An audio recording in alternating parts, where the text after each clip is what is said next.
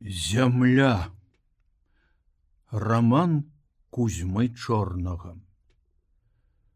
Любаму брату Юрасю. Частка першая. 5 дзён свяціла сонца, дарогі ўсе пахлі вільгаццю пасля дажджоў, чорныя з жоўтымі адценнямі гліны. Іржышча было такое пустое і такое ціхае, і ад сонца здавалася шырокім усё. І глыбокае неба, і спустошаная на зіму ураджаем зямля, і нават дробны камень пасярод палявой травы і зрэзанай саломы, всё да туманавай сіні блізкіх лясоў, да рэчак і азёр, да дзеравяных хат і мураваных будынкаў, да ўсяго малога і вялікага, сярод чаго так пазнаны былі вялікія бунты радасці і смутку. Позняе лета назаўсёды заснула на вясёлым іржышчы. На выгане, на самых каляінах дарогі, на зарослых сухіх канавах цвітуць шмат яшчэ дзікія кветкі. Пазгорталі па поўдні жоўтыя галоўкі, застылі так нерухома. Надаюць яны зямлі выраз жывога твару, як і лагоднасць паблеклага ўвосень сонца. Сіняватая ад глею дарога ідзе паміж тарфянога балота і поля. Цыбатыя птушкі скачуць між куп'я, скачуць, крычаць. Зусім блізка дабягаюць яны да падгнілых платоў, дзе дарога робіцца пыльнай і бруднай, і дзе густа стаяць нізкія хаты. Шмат іх паўрастала ў зямлю, шмат новых, пахнуць яшчэ свежай смалою. Двары каля хат застаўлены драбінамі, паабрасталі дрэвамі, малыя сады каля іх паціху абсыпаюць жоўтым лісцем стрэхі гумен. Сонца кіпіць на пярэстых колерах зямлі і дрэва, вялікай лагоднасцю ляжыць дзень на зямлі. І на далёкі размах вакол пахне зямля і свеціць сонца. Так хутка будзе канчацца дзень. Тут у канцы вуліцы пачынаюць збірацца людзі, пастаяць некалькі чалавек каля канцавой хаты, ды ідуць далей. У новы дзеравяны дом з белымі вокнамі ў поле. Доўга збіраюцца людзі. Варочаюцца назад па 2 ці па 3 чалавекі, пасля зноў ідуць, і толькі як ранняя ноч агарнула зямлю, поўна стала людзей у вялікім пакоі местачковай школы. Чырванаватае святло малой лямпы лягло на твары людзей. «Чаго я, браткі, сабраў вас?» Грубы і роўны голас чалавека у шыракаплечай браварцы, пацягненай ні то жоўтым некалі, ні то зялёным, а цяпер аблезлага няпэўнага колеру сукном, прагучаў цвёрда і патануў у агульным шуме і непарадку. Чалавек глядзеў на ўсіх утомленымі вачыма, курачы праз вішнёвы папяроснік, ён не варушыўся, стаяў перад усімі і з усімі, падставіўшы пад дробныя пералівы скупога святла твар свой густа аброслы цёмнымі валасамі з моцнай сівізной. І твар яго быў грубым, нібы без асаблівага старання высечаным з простага каменя або з цвёрдага шэрага дзерава. Твар быў шырокі, буйны і стары. Тоўстая барада абы-як разгладжана, і сівізна ў ёй кавалкамі. Ён усё курыў і стаяў, упёршыся рукамі ў стол. «Хлопцы, ну то давайте гаварыць. Дык мы ж от гаворым», — пажартаваў з кутка малады голас. Тады і сам стараваты чалавек, закурваючы нанава, вцягнуўся в адну з гаворак, што шумна вяліся паабапал яго. За вокнамі збіраўся вечар першых дзён восені. Лета прайшло назаўсёды, але на ўсім і ўсюды застаўся яшчэ яго радасны подых. І сум па леце пануе, калі вечарамі ў месячныя ночы стукаюць аб зямлю яблыкі, падаючы з дрэва. Поле і поплавы дыхаюць неабдымным прасторам. Кусты ядлоўца ды крушыны маўчаць і пахнуць. І нават па змярканні, нагрэты за дзень моцным яшчэ сонцам камень, грэе ў падэшву твае босыя ногі. Блыталіся і гулі гаворкі людзей. «Ну то, мужчыны, можа, пачнём ужо?» Стараваты чалавек пабарабаніў косткамі кулака па стале. Цяпер ён стаў трохі наводшыбе, і каля яго апынуліся раптам двое: танканосая, не зусім маладая дзяўчына і шыракатвары хлопец з цёмнымі, нявыраслымі яшчэ, але скрозь запушчанымі, не вельмі прыкметнымі вусамі. Мужчыны сталі збірацца гусцей каля стала. «Дык от, мужчыны, чаго я вас сабраў? То ты гавары, чаго ты сабраў нас, а то ты толькі марудзіш. Гэта раз!» Белабароды, баявы і моцны стары выткнуўся бліжэй і, выткнуўшыся, глянуў твар стараватаму чалавеку за сталом. «Гэта раз! Я табе, Тамаш, скажу ў вочы.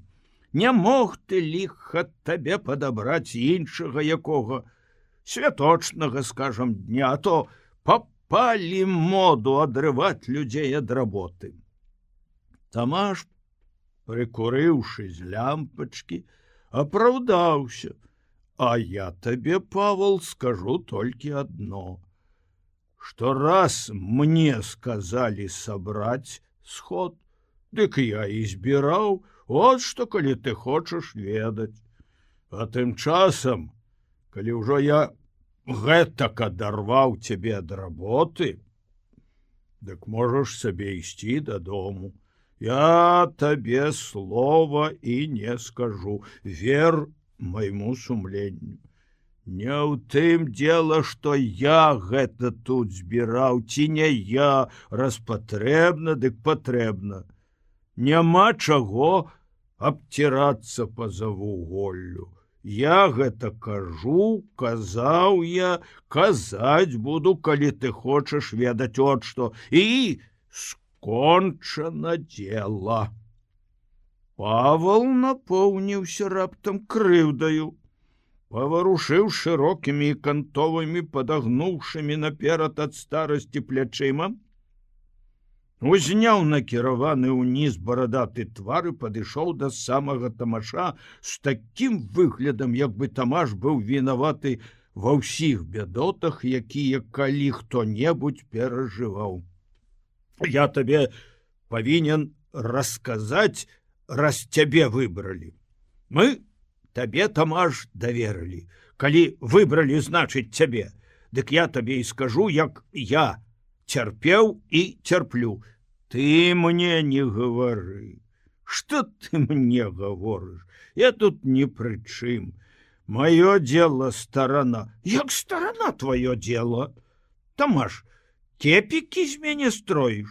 Раз ты сельсаветчык, то ты можаш распараджэнне даваць.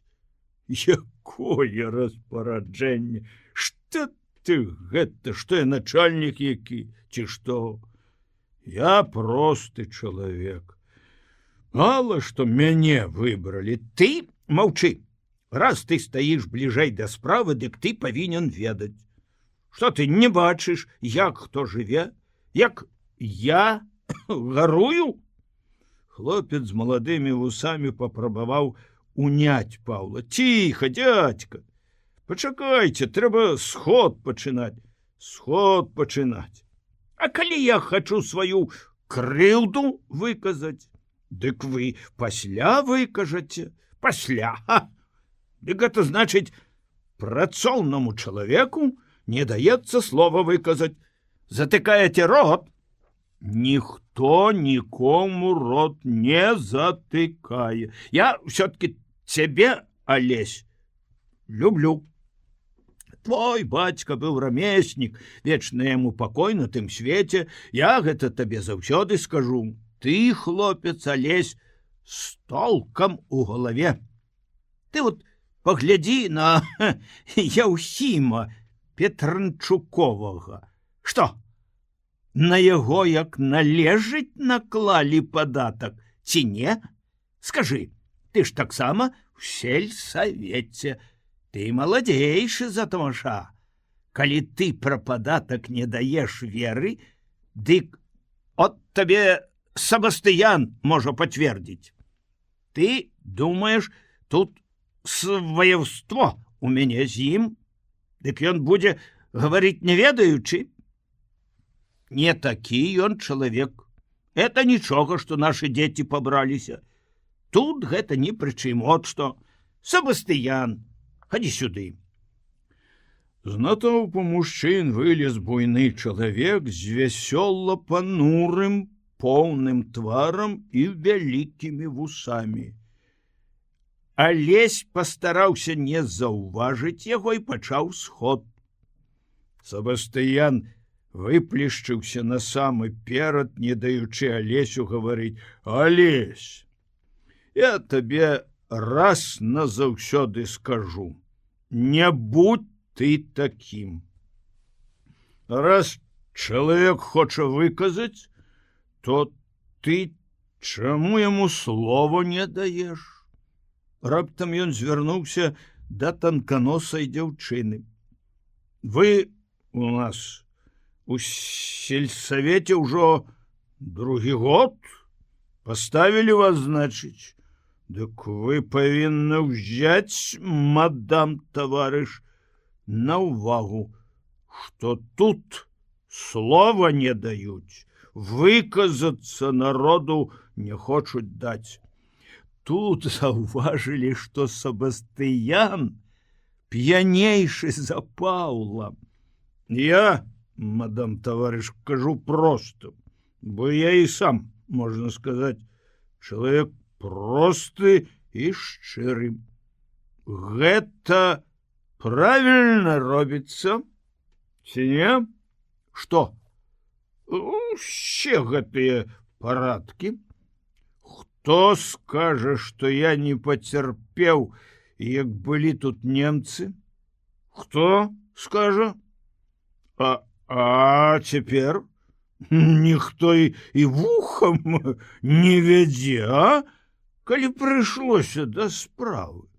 Усякі хвастом накрываецца, каб яго ўжо нечага векам з новых дошчак накрылі. Чулі ці не? Ён пахіснуўся ў бок, аднак моцна аддзержаўся на нагах. Павал радасна глядзеў на яго, чакаючы, што ён, як мае быць, выкажа ўсё і за сябе, і за яго. Раптам Сабастыян, забыўшы, што гаворка пачалася пра падатак, звярнуўся да сходу, раз-поразу паглядаючы на Тамаша, Алеся і дзяўчыну. Нічога з гэтага ўсяго не было і не будзе. На такіх парадках далёка не заедзеш. Тут дело не толькі ў тым, што Павал пацярпеў пры немцах. І ён пацярпеў, і я пацярпеў. А ўвагі, добра кажа, ні на грош. Я вам скажу, браткі, ўсім адкрыта, што я і дагэтуль свайго ніяк не магу спагнаць. Чаго? Я вас пытаю. Андрэй, магнат ці не? Магнат. А майго гусака забіў. І я дагэтуль ніяк спагнаць не магу. Мне гусака не шкада, каб на добры лад, дык я магу яму падараваць жывога гусака. Вот і ўсё, чорт яго бяры з гусакамі разам. Але тут дело важно. Чаму я спагнаць не магу, а? Чаму? Тады раптам Павал падняў лямант з левага боку стола. Мы без дроў чэзнем, няма чым, прыйдзецца зімою душу абагрэць, а? Чаму дроў не адпускаюць? Гаварылі, што дроў дадуць, а гэта хвастом накрыліся. А чалавек, які летась плот разабраў ды спаліў, Сабастыянаў брат, Мацвей. Шэрая сцяна людзей цяпер шчыльна абкружала стол. Твары людзей хмурныя, вясёлыя, са спачуваннем і са смехам глядзелі на Мацвея. Мацвей вылез наперад. Шчуплаваты чалавек з васпаватым ілбом, у кароткай салдацкай вопратцы і вельмі падраных і дрэнна палатаных портках. Трымаў шапку ў руках, пробаваў гаварыць няроўным голасам, трохі заікаючыся. Летась у мяне было 3 вішні ў агародзе. Дык я іх спаліў у печы, а пасля ад вулачкі плот разабраў, так што людзі даўно пасеялі агароды. А ў мяне пустка была, свінні цэлую вясну спацыравалі, каб яны павыдыхалі. Не абагнацца ніяк. Колькі я разоў табе, Андрэй, гаварыў, каб ты сваіх свіней не пускаў. Андрэй утуліўся ў ватовую жакетку і падаў голас. Чаму що гэта я вінават? Што я за грэшнік гэтакі? У таго гусака нехта забіў. Дык ён да мяне чапляецца. У гэтага свіння гарод парылі. Дык таксама я вінават. Што вы маеце да мяне? Я Богу душою не вінен. Можа, яшчэ я вінават, што ў цябе дроў не было? Унь людзі панавозілі. Калі хто не вершалін, дык галя тоўстага, што цэлую зіму паліў ды Бога хваліў. Нават жа паўсажонкі адпускалі. А хто табе вінават, што ты недбайны? А на чым я прывязу? Але ў мяне конь ледзьве ногі цягае. Есці нічога не хоча.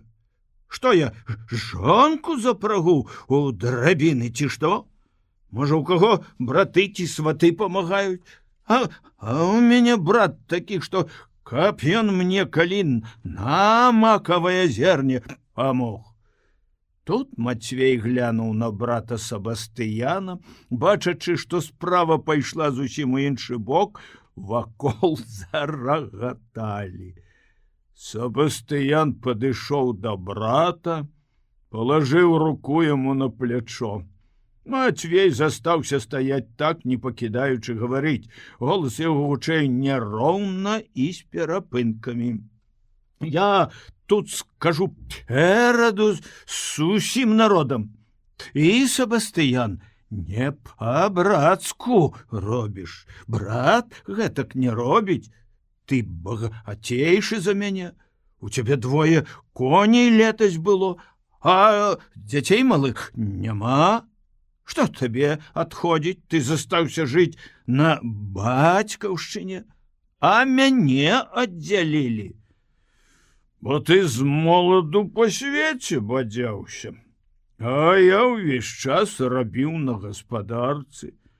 Ты не забывай, што я табе сплаціў за пляц, хоць ты і забраў другую хату. У цябе, пап, лавец за гумном і гумно? У гэтым самым гумне ты збожжа складаеш. Я табе і слова не кажу, а тут перад усімі табе ў вочы скажу. Я таіцца не буду. Я люблю праўду, от што няхай людзі скажуць. Ідзі, Матвей, дадому, ляж ды праспіся, не смяшы людзей. Ідзі, і я пайду з табою. І сам, калі табе трэба. Сабастыян з Паўлам адвялі Матвея назад, на вачах у Матвея блішчэлі слёзы.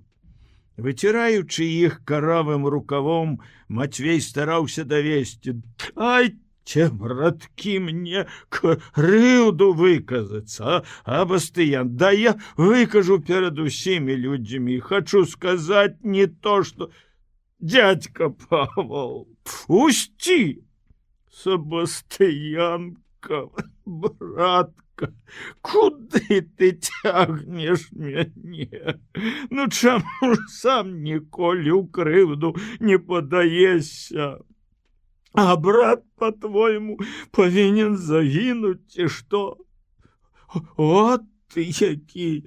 Няхай жа людзі ведаюць, ты не па-брацку робіш, ты гад! Матвейка, ідзі, я цябе дадому завяду.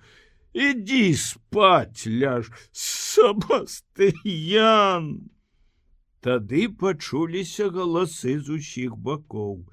Пасадзіце яго, няхай падрэмле трохі ды ачухаецца.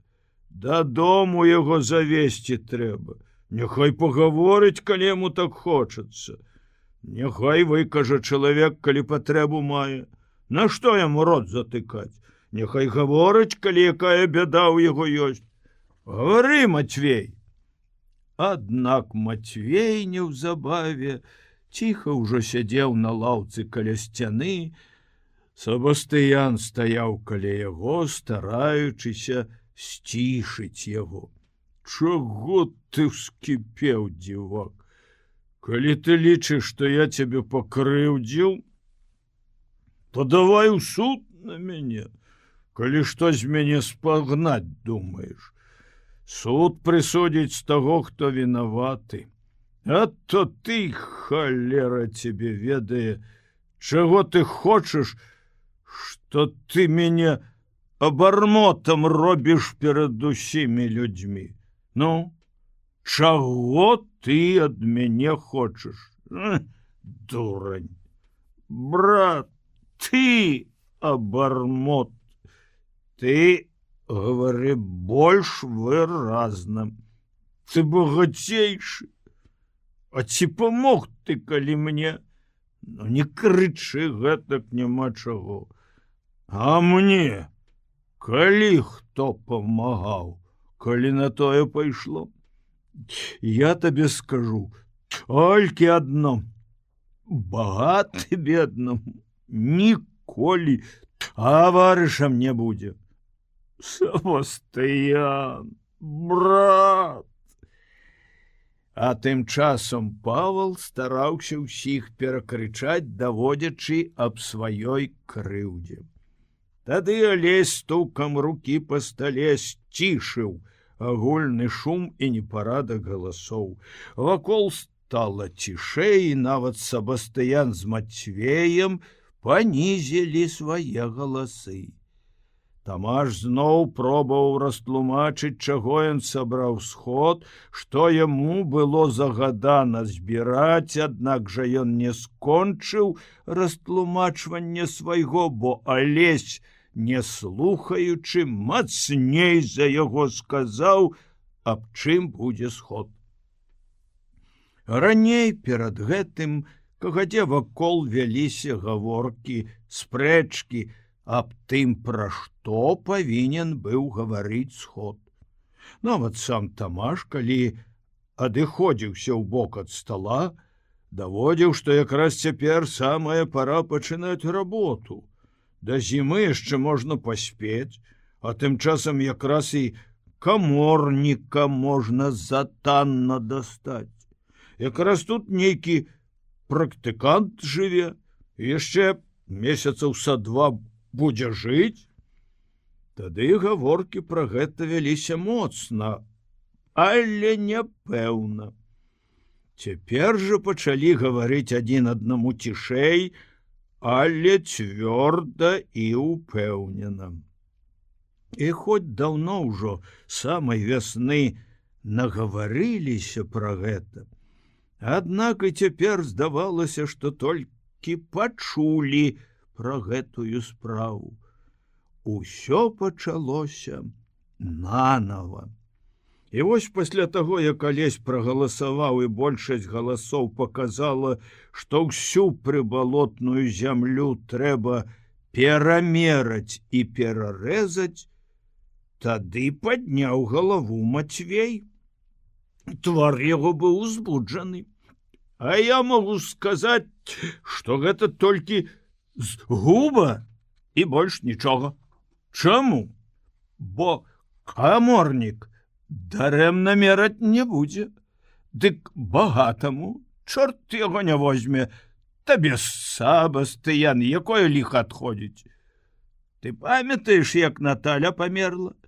Дык у цябе, дошчак, поўнае застрэшша. Добра табе было выгаворваць мне, што я пальца не прыклаў да пахавання сястры. Мала ты, тады патрубіў людзям? Калі гэта было? А у Юліка, як гумно перакрывалі, людзі чулі. А ты чуў? Я ўсё роўна, як чуў, Юлік яшчэ, здаецца, ніколі не хлусіў. Можна зараз жа пайсці да Юліка, ён пры сведках скажа: «Хадзім да Юліка». Алесь і нават Тамаш сцішалі іх, аднак Мацвей паспеў выказаць: «А мне, як сабе хто хоча, а я дык скажу кожнаму ў вочы проста і адкрыта. Чорт яго тут усім выстарчыць. Яшчэ нейкі каморнік з'явіўся, яшчэ і яму плаці. Тут гэта назнарок падстроена багатырамі. Калі ён дасць колькі рублёў, дык гэта яму як пугаю па вадзе. Ды разам з сабою беднякоў адну кучу згалабурдзяць, хочуць на чужым карку ў рай уехаць. Хваробы! Я такі чалавек, для мяне родны брат, не братка, калі ён мне не спагадае». Нягледзячы на стук Алеся кулаком па стале, Сабастыян падняў ляман: «А чаму гэта ты забыўся на тое, што я табе памог коня купіць, а? Чаму гэта ты забыўся? Той конь здох, от што? Але ж я табе памог яго купіць. Шкадаваў, памагаючы. Дык от конь доўга на свеце у мяне не папарыўся. Каб ты ад шчырага сэрца памагаў мне, дык я і дагэтуль рабіў бы гэтым канём. Тамаш, седзячы збоку на лаўцы, схаваў пальцы рук у рукавы і зарагатаў. Рогат пачаўся з усіх куткоў. Тады я лезь глядзеў і слухаў Мацвея. Сярод такіх людзей не выжывеш, гэта не людзі, а азіяты. Каб чалавек канаў, ніхто табе не паможа. Яшчэ рады будуць, каб іх Бог даў скрышыла ўсіх да аднаго. Каго гэта? Пачуўся голас. Мацвей панізіў голас, але не спыніў гаворкі. У людзей, калі адня дык радня, ад яе можна помачы чакаць. А ў мяне дык усе жывуць сабе, маюць хлеба і да хлеба, а я хоць прападай. Нават хворую Наталю хацелі мне паручыць. Я гэта перад усімі людзьмі скажу. Ніхто табе яе не прыпаручаў, бо яна да цябе і не пайшла. Ты ж яе раней пары забіў бы. Мала ты яе пабіў з моладу, а ты цяпер біў яе. Брэшаш. Людзі могуць сказаць, брэшаш. Я не брашу. Мала яна, жывучы ў цябе, папа туляла за вуголлю, а ад добрага брата туляцца не будзе. Каб ты быў людскі ды добры, дык яна і дагэтуль жыла б. Дык, па-твойму, я яе ў магілу звёў, ці што? Ты яе не звёў. Але яна ж яшчэ жыла б, каб ёй добры догляд. То чаму ж ты не даглядаў, калі ты мяне ўпікаеш, што сухотлівая сястра без догляду зайшлася? А чым я мог яе дагледзець? У мяне не было ёй чым правіцца? Ну дык што ты маеш да мяне? Маю і мець буду. Тут умяшаўся Павал, трасучы белаю барадою, пагойдваючыся здаровымі яшчэ сваімі плячыма, ён падышоў да Мацвея. Вочы яго гарэлі вострым агнём невыказанай крыўды, і губы трасліся. Ён упёрся барадою ў грудзі і ад спяшання, не дагаворваючы да канца слоў, сказаў: «Што ты сабастыяна вінавоціш? А сам ты што? Шмат ты зрабіў Наталлі добра. Колькі ты яшчэ яе добра спажыў? Ах, гад, абармот! З якога гэта часу вы в одну дудку граць пачалі? Всё добро засталося в Сабастыяна? Нават не даў мне старога картовага Наталінага каптана? Калі б жонка моя не знасіла, дык дзяўчына гусі ў ім пасвіла б. А ён магнат насупроць мяне, дзедзіч старога каптана пашкадаваў мне, брату роднаму. Каб яму Бог здароўя пашкадаваў у чужой справе. І ты, асэсар, знайшоўся над чужою душою камандаваць? Дык і ты, майстар, табе душа не баліць, калі маё дзіця мерзне. Калі летасцю замаразкі мой хлопец адмарожваў ногі, бегаючы босы. Дык цябе гэта мала абыходзіць? Няўжо ж ты хочаш, каб я твайго хлопца абуваў? Дык і не лезь у чужую справу.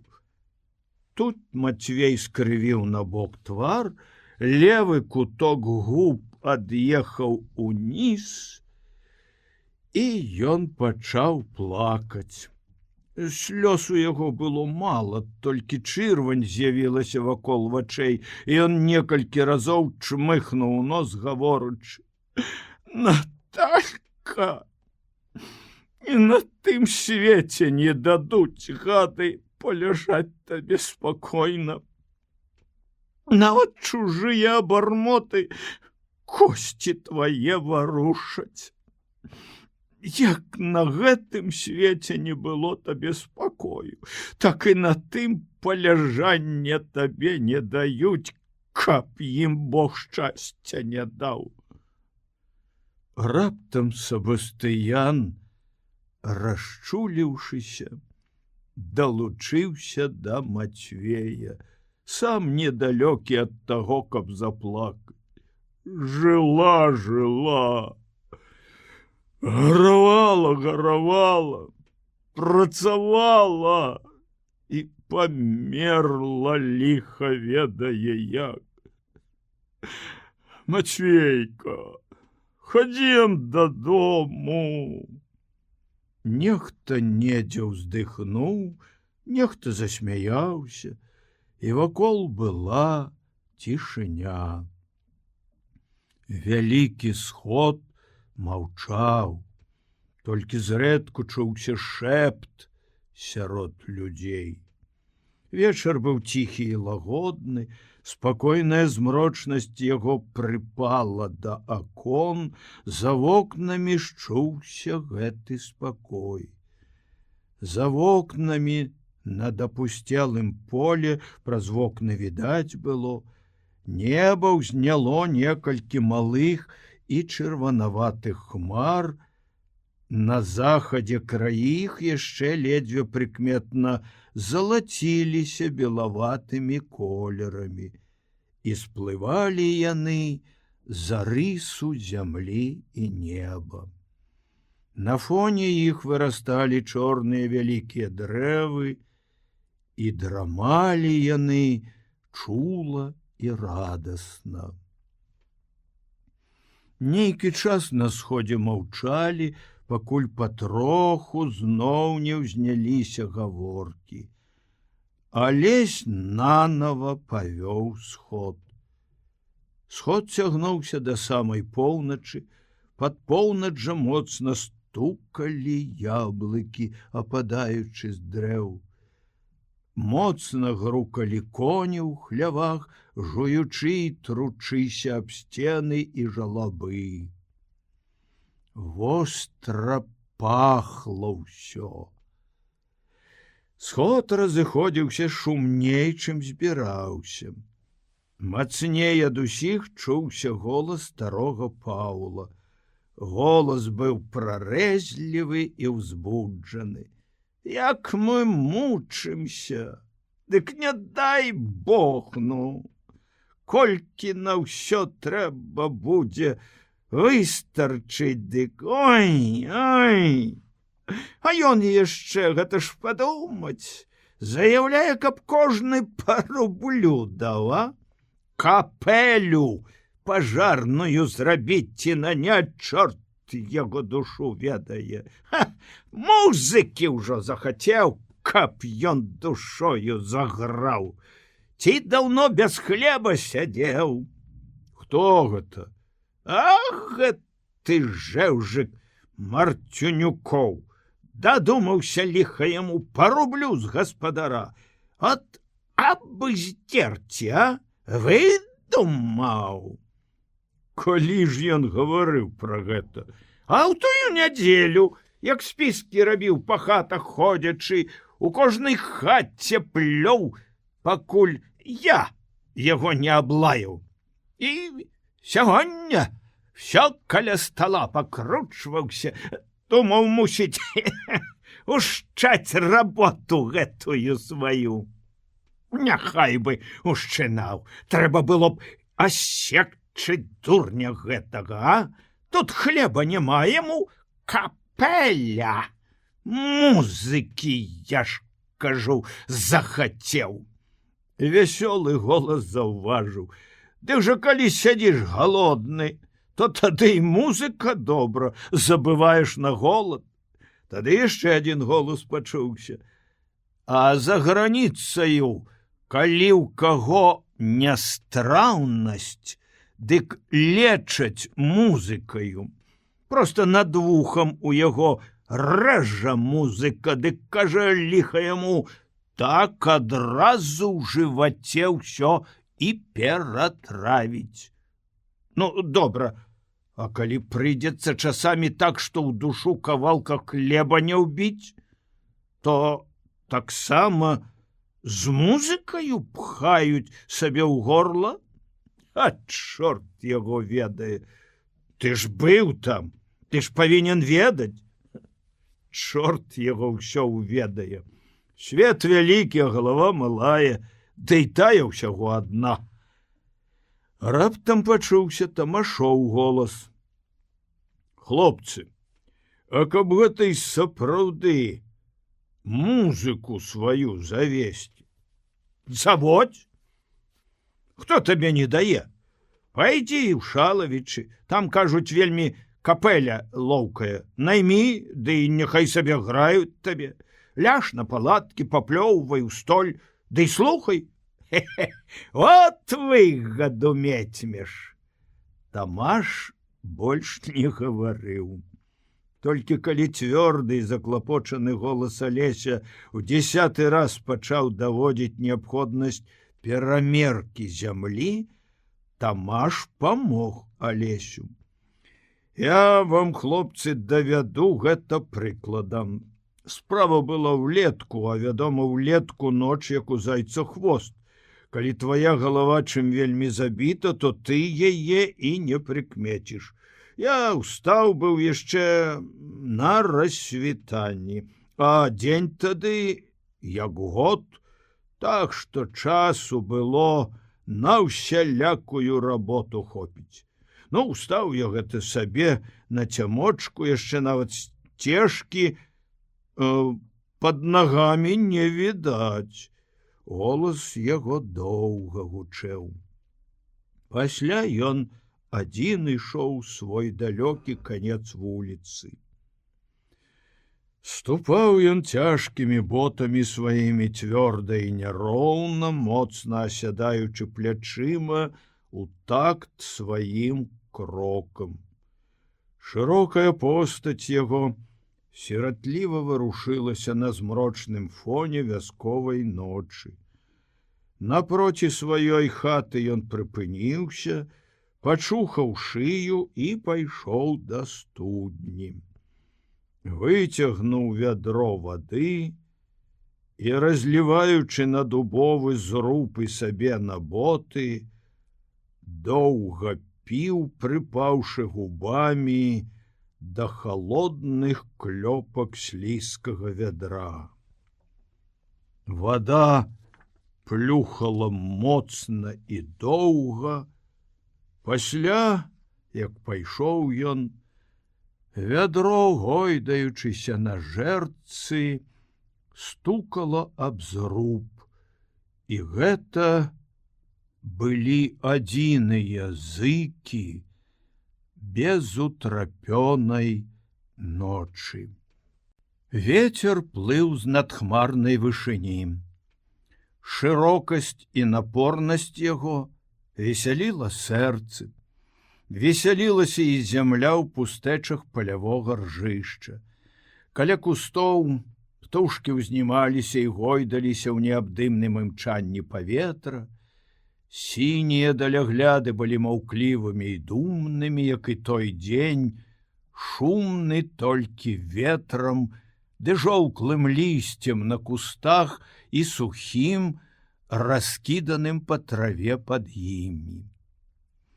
Аўсянае ржышча хмурна жаўцела, зелянілася густым каліўём згрызенай травы і палявога зелля. Дарэшты высыхаў апошні авёс, мала яго засталося на полі, і мяцёлкі яго шумелі суха і сіратліва. Коней цягнула да гэтых прывабных мэтлікаў. Ападаў ветравы холад. Цяплела надвор'е. Аднак жа ветер густа халадзіў цела, і Матвеяў Юрка утульваўся ў свой кажушок. Ён стаяў пад жоўтаю, выгінастаю крушынаю, тонкаю і малою, і глядзеў на поле. Дробнае лісце сыпалася на яго. Тамаш, грузны і раскудлачаны, сядзеў каля кустоў, курачы з вечнага свайго вішнёвага папяросніка. Моцна адхаркваўся і пляваў на траву. Вецер шавяліў яго бараду і развіваў сіні дым яго папяросы. Прачышчаючы саломінаю папяроснік, Тамаш жартаўліва сказаў: «Дзе ты, сынку, каўнер свой падзеў?» Моцна пацягнуўшы чырвоным ад ветру носам, Юрка адказаў: «Чорт яго ведае, недзе адарваўся. Трэба прышыць, сынку, бо кажух без каўнера ўсё роўна як певень без хваста. І так даносіцца, стары ўжо». Юрка павінаватаму усміхнуўся. Тамаш паджартоўваў: «Што ж ты без каўняра ходзіш? Скажы, няхай табе дома прышыюць. Як жа ты так да дзяўчат ходзіш?» «Я яшчэ не хаджу». «Чаму ж ты не ходзіш?» «Бо яшчэ не вырас». «І, дзівак, я ў твае гады бывала. Дык уго! Колькі табе год цяпер?» «Я добра не ведаю. Здаецца, 12-13. О, дык ты неўзабаве гаспадаром будзеш?» Юрка маўчаў, стараючыся схаваць кулакі ў вузкія рукавы аблезлага кажушка. «Чаму ты такі, сынку, нясмелы?» «Я не ведаю.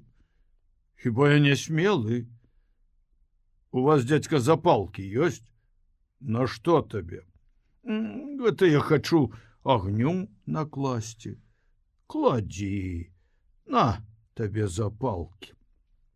Тамаш кінуў запалкі на траву, Юрка ўзяў іх, паглядзеў і сказаў: «Адцырэлі». «Якое адцырэлі, калі я іх у кішэні трымаў?» Аднак Юрка падсушыў запалкі, расшпіліў кажух, падлажыў іх пад паху. Мільгнула з-пад кажуха пафарбаванае на чорна зрэб'е верхняй сарочкі і жоўтая бляшка вузкага раменьчыка пад пяразкі. Пад кажухом Юрка быў тоненькі і кволы. «Але ж твой кажушок выліняў, голы як бубен. Гэта мне і пашылі гэтакі.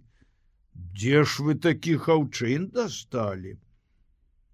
«Это старога татавага перашылі». «І без каўняра шылі?» «Не, адарваўся. А я думаў, што без каўняра. Бяжы, сынку, коні адвярні ад аўса. Бач, як знюхалі падлы. Эй, куды каб цябе ваўкі ўклалі?» Голас Тамашоў гучна разыходзіўся з ветрам.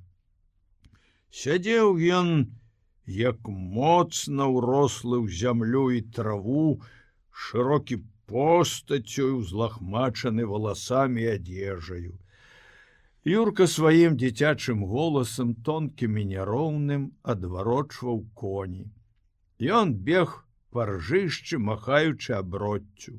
Коні тамашоў лепшы, яго горшы, нават зусім дрэнны, на адно вока сляпы, стары і худы, нехаця адскочылі ад аўса, успеўшы, аднак, скубянуць яго. Тамаш весела гукаў: «Дагані, дагані, сын, куды цуглямі па хвасце ўклей!» Юрка дагнаў коні ў кусты, падышоў назад.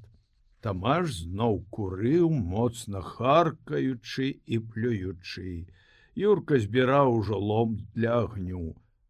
Але тут белабароды Павал выехаў на белым кані куставою дарогаю з кустоў. Седзячы на высокім кані, ён сам здаваўся вельмі буйным і здаровым. Барада яго, як і заўсёды, упіралася ў грудзі, узбуджаны твар чырванеў, торкаючы абцасамі зрыжэлых ботаў каню пад чэрава, ён пад'ехаў да самага Тамаша і Юркі. Прыпыніў коня і нарабіў крыку: «Вы думаеце, калі я не ўспеў прыбраць усяго свайго аўса, калі я трохі запазніўся з аўцом, дык думаеце, я так і пакінуў на патраву вашым коням, каб вы іх павывалаквалі? Вы думаеце, я нічога не бачу і не ведаю? Нашто авёс коньмі травіце? Вы сабраліся ўдвух, малы і стары!» Тамаш, не ўстаючы з свайго месца, растлумачыў яму: «Чалавек з цябе! Ну што ты выдумаў? Чо ты крычыш? Что это не бывае, што конь, калі ў патраву ўскочыць? Это ж не назнарок. Что это мы, азіяты якія, што будзем твой авёс травіць? Што ты розуму не маеш у галаве, ці што? Травіш авёс? Ды яшчэ мяне дурным робіш?» І Павал рушыў забіраць коні. Перапалоханы Юрка схваціў свайго коня за грыву і пацягнуў кусты. Тамаш стаў і засмяяўся: «Ты звар'яцеў, Павал, ці што?» Лямант гэты чуўся на той бок вузкай істужкі кустоў. І вось выйшаў адтуль Алесь, абветраны і вясёлы. Пасля выйшаў Сабастыян, пануры, шчыльна падперазаны па доўгім халаце. Яшчэ адзін кульгавы трохі на левую нагу, нізкі, з нядаўна голенаю барадою. Папраўляючы шапку, ён бліснуў шырокаю лысінаю. Алесь смяяўся: «Вы, дядька Павал, все роўна як камандзір, які на белым кані. Толькі нешта вашага войска нідзе не відаць. Што ты з мяне старога кпіш? Знайшоў таварыша. Унь авёс травяць, а я павінен маўчаць? Дабралі розуму. У нас ён, браце, спрадвеку гэты розум ёсць». Тамаш сказаў гэта і ўзрадаваўся новым людзям, што яшчэ выходзілі з кустоў. Юрка зноў стаяў тут, хаваючы рукі ў рукавы. «Дзе ж ты, сынку, запалкі падзеў?» Юрка пашукаў у кішэнях, пачаў абмацваць за пазухаю. «Што ж ты гэта нарабіў? Падняў крык на нас без дай прычыны, і цераз цябе хлопец мае запалкі згубіў». І Тамаш зарагатаў. Але, сеўшы на зямлю, пастараўся заспакоіць Паўла. «От, пускайце, дядька, коня, ды пасеце з намі». Павал моўчкі злез з коня, кульгавы і лысы заўважыў: «Калі бо пакідаюць, ліха ведае на што, снапы на полі, все роўна як назнарок. У людзей дык даўно ўсюды чыста, а гэта выткне з паўкапы снапоў, што няма ніякага разгарнення». Павал, не пакінуўшы яшчэ злаваць, закрычаў: «Мне тваіх парадаў не патрэбна. Я сам ведаю, што раблю. Калі мне не выпадала гэты авёс раней забраць, дык няма чаго тут мне памагаць языком. Чаго ж ускіпеў так? Хіба я няпраўду кажу? Кручаны нейкі, ды й годзе. Ну чаго ты крычыш? Павел спачатку змоўчаў, пацерабіў бараду, падумаў нешта, гледзячы ў зямлю, і паспакайнеў раптам. А ты, Юлік, не лішне тут паказвай мне, як мне маю гаспадарку весці. Я і сам ведаю, глядзі сябе. Я табе і не збіраўся паказваць, і добра рабіў. Кожны павінен глядзець свайго. Добра таму і глядзець, хто можа. А што? Ты не можаш? Папробуй ты з гэтакаю нагою, як у мяне. Па гэтакай назе можна яшчэ жыць. Ты ж, можна сказаць, зусім проста ходзіш. Яна ж у цябе здаўных. Мало што я часам пакульгваць пакідаю, але абы натружу яе трохі, або вільготнае надвор'е, дык проста мне аж да сэрца боль даходзіць. То трэба лячыцца. Трэба лячыцца. Ты думаеш, я сам не ведаю, што трэба лячыцца? Я лячыўся спачатку. Але гэта такая хвароба, што заўсёды трэба яе падлечваць. А ўвесь век лячыцца, дык на гэта трэба быць князем Радзівілам, а не мною, Юлікам Барановічам. Это трэба мець панскую кішэню. Ну, то чаго ты енчыш? Я табе тут нічога не памагу. Ты адно чужое бачыш. Калі я ў сані прыбраў, дык ты мне выгаварваеш, што няма табе разгарнення, што табе свае ўласныя коні трэба пасвіць. Калі я хацеў заняць кагадзе з аўса, свайго ўласнага аўса коні, дык вы ўсе вэрхал паднялі. Ты не спагадаеш, што можна мне не выпадала яго забраць, а сам дык раз'енчыўся тут перада мною. Ты думаеш, адно табе баліць? Всякаму баліць. Не нага, дык якая-небудзь іншая трасца. Ты гэта сам павінен ведаць. От пазаўчора на сходзе, калі я хацеў заступіцца за ўсіх, дык мяне паднялі на смех. Ты ж сам усміхаўся, седзячы ў кутку. Ты думаеш, я не бачыў? А ці сказаў ты хоць слова, каб абараніцца? А ты мне скажы, які гэта ўжо ты там абаронца быў. Ты толькі і абараняў нейкага свайго гусака. А што ж? Ты за мяне не заступішся? Ну, так і не гавары, што ты вельмі ўжо заступаўся за ўсіх. А што ж не? Хто, як не я, сказаў першы, што перамер зямлі — гэта згуба. Гэта і я гаварыў. Хто гэта чуў? Той, хто чуў, той і чуў. Ты думаеш, мне гэты перамер цацка вялікая? Хто асеўся на гаспадарцы, нават гэтыя сцягачы, якім зямлю гэтымі гадамі падавалі, няхай от яны скажуць. Павыраблялі зямлю, паўгнойвалі, а гэта зноў пачнецца нанова, і зноў трасца іх матары кашу завараць. Няма, каб было гэта спакойна, ціха, жыві сабе, рабі. Дык не, а мы дык няхай як сабе хочуць.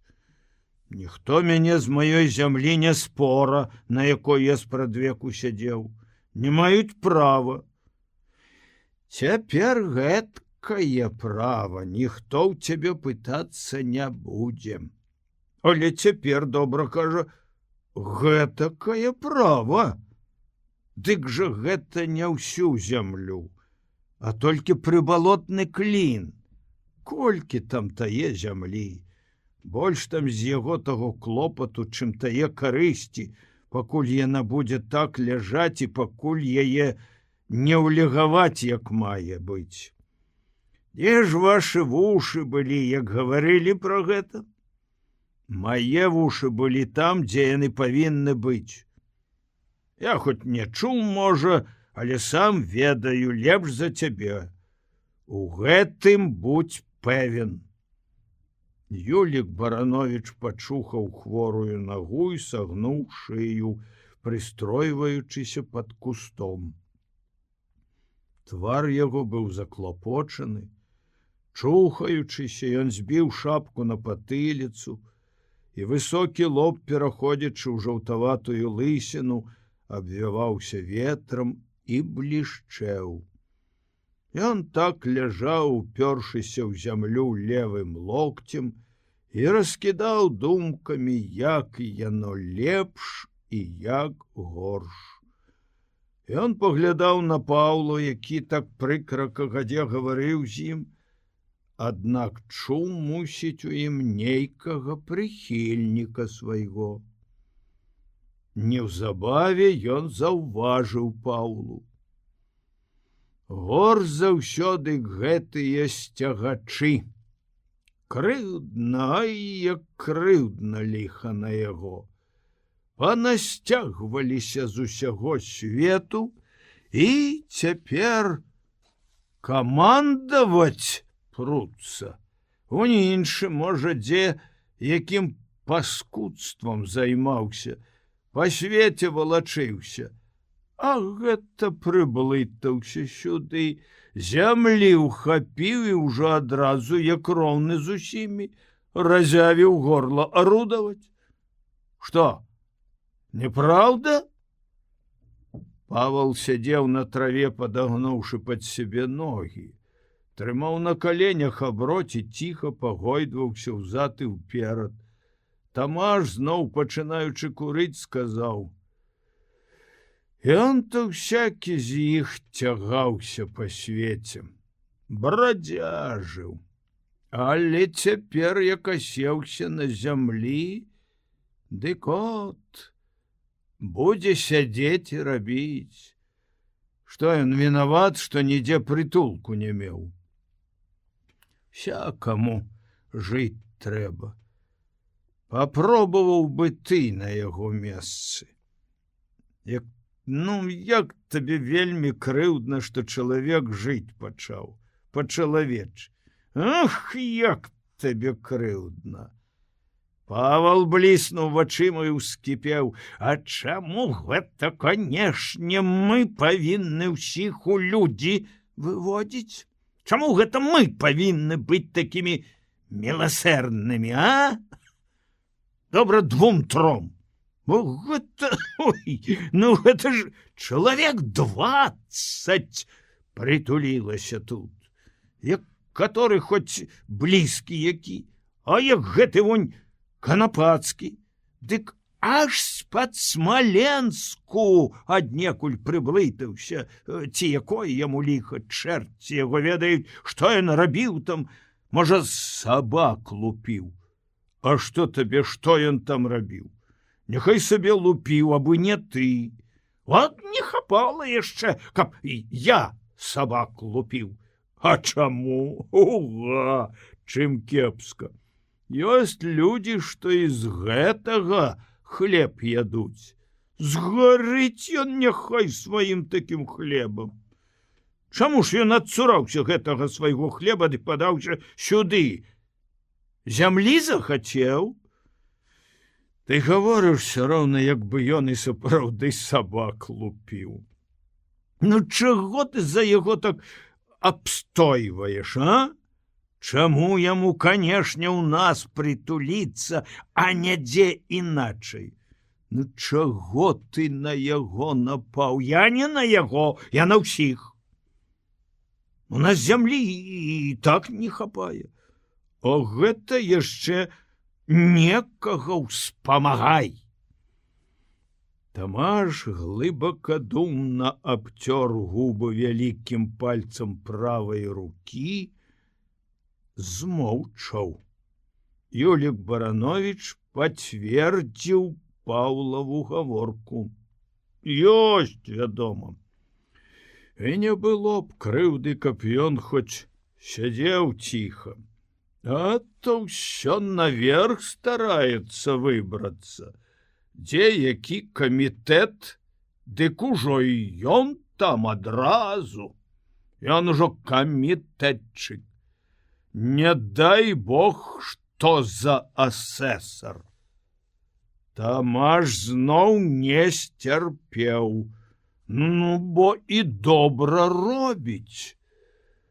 Ён хоць абзавецца, дзе трэба. Карысць вялікая, што ты ад усякіх, як ты кажаш, камітэтаў рукі атрэпаеш, як ад чаго ліхога. І калі дзе прыйдзецца, дык слова з цябе не выцягнуць, як бы табе цяляты язык аджавалі. А от тут пад кустам або па-за вуголлю, дык ты вельмі ж бойкі. Табе ніхто не ўнаровіць. От ты што? Сам у камітэтчыках думаеш век векаваць? Пачакай перавыбараў. Другі раз у сельсавет наўрад ці пройдзеш. Тады ўжо ты пройдзеш. А што ты думаеш, я дурнейшы за цябе? Ты думаеш, я дзела не павёў бы? Але я маю чалавечую натуру. Я не магу звягаць на кожнага па падвоканню. Таму падатак, таму нядоімка. На чорта мне сварыцца з суседзьмі, навек ворагаў нажываць. Я люблю глядзець свайго, я гаспадар. Ты думаеш, ось адно ты гаспадар знайшоўся. Всякі з нас гаспадар, хто лепшы, хто горшы. А сельсавецтва гэтае для мяне не патрэбна. Як бы я спамогся вельмі ім. Вялікае шчасце лазіць па 10 разоў да яго пад акно, выцягваць яго на сход. Парабка знайшоў, ды яшчэ кпіны строіць. Падзякаваў бы, зараза. Дзякуй табе. Тамаш падняўся і пайшоў у кусты. Алесь засмяяўся, паглядаючы на Барановіча. Павал весела кіўнуў яму. Зазлаваў, што яго гаспадаром не назваў. Ён то гаспадар, на яго няма чаго сказаць. Хто на яго што кажа, але вельмі ўлазіць, куды яму не трэба. Унь у гэтыя камітэтчыкі, як улез, дык і гаварыць не даецца.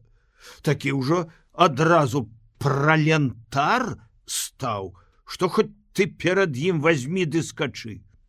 Гэта ж ён Мацвею, Сабастыянаваму брату, выстараўся 6 пудоў аўса.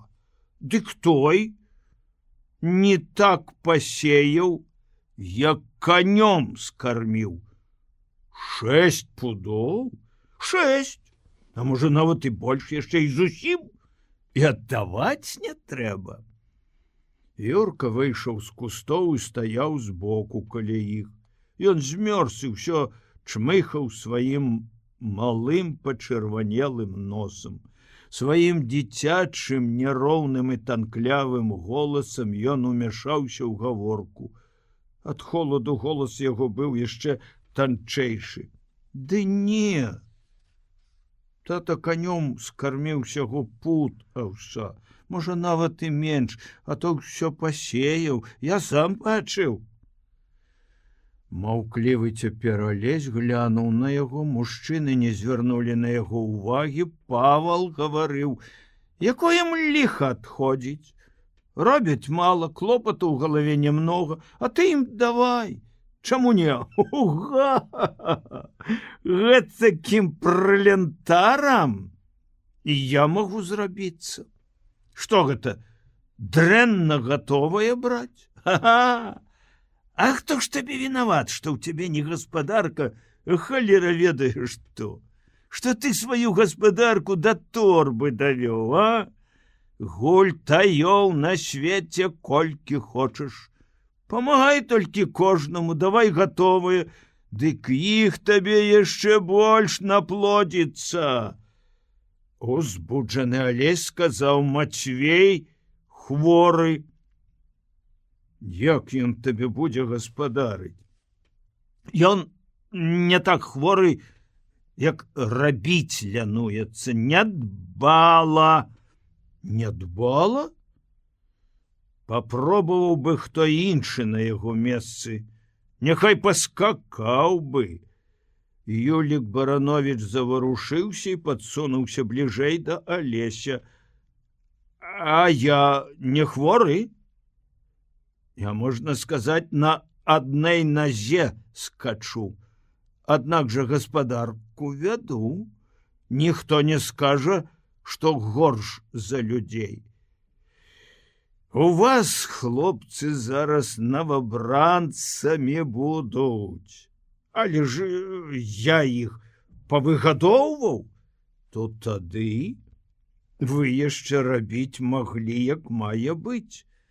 Нашто вы, канешне, ўсюды сябе ўтыкаеце? У вас зусім іншая справа. Павал паспакайнеў трохі і гаварыў спакайней. Ён заўсёды крыўдзіцца, нават да мяне нешта мае. Хто гэта? Мацвей. Яму і брат нядобры, яму ўсе брыдкія. Што ён да гэтага Сабастыяна мае? Што той вінават, што лепш жыве за яго? Здаецца ж, бацькаўшчыну без крыўды падзялілі. Або хоць з гэтаю Наталяю. Тая даўно касцьмі зямлю парыць, а ён усё, каб прымеў, дык выдраў бы вочы Сабастыяну за яе. Ты, кажа, ёй есці шкадаваў, ты яе ў магілу жыўцом увагнаў. Есці шкадаваў, а? Як ужо ён яе накарміў бы. Злітаваўся, агледзеўся, што сястра на свеце была. Знайшоў час шкадаваць, як тая ўжо згніла даўно. Што это вы, дзядзька, над Сабастыянам вельмі апекавацца пачалі? Мусіць, вам шкада, што Мацвей яго крыўдзіць небараку? Павал толькі глянуў на Алеся. По-мойму, дык жыві ты сабе, а брат няхай жыве сабе, дык не. Яму коле ў вочы, што брат багацейшы. Будь сабе ты багацейшы, хто табе не дае? Хто табе вінават, што ты не ўмееш жыць?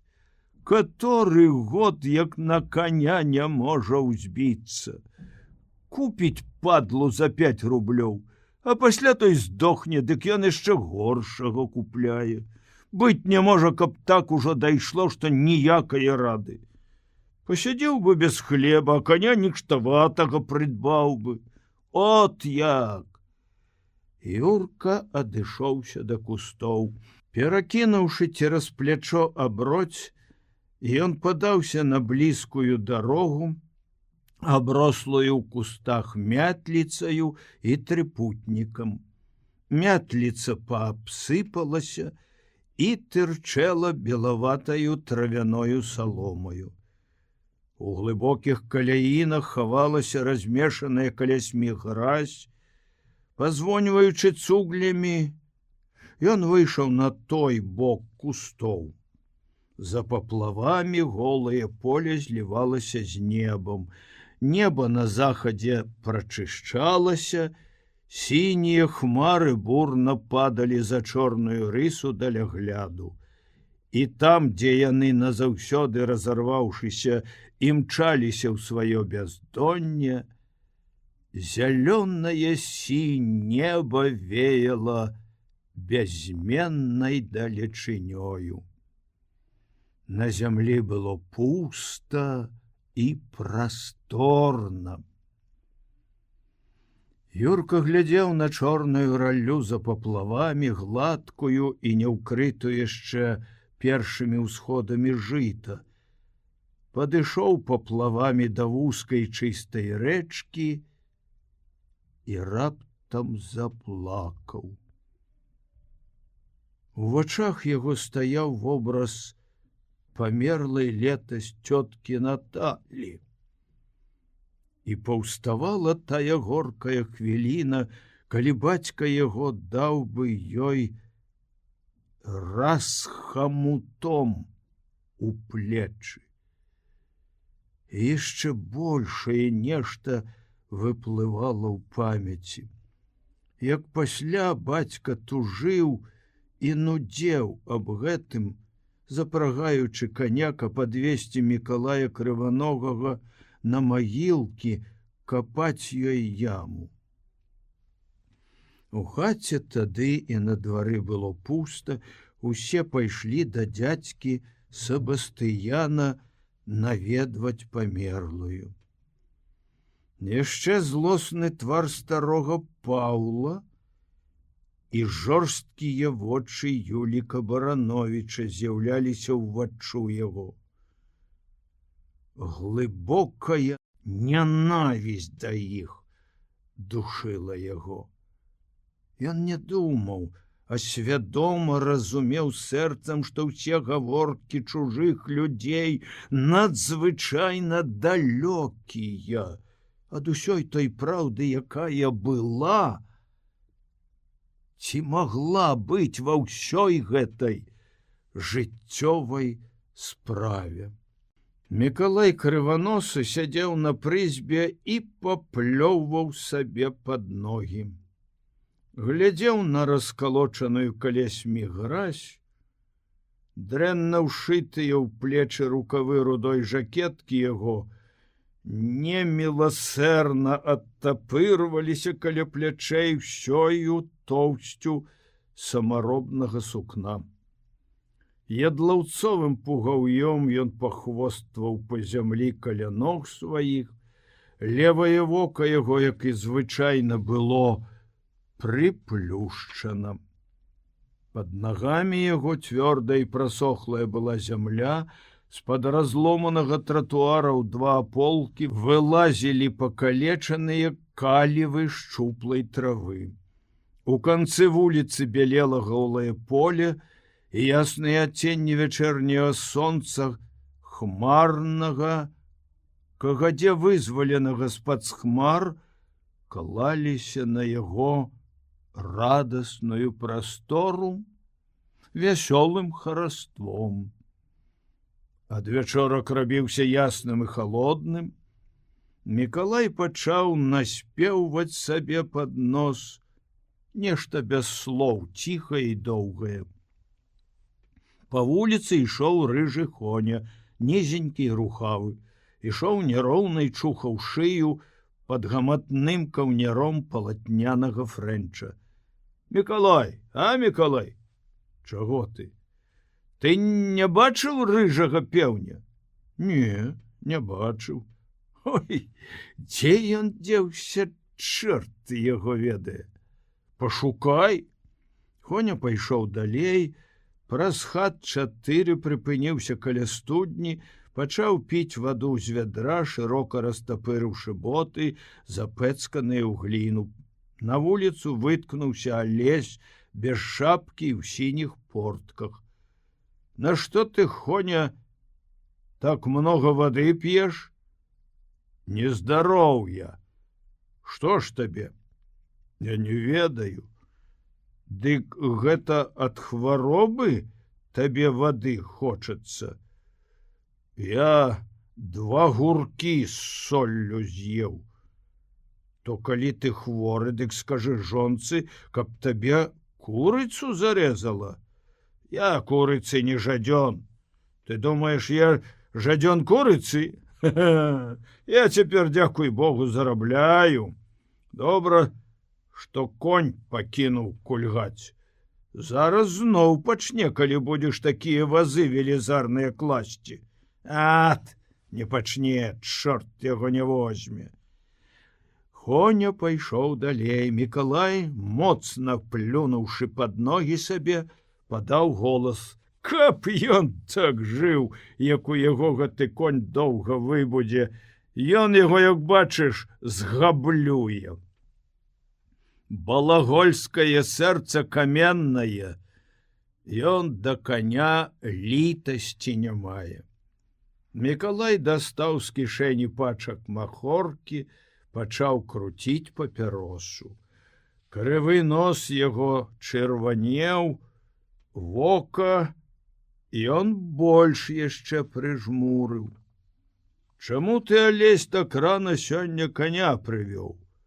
Хіба ехаць куды сабраўся? У сельсавет трэба ісці. Чаго? Каморніка гэтага гадзіць будзем. Это ўжо цяпер? От, якраз цяпер і добра, да снегу, каб скончыць. Наймеце мяне тычкі ставіць. Я затанна згаджуся. Грошай няма. Няхай усякі сваю чаргу адбудзе. Алесь падышоў да Мікалая. Мікалай думаў, ці так маўчаў. З-за вулка ехалі конна хлопцы і мужчыны. Белабароды Павал ехаў паперадзе, наводшыбе ад усіх. Конь яго меў самы шырокі крок. Па самым задзе гойдаўся Тамаш, з'ехаўшы па вострай спіне свайго коня на бок, каб не замуляцца. Шчуплы Юрка ліпеў на худым кані сваім, падкурчыўшы ногі. Хлопцы густою сцяною ехалі на конях. Голас аднаго з хлопцаў быў вясёлы і жартаўлівы. Чаму ты, Мікалай, так вока прыжмурваеш? Алесь весела растлумачыў. Ён думае, на гэты брыдкі свет даволі глядзець і адным вокам. На большае ён не заслугоўвае. Прыехалі далей.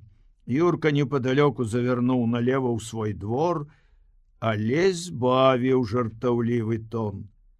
Праўда, чаму ты, Мікалай, вока прыжмурваеш? Кантужаны быў на вайне. Але ж ты на яго бачыш? Бачу. І здорова цябе кантузіла? Не.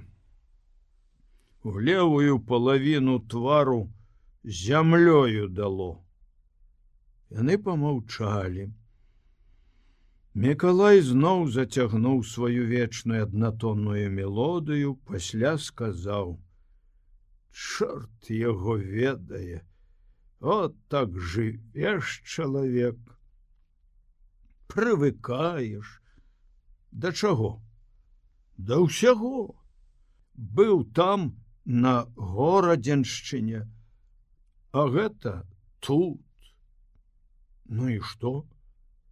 Нічога. Здаецца, тут і радзіўся. Ты жаніцца не думаеш? Ліха яго, звязацца, звяжыся, а пасля не развяжешся. Ну, пэўна, калі звязацца для таго, каб развязацца, то лепш зусім не. Я каму іншаму, от як табе, дык чаму не? А гэта, дзе я гэтую жонку дзену? Жаніся, кажа, каб дурні не звяліся. Пражыву і так. Лепш, хоць вольны чалавек, куды не глянеш, усюды можаш пайсці. Можа, ты нікуды ніколі і не пойдзеш, Але табе так здаецца. Душа ў цябе вольная, прасторная. Куды ты пойдзеш? Ты на гэтай прызбе век праседзіш. Мала што праседжу, але мне жонка не выйдзе і не скажа: даволі табе сядзець. Ідзі рабі, што, або спаць кладзіся. Зноў жа, яно не страшна, што жонка скажа. Я магу без нічые гэтае казкі ўзяць ды пайсці. Але тут уся музыка ў тым, што отжа ніхто мне не скажа. Ну, а як пастарэеш, хто цябе тады дагледзіць? Тады тое і будзе. Навошта ламаць галаву пра тое, што некалі будзе? Навошта псаваць сабе сэрца? Што чалавеку трэба? Чалавеку трэба, каб душа была на месцы. От што яму трэба. Калі ў чалавека душа на месцы, тады яму і свет міл. Я лепш пасяджу галодны дзень, але каб я спакоен быў. І каб ніхто мне не мог слова сказаць прыкрага. Ну, добра, а калі ты, скажам, цяпер па чужых хатах прытульваешся, дык гэта значыць, ты маеш спакой і волю. А што?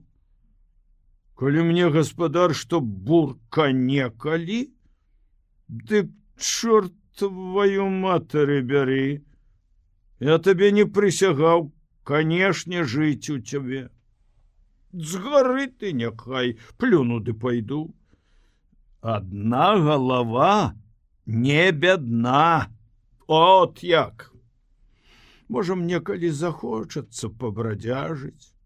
Ну ты я ўстаў, адзеў шапку і марш. І ніхто мне слова не скажа. Жыў жа ты некалі там на горадзеншчыне гаспадаром. Тады тое і было. Я пры бацьках жыў і рабіў, маладым хлопцам быў. А колькі цяпер табе год? А нешта за 35. Ты кажаш, што я туляюся як ветрагон. А от мяне як было кантузіла на пазіцыі. Дык я тады ў першую ж хвіліну і падумаў: добра, што хоць няма ў мяне нікога, а то сам прападаю, і яшчэ там нехта будзе прападаць з жалю, ды можа ад голаду. Самому пакута не страшна. Страшна, калі хто блізкі пакутуе. Это куды страшней. Я гэта сам па сабе памятаю. Як бацькі старыя у бежанстве ўміралі, а я ваяваў, халера яго ведае за што. Я не то, што хачу, канешне, каб мне хто якую награду даў за тое, што я ваяваў. От, на табе, браце, ты ж кроў проліваў.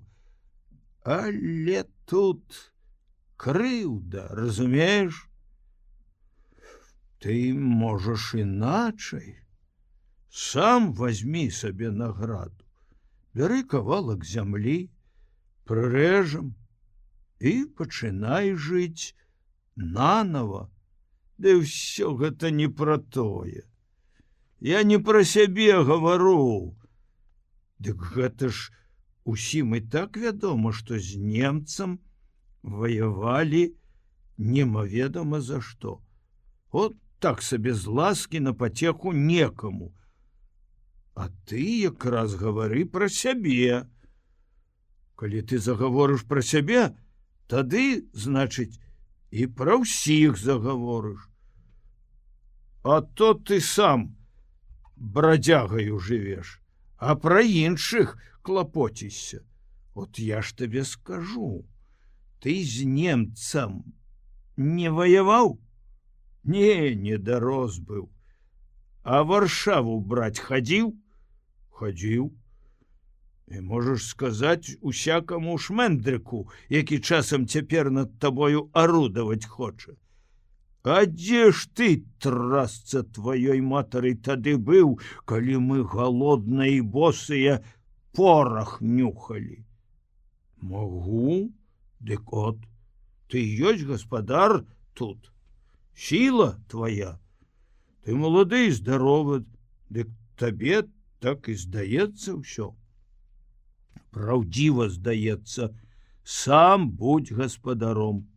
А калі няма табе награды, хоць бы, скажам, за тое, што кроў праліваў, дык сам зрабі гэтую награду. Возьмі сабе і яшчэ другому дай. Так гэта, ці не? Ну, думаеш? Так, ну дык от. А я чалавек скалечаны. Што мне засталося? Глядзець, каб душа была не сапсована. Жыць. Ты думаеш, калі я тут з табою разам на сходы хаджу і косячы не адстаю ад цябе, дык я ўсё і магу так, як ты.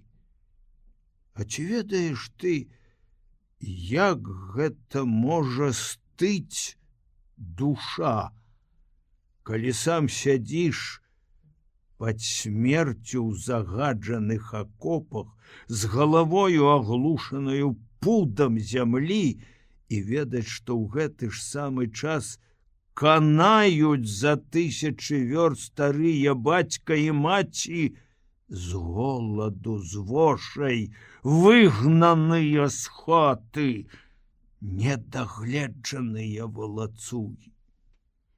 Канаюць, можа, дзе адны сам насаб, дзе-небудзь на сметніку або на бітай дарозе, а сам пасля ўсяго, страціўшы здароўе, не ведаеш, куды падацца.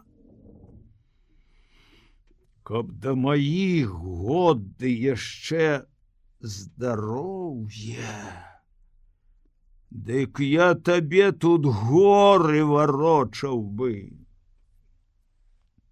Можа, у мяне ад усяго гэтага натура стала іншая, ці, як іначай, усё стала іншым.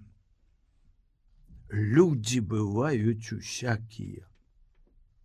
Ад чаго яны робяцца усякімі? Это тут мы говорить не будем. Вот я цяпер ночую у Матвея.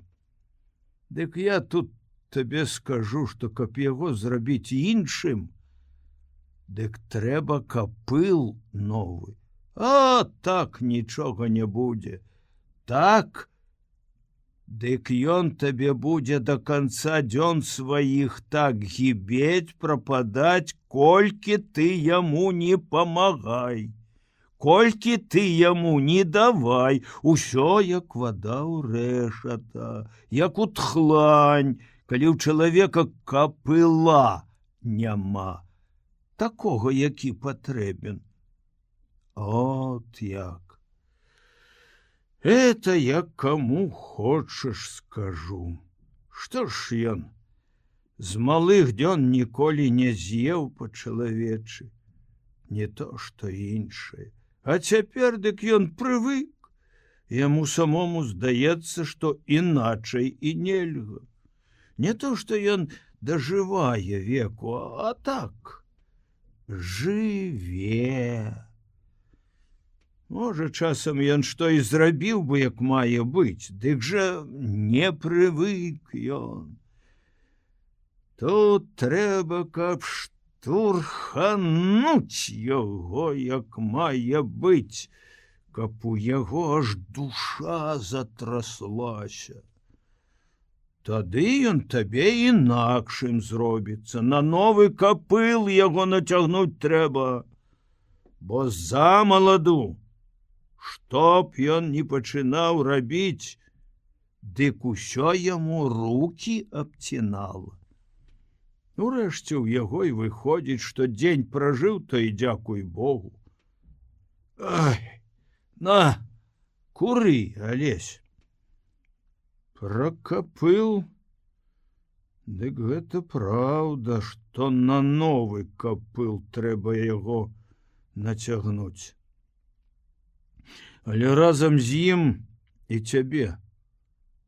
Каб і цябе штурхануў добра, дык і ты страціў бы гэтыя свае мудрагельствы. Мікалаевы вочы бліснулі усмешкай. Чалавек жа без мудрагельства нічога не варт. Не то, што не варт ён, але не цікавы ён. А якое табе цікавасці трэба? Як якое? Чалавек трэба, каб быў цікавым, каб ён быў сам сабою. А што з яго за карысць, калі ён толькі займаецца тым, што мудрагеліць?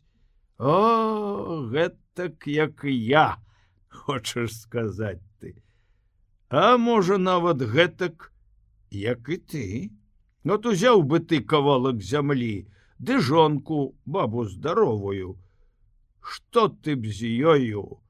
Не справіўся? Дарма, што ты вока прыжмурваеш. А ты яшчэ здаровы, цягавіты. Ну то што тады было б? Тады ты якраз на той новы капыл нацягнуўся б, пра які ты кагадзе гаварыў. Жыў бы тады, як мае быць, і забыўся б адразу на ўсе свае мудраванні. Адразу? Нічога не забудзеш. Ты гэта гаворыш, не маючы практыкі. Няхай сабе не зусім адразу. А хіба я жыву не так, як мае быць? Аднаму здаецца так, а другому гэтак. Тут што галава, то розум. Так, цяпер мне вальней. Што табе з гэтае волі? Все роўна далей гэтае прызбы ты з ёю нікуды не рушыш. Далей яна цябе нікуды не завядзе. Я от колькі да цябе не прыглядаюся, дык ты ўсё на гэтай прызбе сядзіш ды плюеш сабе пад ногі. Я ж табе гаварыў кагадзе. Не думай ты, што воля толькі ў тым, што чалавек цягаецца па свеце, што паўсвету пройдзе. От я прайшоў быў паўсвету ваюючы. Куды мяне толькі не заганялі. Штодзень то новая сотня вёрст. Але хіба гэта воля была? Седзячы кожны дзень на гэтай прызбе, можна чуць у сабе самую страшэнную волю. Ён некалькі разоў засаб плюнуў пад ногі сабе і зноў пачаў курыць. Пачынала цямнець, рыжы Хоня ішоў назад па вуліцы. Ну што, знайшоў пеўня? Не, прапаў недзе. Хадзі сюды, ну чаго? Хадзі, не бойся, як ты думаеш, што? От Мікалай гаворыць, што ён вельмі вольны цяпер, седзячы тут на прызбе. Што такое волі свет нідзе не бачыў. Вольны, як у полі ветер, ні галавы, ні хваста. Ну так, як у полі ветер. Дзівакі вы, абодва. Хоня паглядзеў на Мікалая з крывой усмешкаю. Што это за воля, калі ты часам кавалку хлеба жадзён? Як ты ведаеш, што я жадзён? Ну, гэта гаворыцца, ты зарабі, то ты мець будзеш, каб я жыў. А калі ў цябе будзе жонка і дзеці, то ў цябе сям'я будзе.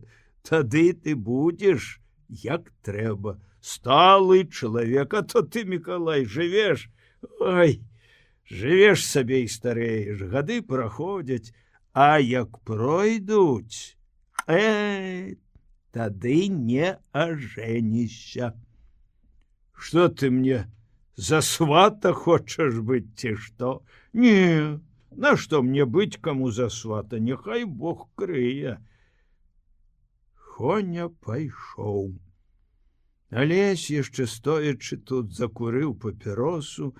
Мікалай бяздумным вокам сваім глядзеў недзе па той бок вуліцы.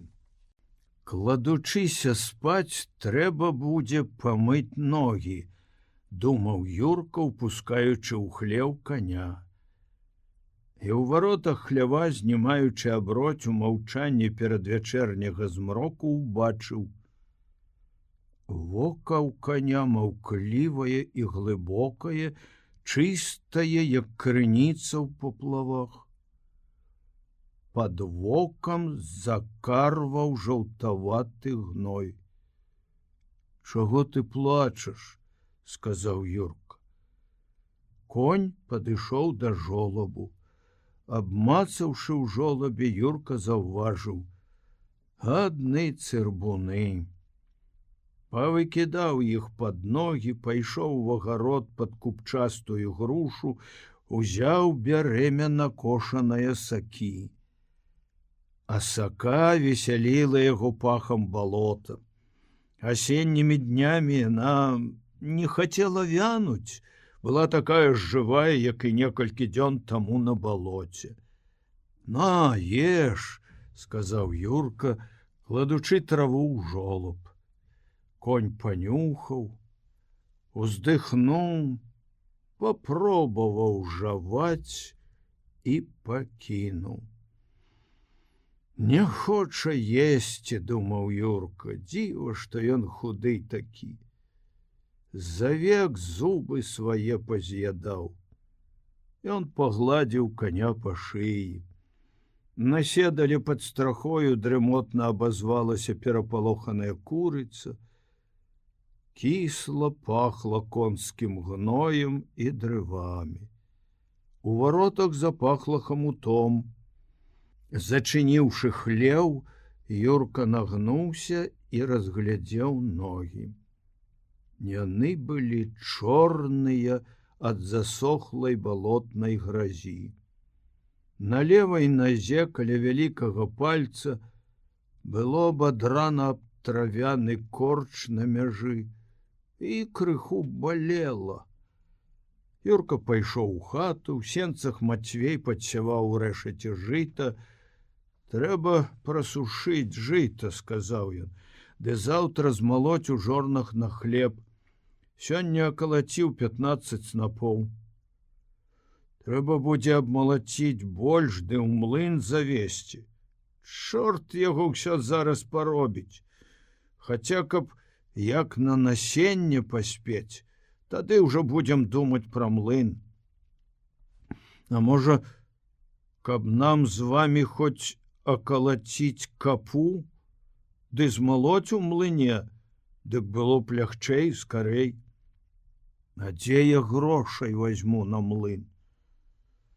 Ты яшчэ малы бацьку указваць, бацька і без цябе ведае. Ты яшчэ не зарабіў. Юрка вайшоў у хату і запаліў газоўку. Цьмянае святло заліло сцены і згусціла цені ў кутках. Дзве малыя сястрычкі яго сядзелі на ложку, цесна прытуліўшыся адна да адной. Чого вы сядзіце апоўначы? Мы думалі, мама зараз прыйдзе, або тата ўвойдзе і запаліць газоўку. А куды мама пайшла? Мама пайшла да Юзікавай цёці пазычыць хлеба, бо мы не ўспелі на пячы. Заўтра малоць будзем муку. Не стой, Юрка, босы доўга на зямлі, а то скочкі на цябе паналазіць, дык заснуць не дадуць. Не твоё дело. Няхай сабе паналазіць, абы не на цябе. Аднак жа ён не злаваў, хоць і гаварыў так жорстка. Панурая раздражнёнасць толькі была у яго. Словы бацькі «ты яшчэ не зарабіў» мучылі яго. Невыразны боль і трывога клаліся на сэрца, крыўда пачала межавацца ў ім з безнадзейнасцю. «Што ёсць вячэраць?» – запытаў ён. Мама казала, што на лаве ў мыцельніку гуркі ўзбанку і расол. Ён наліў міску расолу і ўкінуў гурок. На стале пад настольнікам знайшоў акраец хлеба і пачаў есці, гойдаючы пад сталом зложанымі нагамі. Маці прыйшла неўзабаве. Яна падышла да стала, палажыла хлеб і сказала Юрку: «Няхай бы ты пачакаў трохі, я звару бульбы, я выгаладаўся. Вы мне бульбы трохі пакіньце ў гаршчку». «А куды ж ты пойдзеш?» Ён падумаў трохі, сказаў: «Да Юзіка». «Юзік дома?» «Дома. Што ён робіць?» «Вельмі я ведаю, што ён робіць. От бачыла, што аціраецца каля ганку. Чаго табе цягацца вечарам? Кладзіся спаць, павячэраўшы, дык здаравейшы будзеш». Ён нічога не адказаў і даеў з міскі расол. «Можа, табе яшчэ падліць?» «Даволі». «Чаму?» «Дурны, еш, дык, ну ды праўся, а то вельмі ж худы. Пачакай бульбы, я не забаўлюся. Тады сабе пойдзеш, яшчэ рана. Ай!» Ён надзеў шапку і свой кажушок, пайшоў на двор. Услед яму маці ціха сказала сама сабе: «Гадуюцца, як парасяты. Ядуць у шапках, Богу ніколі не моляцца. Зараз мыцца пакінуць. Проста аж страшна». Ён пачуў, але пайшоў моўчкі далей. Мацеры ён шкадаваў, тады як бацькі толькі баяўся. На двары каля варот ляжалі зялёныя цырбуны з бульбяніку. Ён абцёр аб іх ногі і падумаў: «Няхай высохнуць, тады ў хлеў кінецца». І раптам забыўся на гэта, выходзячы на вуліцу. Прарэзліва крычалі недзе гусі, скрыпела студні і рыкала карова. Абрысы вуліцы губляліся ў змроку, змрок быў белаваты, сухі, асенні. Асцерагаючыся ступаць, каб не ўразіць абадранай нагі, ён прайшоў некалькі крокаў, мінуў сваю хату, прыпыніўся каля адчыненых варот суседняга двара. «Юзік!»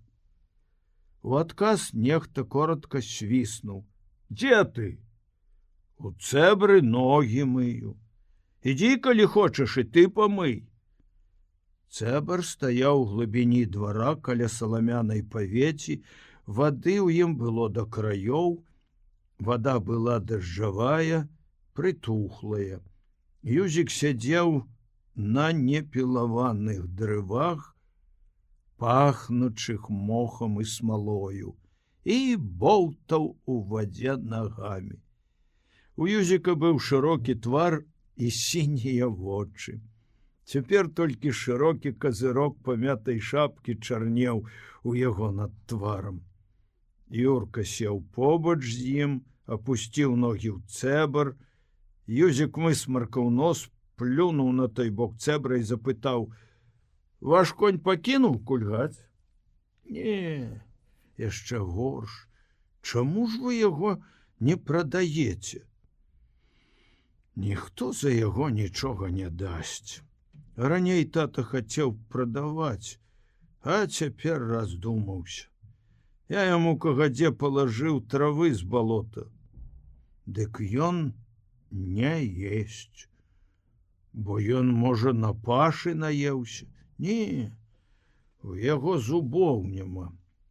А як жа ён на пашы есць? Ён дзяснамі цісне. Дык яму дзясна як забаліць, дык ён тады так стаіць. Вядома, мяса. А ці гэта праўда, што яму раз хлопцы хацелі хвост адрэзаць? Праўда. Але я схваціў за грыву ды ўцёк з ім. Ды ты нават плакаў. Праўда, Юрка?» Юзікавы вочы бліснулі белым хітраватым колерам. Юрку твар.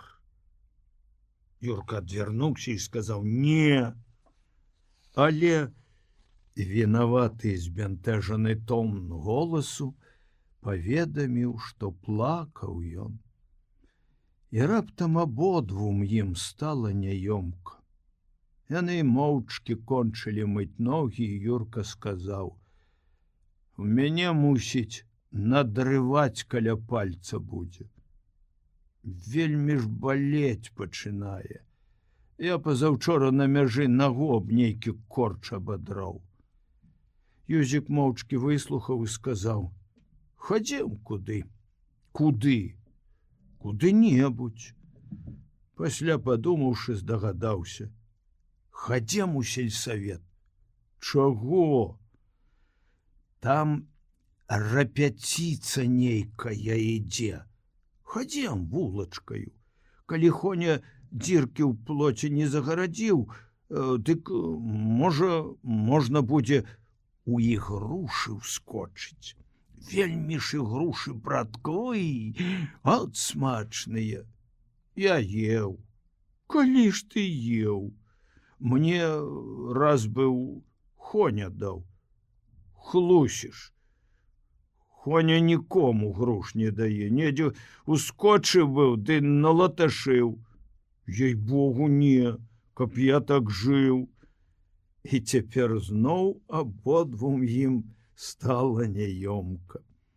Яны ішлі цёмнаю вулачкаю, пахлі гнілыя платы. Юрка сказаў: «Хоня, мусіць, загарадзіў плот. Адкуль ты ведаеш? Бо каб не загарадзіў, дык свінні паналазілі б».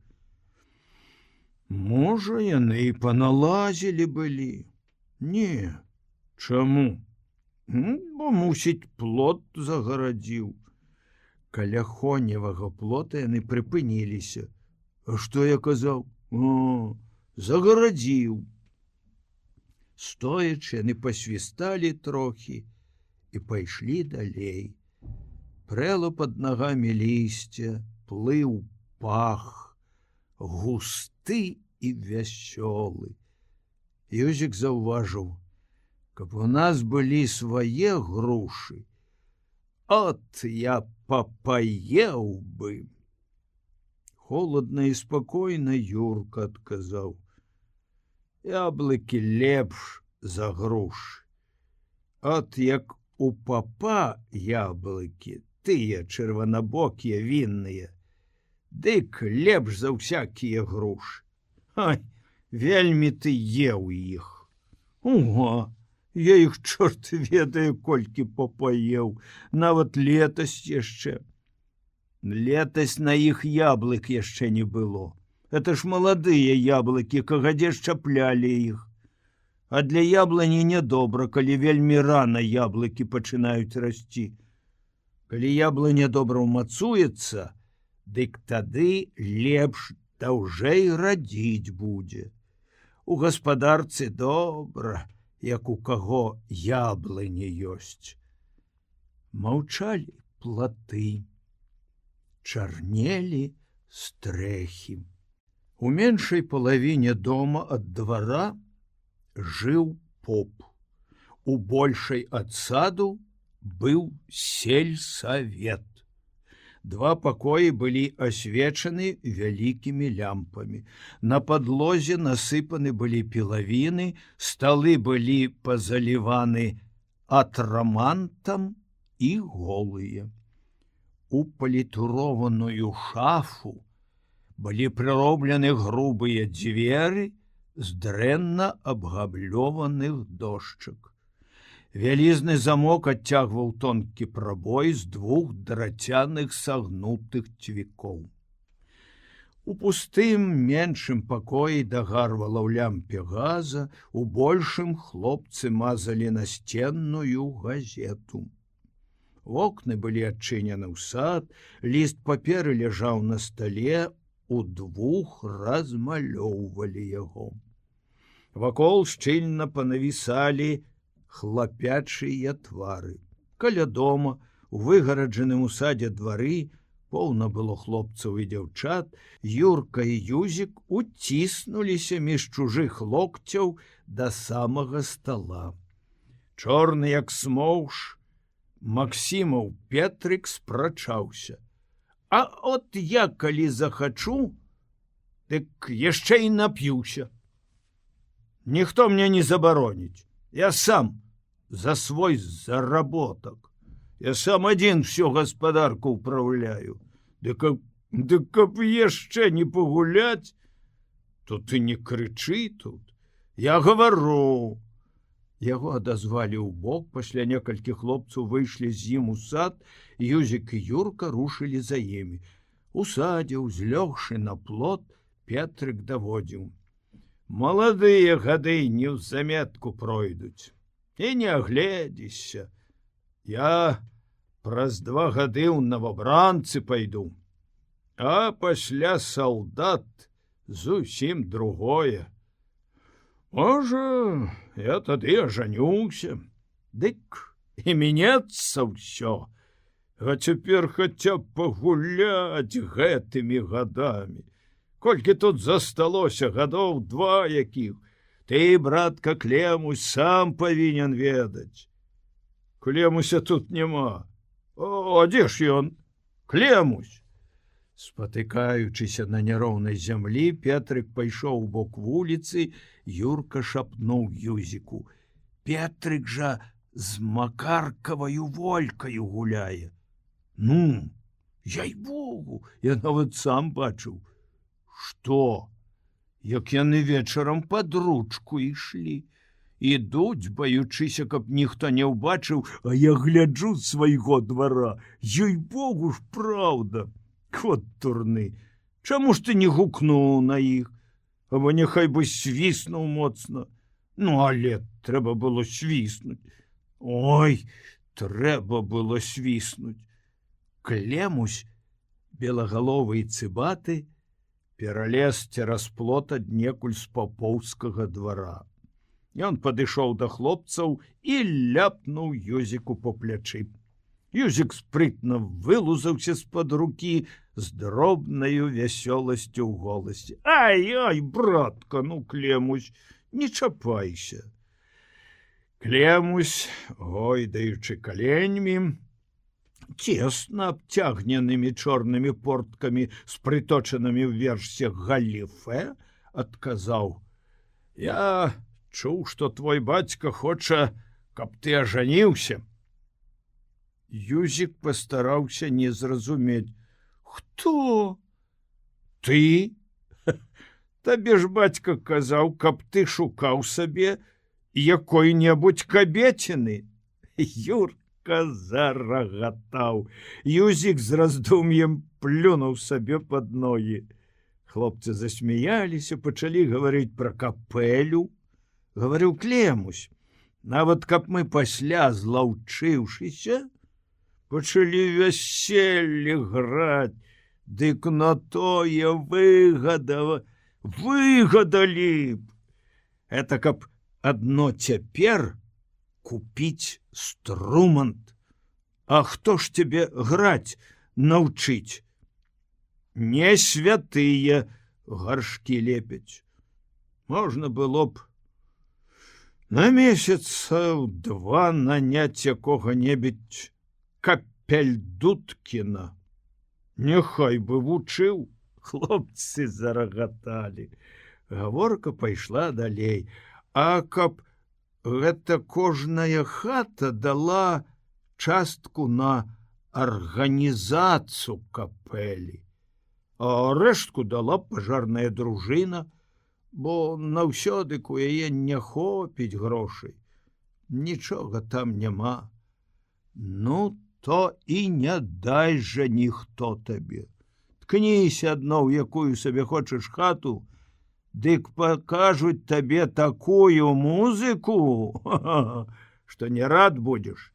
Цябе за гэтую выдумку кожная баба памыямі абліе. Твайму або майму бацьку патрэбна музыка, на чорта яна яму. Ён, мусіць, як маладым быў, дык не вельмі быў ахвоч да яе. Хто?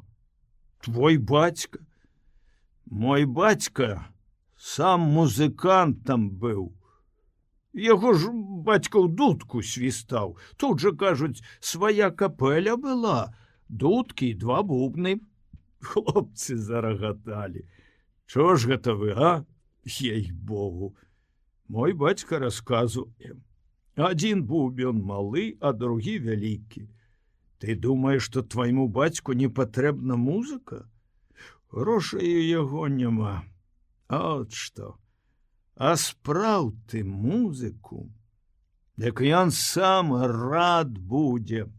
Але ўсё роўна, ніхто табе на капэлю грошай не дасць. Ну, не дасць. А каб гэта нам самім, мы ж самі гаспадары, каб гэта кожны з нас прадаў, можа, хоць і цішком ад бацькі, папудоў колькі жыта, ды самім справіць струмант. А пасля ўсё вярнулася б нам. Пачалі б вяселлі граць, зарабілі б. Тамаш і Алесь выйшлі з бакавога пакойчыка сельсавета. Грукаючы ботамі па сашморганых дошках ганка, Тамаш пачуў канец гаворкі і сказаў: «Дык жа ты граць не ўмееш, смаркач ты. Папрашу, дзядзька, цябе, каб ты наўчыў». Ты хочаш, каб я цябе граць вучыў? Чаму іншаму? Дык я магу, а граць, дык няхай ужо цябе які іншы махальнік навучыць. І разам з Алесем убіўся ў кучу хлопцаў. А чаму ж ты, дзядзька, мяне іншаму можаш навчыць? Чаму іншаму? Ха-ха, дзівак. І густа адхаркваючыся стаяў, курыў. Максімаў Петрык падышоў з боку вуліцы, клемусь гаварыў: «Дык давайте, хлопцы, ну, складомся». Тамаш сказаў: «Складомся ды вып'ем». Клемусь адказаў: «Куды табе, дзядзька, піць з намі з гэтакаю блазнотаю? А чаму не? Уга!» І памаўчаўшы дадаў: «Даўно я не піў, ей-богу, ужо месяцаў са 2 будзе. Хочацца выпіць, ей-богу». Ну, то чаму ты, дзядзька, не вып'еш? Часу няма. Это такая справа, што калі выпіў, дык за работу пасля не возьмешся. Это хіба, каб калі святы дзень падабраў. Ды і сказаць, і кампаніі няма. От што. тыя ж усе, абы вып'е, дык адразу або пачне цалавацца лезці, або біцца, а найчасцей дык усё крыўду сваю выказвае. А тут як ты з ім цалавацца будзеш, калі на іншага і на цвярозага гадка глянуць. Няхай ён прападзе, няхай ён. Клемусь зноў пагойдаў каленьмі і сказаў: ну то як будзе? Будзем складацца ці не? Раптам ён заўважыў: Юзік, малы і смешны, тут у Тамаша пад локцем пробаваў зацягнуцца на поўныя грудзі махоркаю. Клемусь сказаў: а, браткі, сам як вож, а папяроса як дручок на губе ляжыць. І зацягнуў высокім голасам: над зялёнаю лукою ходзяць мухі талакою. Тамаш падумаў, сказаў: от у мой час песню спявалі. Якую? Эх, мой Божа, сівы конь стаіць. А якая гэта песня? А это значыць, паехаў хлопец ваяваць, а яго забілі. Дык конь адзін без яго прыбег дадому. Больш 1000 вёрст бег, а дадому трапіў. Прыбягае ён дадому, бачыць, вароты зачынены, у двор не ўвойдзе. Ён пацёрся мордаю в акно, а маладая жонка таго хлопца, з якой ён пажыў усяго 1 дзень, не пускае таго коня ў двор. Кажа, калі ты хоць не жывога яго не прынёс дадому, дык няма табе месца больш тут. А конь разумее ўсё, ды, вядома, расказаць нічога не можа. Так стаіць і нудзіць, хоча заплакаць, ды слязы не можа выпусціць. Так і стаяў увесь час каля зачыненых варот, пакуль тая маладая ламала рукі на ганку стоячы. Ну, а далей што? Далей у песні нічога не гаворыцца. Ну, ды от і спяваецца: ах, мой Божа, сівы конь стаіць. Тамаш выдзьмуў спрытна з папяросніка недакурак, Клемусь зноў зацягнуў: над зялёнаю лукою ходзяць мухі талакою.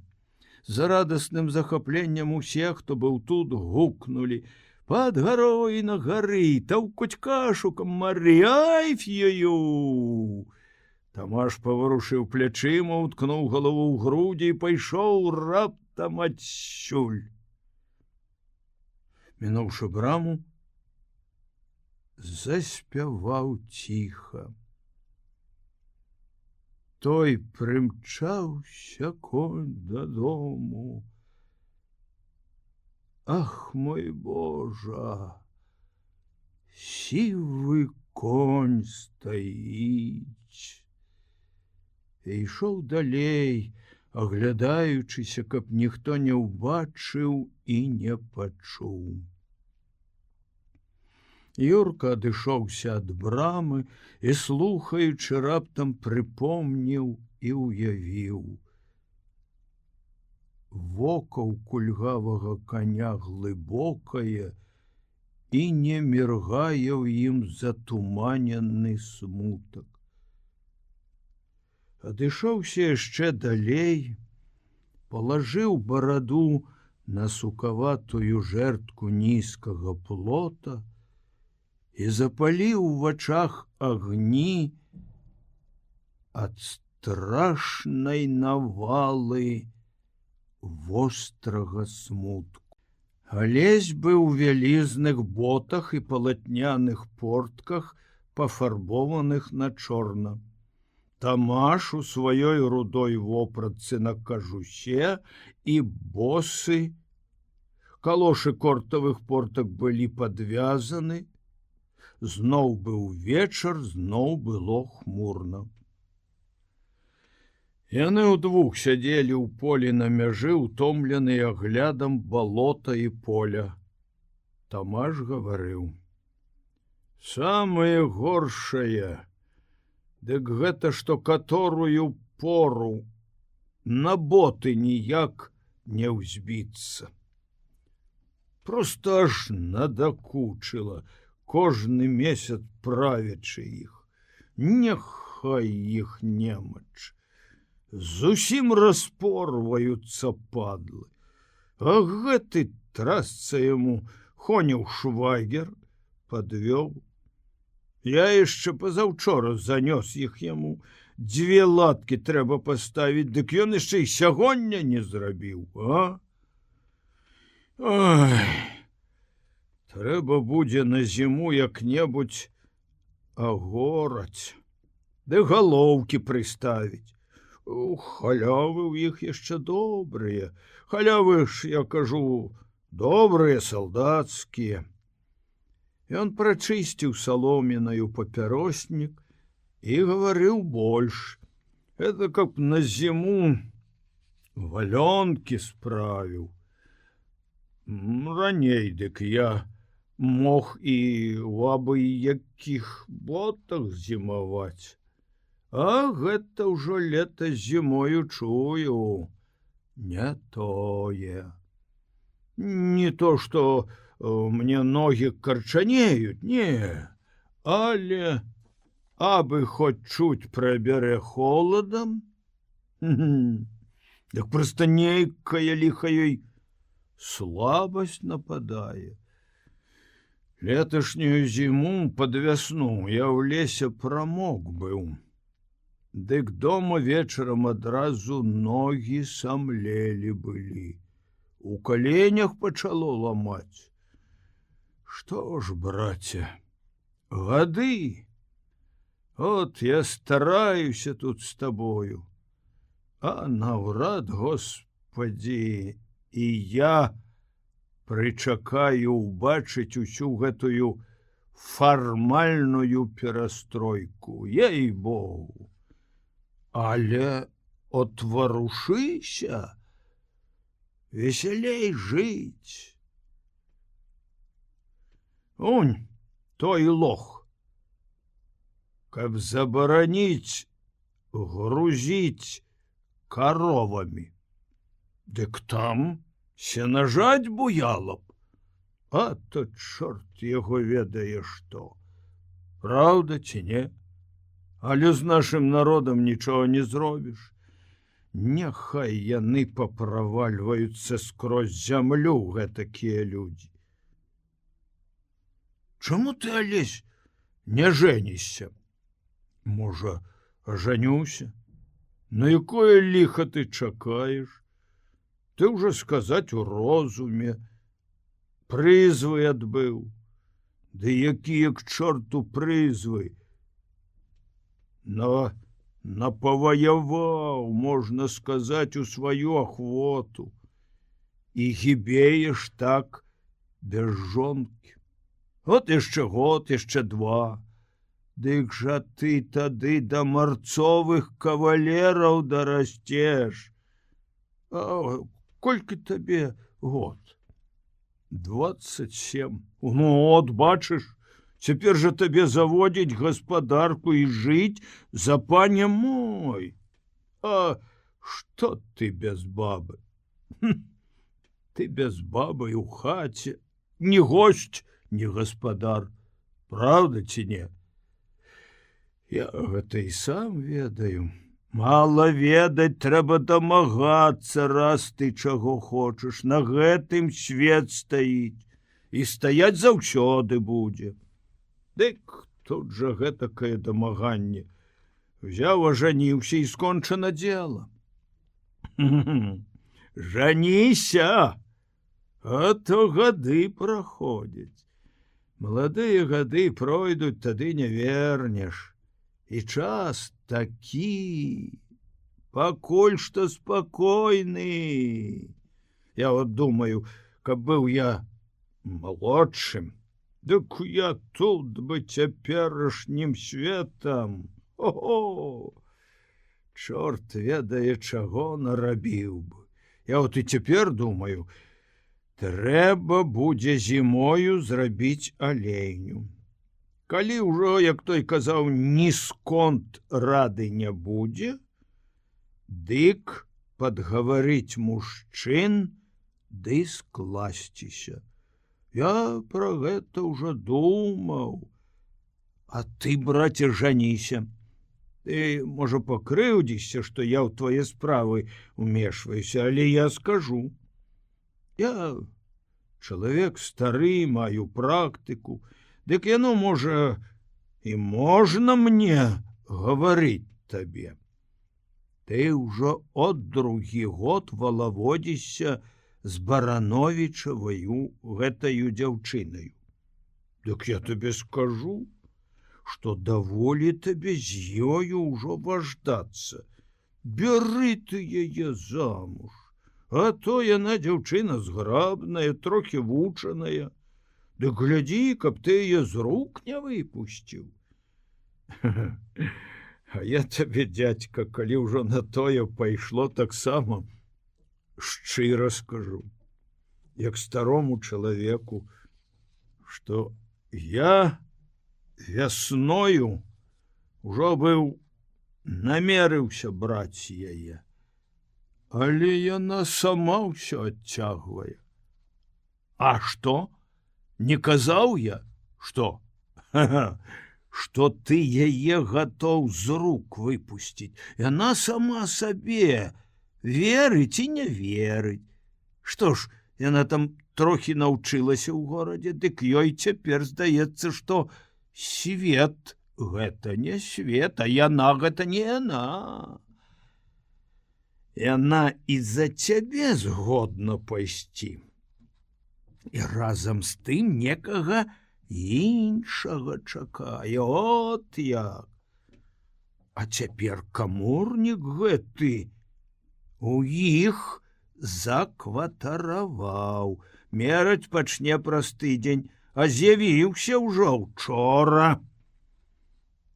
За месяц ён работу скончыць, тады паедзе. Але ты глядзі, каб ён і за месяц гэтую дзяўчыну з розуму не звёў. Возьме ён яе ці не возьме, а з толку збіць можа. Сёння днём стаялі яны пасярод двара і смяяліся, гледзячы адно на аднаго. Як ішоў я вуліцаю да цябе, дык бачыў. Устрывожаным голасам алесь запытаў ён у Барановіча, закватараваў. У Барановіча? Я табе раджу, як добра, калі не хочаш страціць дзяўчыну, дык адразу ж скажы альбо так, альбо сяк. Бяры яе да сябе зараз жа, а яна сказаць, дзяўчына добрая, няма што на яе казаць. Абжывецца, абсталее, дык і гаспадыня будзе добрая. Яна і цяпер сталая, я не кажу. Дык от пара гэтую самую алейню. Што ты на гэта скажаш? Трэба падумаць. Тут лішняй думаць няма чаго, толькі што грошай няма, і нідзе ты іх, мусіць, не выкалупіш. Чуў, які крык быў, калі давялося на каморніка збіраць, які гвалт. Я ж кажу, што трэба падумаць. Цяпер то ты зусім з іншае прычыны думаць не можаш. З якое ж? З-за дзяўчыны гэта я ўстрывожыўся. Як бо яна завецца? Ганна завецца. Слухай мае парады. Ты з бацькам яе гаварыў? Не. А сам ён ведае? А хто яго ведае, мусіць? А ўрэшце ліха яго бяры, як сабе хоча. За пасагам я не ганюся. Ну, ён і пасагу дасць. Няхай дасць, калі хоча, я возьму. Сёння ж вечарам пагавары з ёю. Хадзем. Ты выбачай, браце. Яны пайшлі уздоўж паўз мяжу. Тамаш сказаў: у босыя ногі ржышча колецца, халера. Трасца яму, ботаў не правіць, ну. Трымае трэці дзень. Алесь ішоў паперадзе і маўчаў. Шумелі заспакоена кусты пры дарозе. Вецер плыў і плыў, моцна пах ядловец на ялавіне. Ціха было і хмурна. Тамаш яшчэ сказаў: у ногі холадна, ліха яму. Алесь маўчаў. То чаго ты занудзеў раптам? Я не занудзеў. Што ж я не бачу? Я думаю. Пра што ты думаеш? Пра ўсё. От, здаецца, і ўсё добра. Робім, нанава пераробліваем, усё як мае быць. Раптам з'явіцца нейкая прычына, дык усё іншым можа здацца. Ты гэта пра бабу. Не то, што пра яе, плёнь ей-богу. Што ж ты за хлопец? Не можна так маладому хлопцу. Эх, ты, свет цяпер настаў. Людзі пайшлі. Хлопец павінен быць казаком, калі давядзецца, каб і на кані, і пад канём мог арудаваць. Я ўсюды быў. Ну, ты глядзі весялей. Пыльнаю дарогаю падышлі яны да мястэчка. Тут было зацішней і цяплей. На вуліцы зморшчаныя лісці клёнаў суха шараваліся пад ветрам аб зямлю. Юлік Барановіч устаў досвіткам. Да рассвітання было яшчэ далёка, ён паволі, стараючыся не стукаць, усцягнуў на ногі боты і накінуў на плечы парваную вопратку. Ад печы ішло цяпло на ўсю кухню. Было душна. Ён падышоў да печы і пацікаіўся. Прылажыў руку да печы і падумаў: мусіць, на дварэ цёпла, калі печ за ноч не астыла. Вецер сціх, не чуваць, каб шумеў гэтак, як учора. Жонка пачула, як тупаў ён на кухні, моўчкі пачала ўставаць. Запаліла лямпачку, паставіла на прыпек. Хіба адчыніты комін? — сказаў ён. Нашто? Горача вельмі. Яна адчыніла комін, выцягнула з-пад лавы кош бульбы, стала абіраць яе. На сцяне чарнелі хамуты, густа пахлі дзёгцем. У хаце нехта заварушыўся, моцна зашумела салома ў сенніку. Ён падышоў да хатніх дзвярэй і паглядзеў. Каморнік, лежачы на ложку пад акном, чухаў над вухам даўгаватую сваю галаву. Святло кухоннай лямпы падала на яго чырвонаю істужкаю праз адчыненыя дзверы. Убачыўшы гаспадара хаты, ён перавярнуўся на другі бок тварам да сцяны, моцна кашлянуўшы. Юлік Баранович хацеў нешта сказаць яму і не сказаў. Сярэдзіны хаты вярнуўся назад у кухню, падышоў да жонкі, зашаптаў над яе галавою: «Ты наглядай за імі». «За кім за імі?» «Ну, за Ганнаю і за ім». «А што я сама не ведаю, ці што?» «Ну, дык я ж і кажу, наглядай, каб, барані Божа, чаго не выйшла. А так, дык няхай сабе гуляюць. Можа, ім і суджана». Жонка, моцна ўздыхнуўшы ад сваёй жаночай прывычкі, сказала: «А Бог іх ведае, што каму суджана, што не суджана. Хто яго ведае, што ён за чалавек? Мы ж усяго першы тыдзень яго бачым. От нічога. Відаць, ён хлопец разумны і сталы. Это чалавек». Ён павысіў голас, яна спыніла яго: «Цішэй ты, а то пачуе яшчэ. Дай яму заснуць. Ідзі, будзі Ганну». А Ганна таксама, дзяўчына нядрэнная. Няхай папрабуе, знойдзе дзе лепшую. Яна і да работы, і вучаная. Няхай, я ж кажу, пашукае лепшае. Чаго ты раней пары клапоцішся? Клапаціцца трэба заўсёды раней пары. Бо як пара пройдзе, тады ніякі клопат не паможа. Яна ж за лесем усё валаводзіцца. Мала што. На лесь таксама хлопец някепскі. Хто на яго што скажа? Але што ж ён?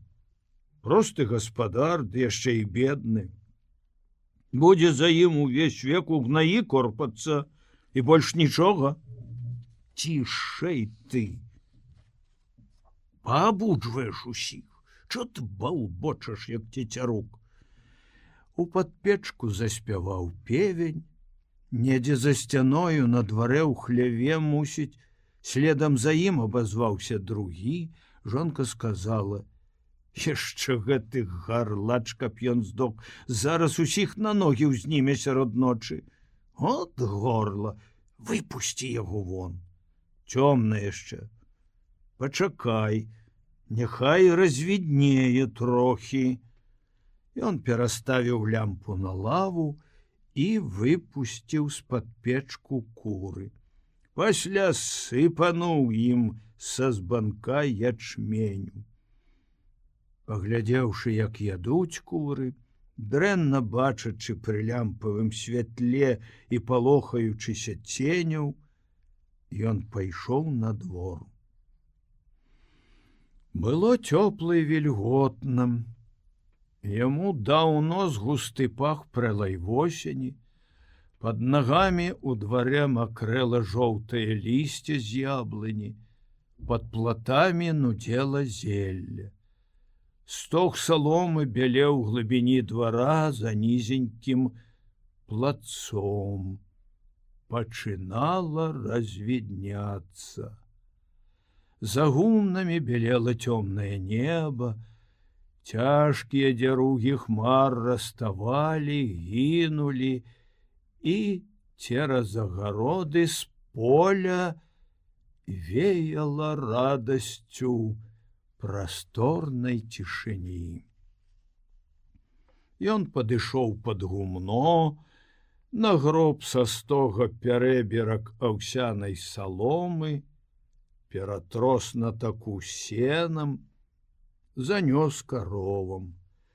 За дашчанаю перагародкаю ў хляве абзываліся гусі, пад нагамі заміналі авечкі. Ён павольна ўпраўляўся паціху, гаворачы сам з сабою і з жывёлаю.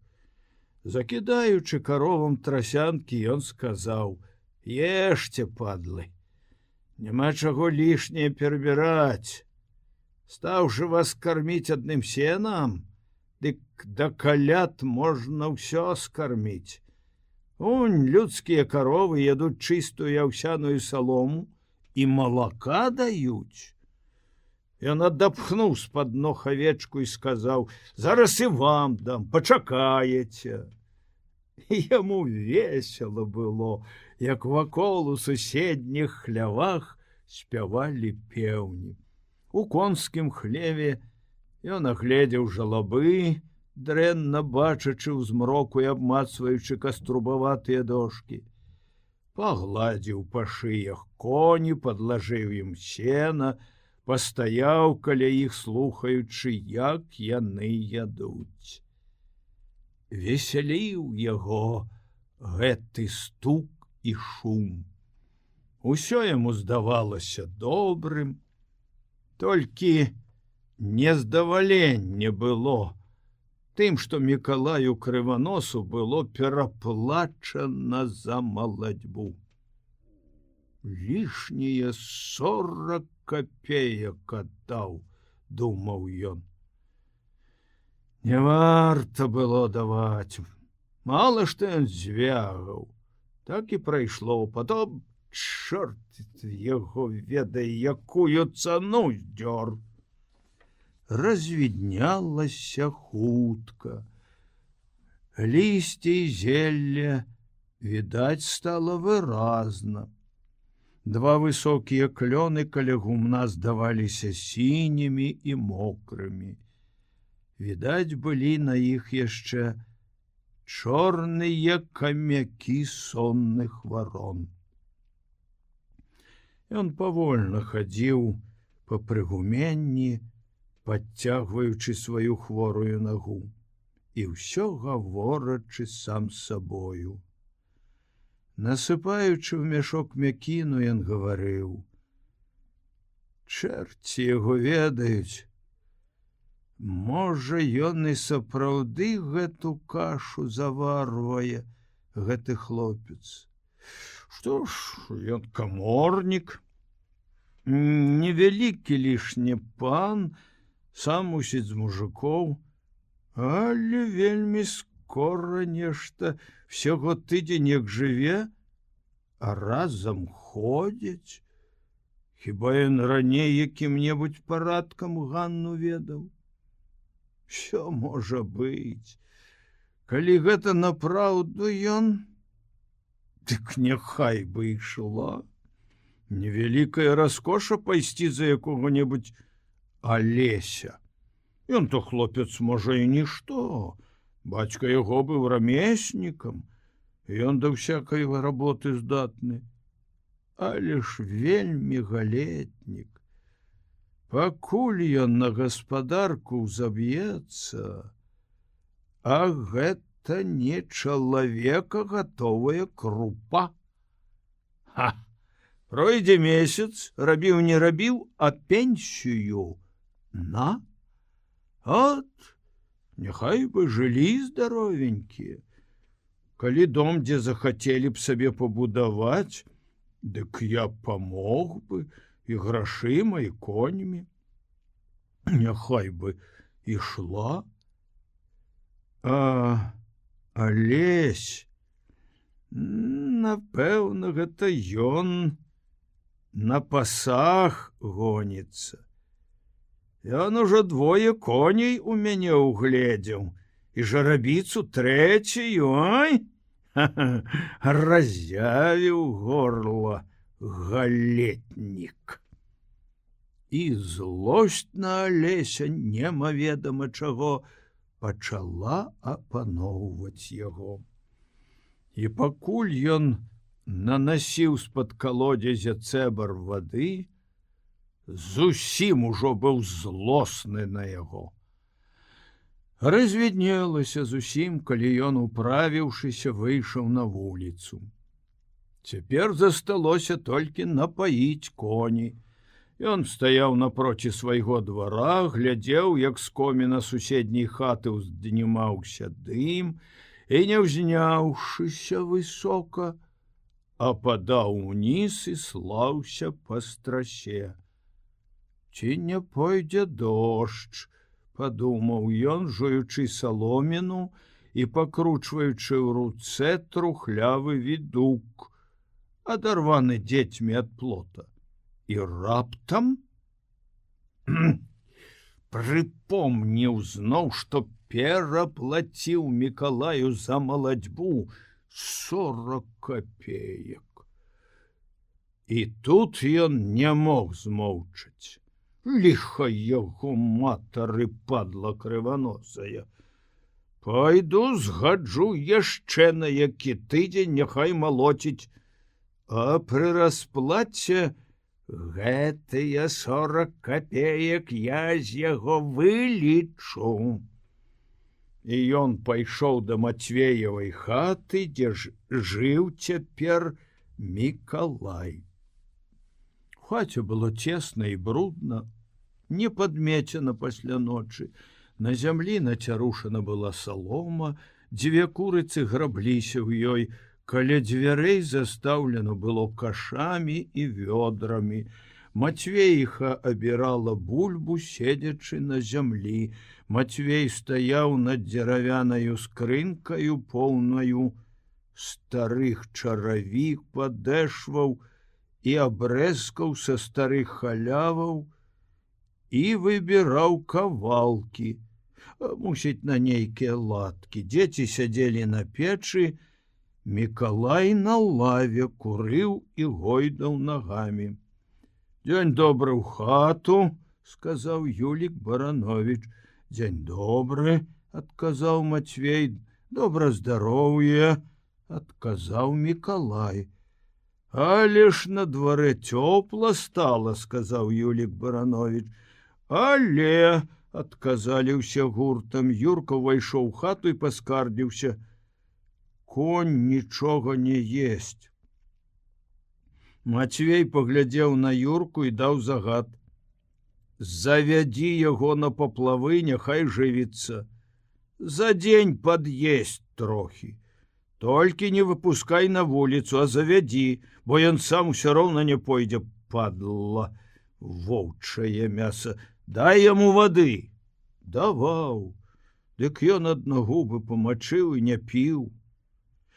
Юрка пайшоў з хаты. Юлік Баранович залажыў рукі ў рукавы і стаяў так пасярод хаты. Заўважыў на стале нож цізорык. Паглядзеў і сказаў: «Які нож, з якімі цацкамі! Это дзеці знайшлі», — заўважыла Мацвейха. «У мяне быў такі самы. Але я ехаў раз улетку, ты згубіў з кішэні. Толькі мой большы быў. Ведаеш што, Мікалай?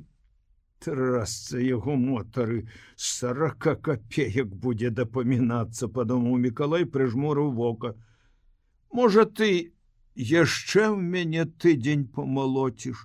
Хлопцы цяпер у лес ездзяць, а ты патроху грукаў бы. А то мы з табою і ўдвух патроху цупалі б. Мне кулі патрэбны, дык трэба жыта перамалочваць. Ярына няхай застаецца б надалей. Малаціць то можна, але каб ты мне наперад даў грошы. Вельмі ж мне цяпер грошы патрэбны». «Ух, халера ж на яго, які хітры», — падумаў Юлік Баранович. «Нашто ж табе так адразу грошы? Боты шыю новыя. Дык няўжо ж у цябе ўжо на гэта сышло? Адзін душою, табе б, здаецца, можна заўсёды грошы мець у кішэні. Ты ж работу заўсёды маеш. Адкуль у мяне грошы? А ўрэшце, як сабе хочаш, я пайду паўсажонкі ставіць». Юлік Баранович абмацаў кішэні кавалак саломіны, узяў яе ў зубы і пачаў жаваць. «Ну, то як будзе?» «Я ж табе сказаў». «Што ты за чалавек? Няўжо ты думаеш, я табе скручу? Ты мне не скруціш, але мне цяпер грошы патрэбны. Ну, то я табе дам наперад палавіну. Дай усё. Дык я табе зараз жа за цэп возьмуся. Юлік Баранович падумаў і сказаў: няма ў мяне цяпер грошай, дзівак ты. Мне ж усё роўна плаціць. Каб былі грошы, ты думаеш, я табе не даў бы наперад? Мікалай пачаў круціць новую папяросу. Юлік Баранович паглядзеў на курыцу і сказаў: ці не курч гэта на яе напала? Вельмі ж яна ступае неяк фацэтна, прысядаючы. Мацвейха адарвалася ад работы. Не, гэта яна і ўрадзілася такою. Юлік Баранович пайшоў з хаты, несучы ў сабе веліч нейкіх туманных і радасных надзей. Каморнік быў малады і даўгатвары. Ужо добра развіднела, як ён устаў. Спяшаць мне няма куды, думаў ён, разглядаючы касцяныя гузікі зялёнага фрэнча. Ён доўга прыладжваў на нагах шчыгульныя гетры, дасціпна абцягваў іх рамянямі.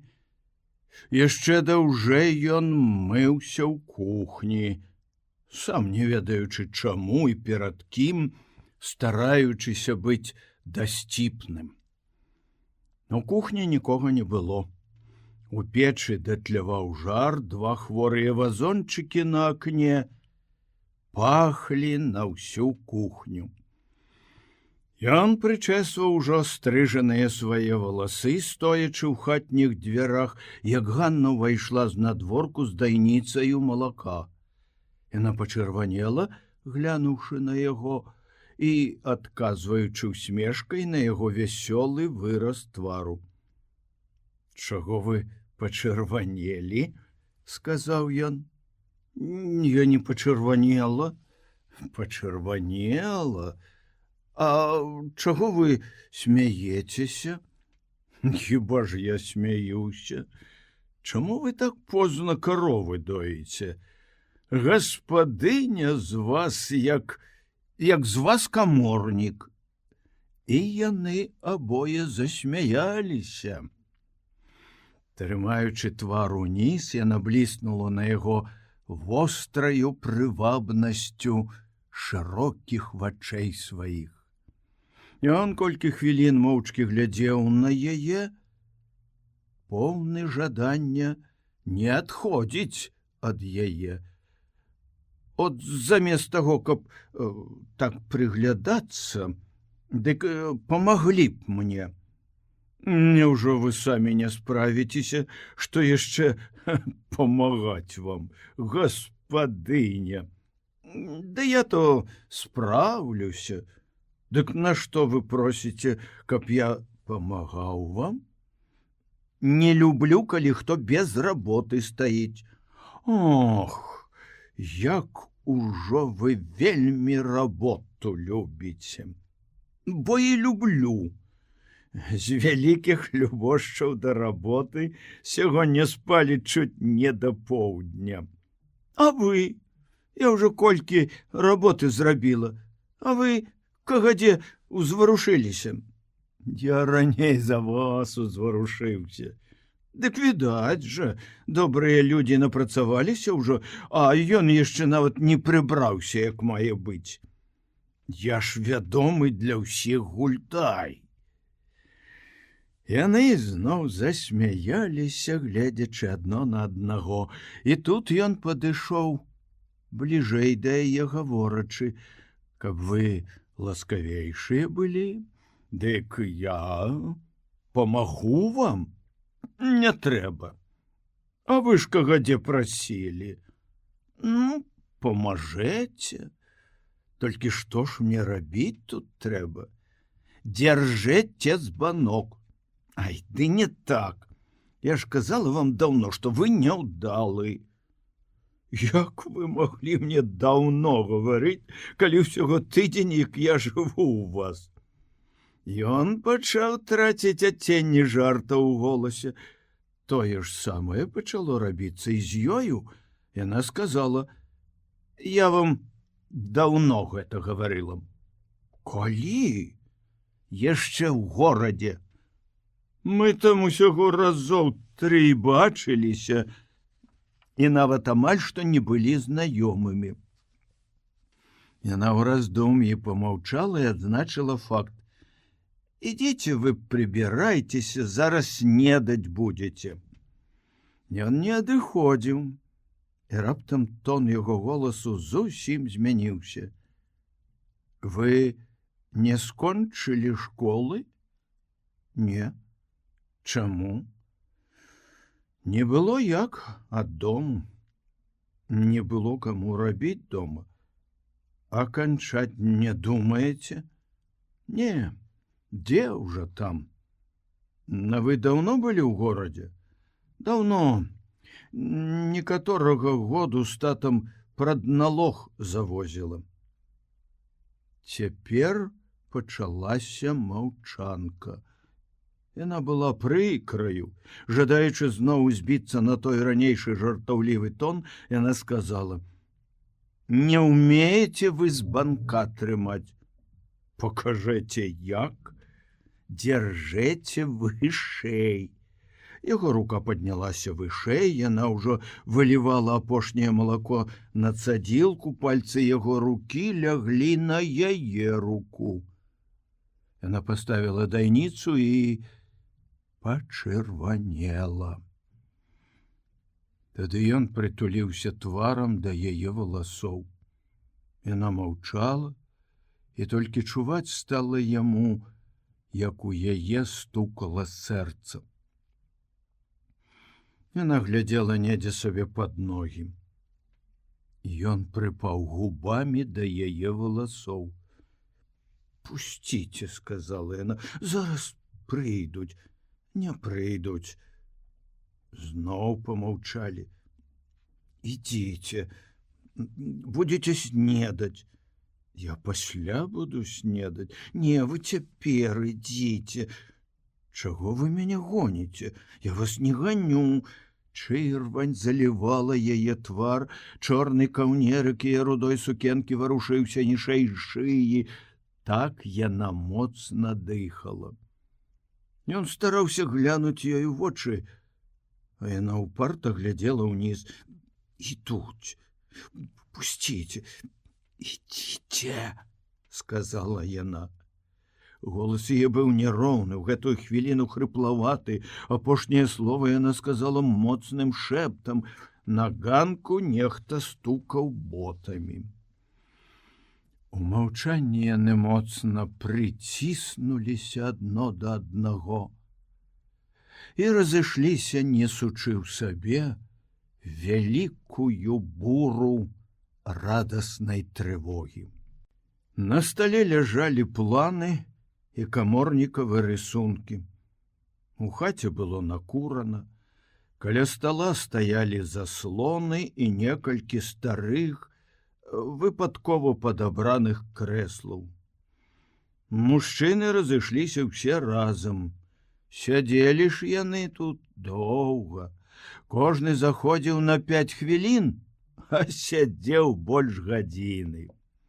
Тамаш, даводзячы, што мераць трэба пачаць чым раней, расказаў шмат здарэнняў сваёй моцнай жыццёвай практыкі. З кім ён, калі, дзе і куды ездзіў фурманкі, калі былі халодныя зімы і неўрадлівыя гады, хто з кім, калі і за што судзіўся. Мацвей слухаў і быў згоден з усімі. Юлік Барановіч, гаспадар хаты, хітравата глядзеў на ўсіх.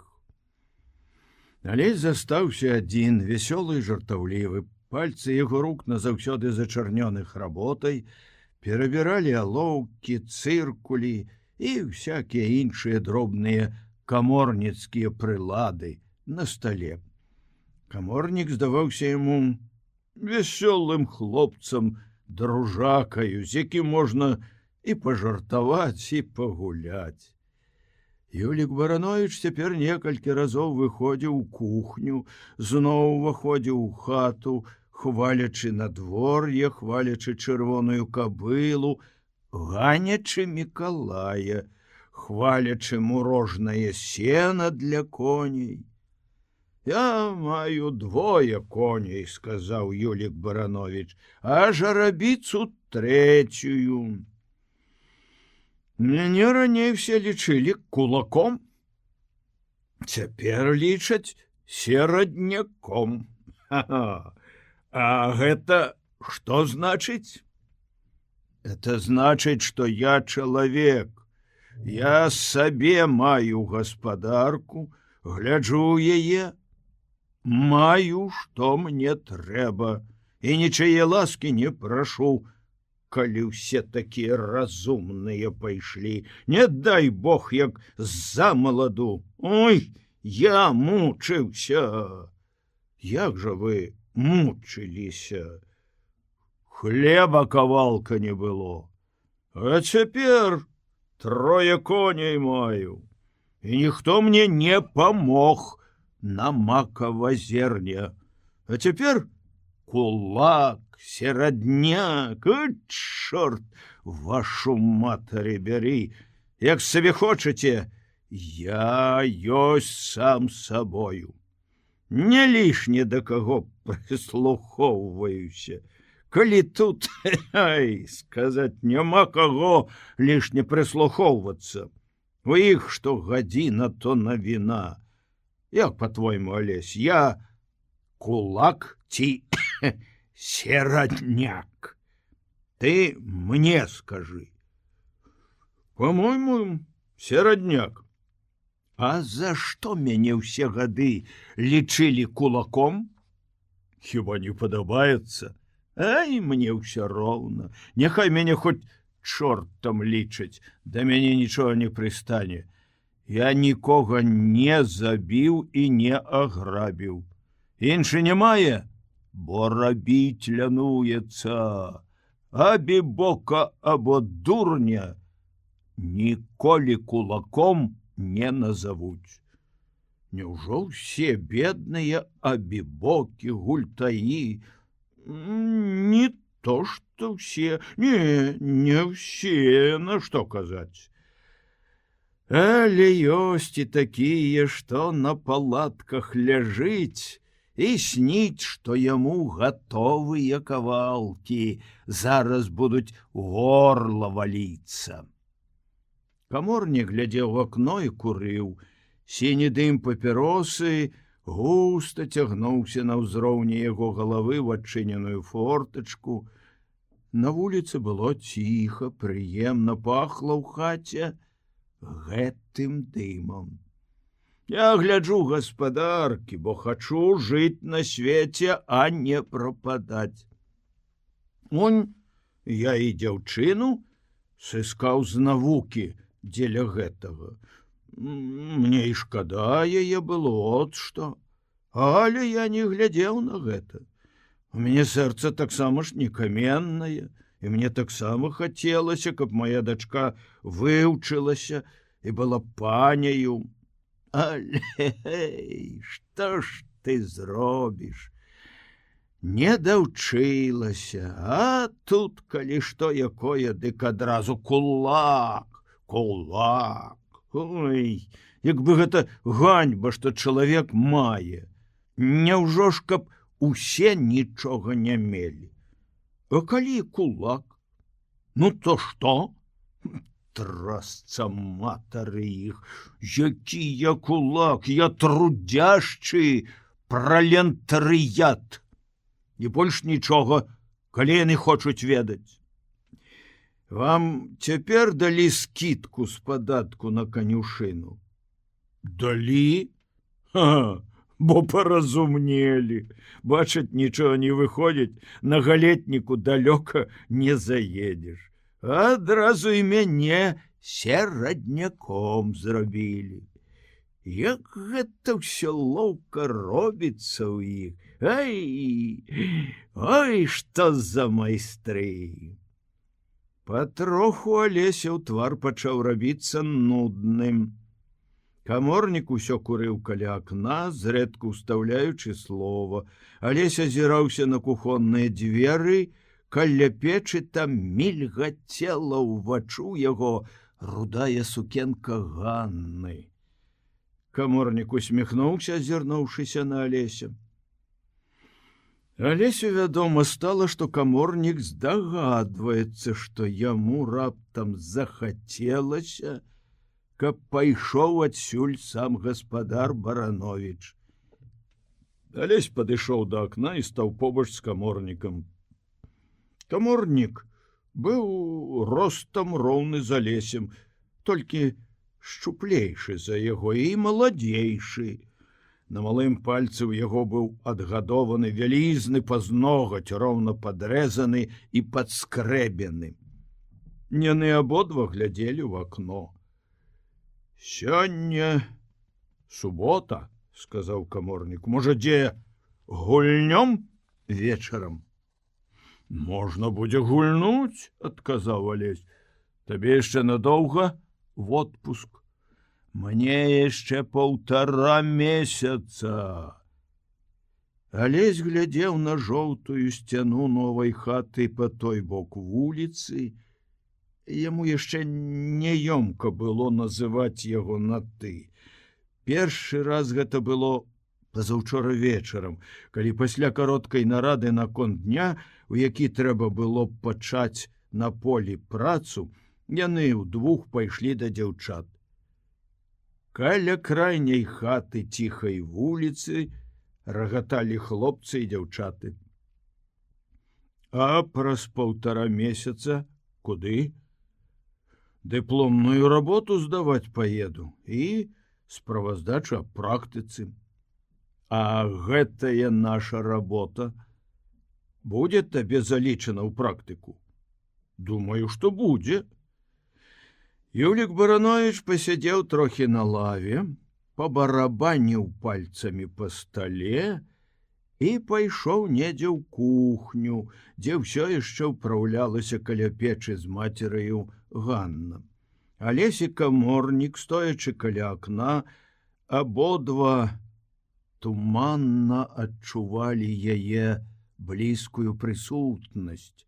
І як бы бачачы адзін аднаго на вылёт, не глядзелі адзін на аднаго.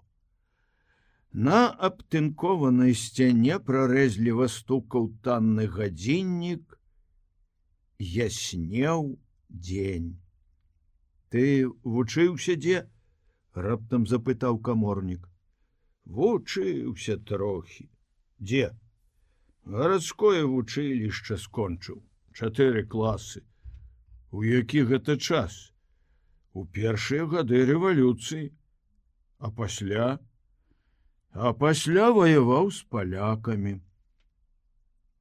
Цяпер яны абодва маўчалі. Акно выходзіла на вуліцу, цесны агародчык для кветак і расады, абгароджаны негаблёванымі вузкімі дошкамі. Пад самым акном зелянела і цвіла сакаўная вяргіня, глушачы пад сабою усялякае дробнае зелле. У хаце каля акна было прытульна, ціха і весела. Цішыня вуліцы звала ў поле, у прасторы ржышча, у бескрайнюю волю чорнай раллі і неба над ёю. Алесь падумаў пра недасеяныя кавалкі жыта і пайшоў у кухню прыкурыць. Запалкі дала яму Ганна, разагрэтая каля печы з ружовым тварам. «Гаспадыня з цябе», — пажартаваў Алесь. «А можа, скажаш, дрэнная гаспадыня?» да поўдня каля печы кошкаешся. Ну то й добра, адказала яна з дзявочай усмешкай і чорным бляскам вачэй. Несвядома хітраю жаночаю засмучонасцю вабіла яна да сябе. Вечарам я прыйду да цябе, сказаў Алесь, аглядаючыся на прычыненыя дзверы ў хату. Прыйдзі, сказала яна. Ты будзеш мяне чакаць? Буду. Аднак твар яе пабялеў, і яна стала глядзець у печ, дзе датляваў пад беллю жывога попелу жар. Але заўважыў гэта і паглядзеў ёй у вочы. Зірку іх злавіць нельга было. Взяў яе за руку. Рука была вялай і бязвольнай. Ён пагладзіў далонню рукі і пайшоў назад да каморніка. Той, прысеўшы на край ложка, папраўляў на нагах гетры. Дык вечарам пагуляем дзе? Зноў сказаў каморнік. Хіба дзе так збяромся ды паспяваем? Спяваць я не магу, голас у мяне. Алесь падаў яму руку. Юнацкі твар каморніка ўпаў у акно на вуліцу. Алесь моцна стукаў ботамі па разламаным тратуары заполкаў. Ганна падмятала кухню. Ведаеце што? Сказаў каморнік, з'яўляючыся ў дзвярах. Не ведаю, засмяялася Ганна. Дык я ж вам скажу. Вечарам давайте мы з вами пойдем гуляць. Ну куды ж? У прысады пойдем. Я не ведаю, пачырванела яна. Чаму вы не ведаеце? Не ведаю. Не ведаеце, чаму не ведаеце? Пад вечар будем бачыць. Яна пайшла ў сенцы. На пагоду выбіваецца, сказаў Юлік Баранович, уваходзячы ў кухню. Пад вечар выбілася з-за хмар сонца, і зноў летнім тварам зарадавалася зямля. Была ў гэтай радасці задумёнасць жоўтых далей апусцелага поля, трывога шуму сініх кустоў.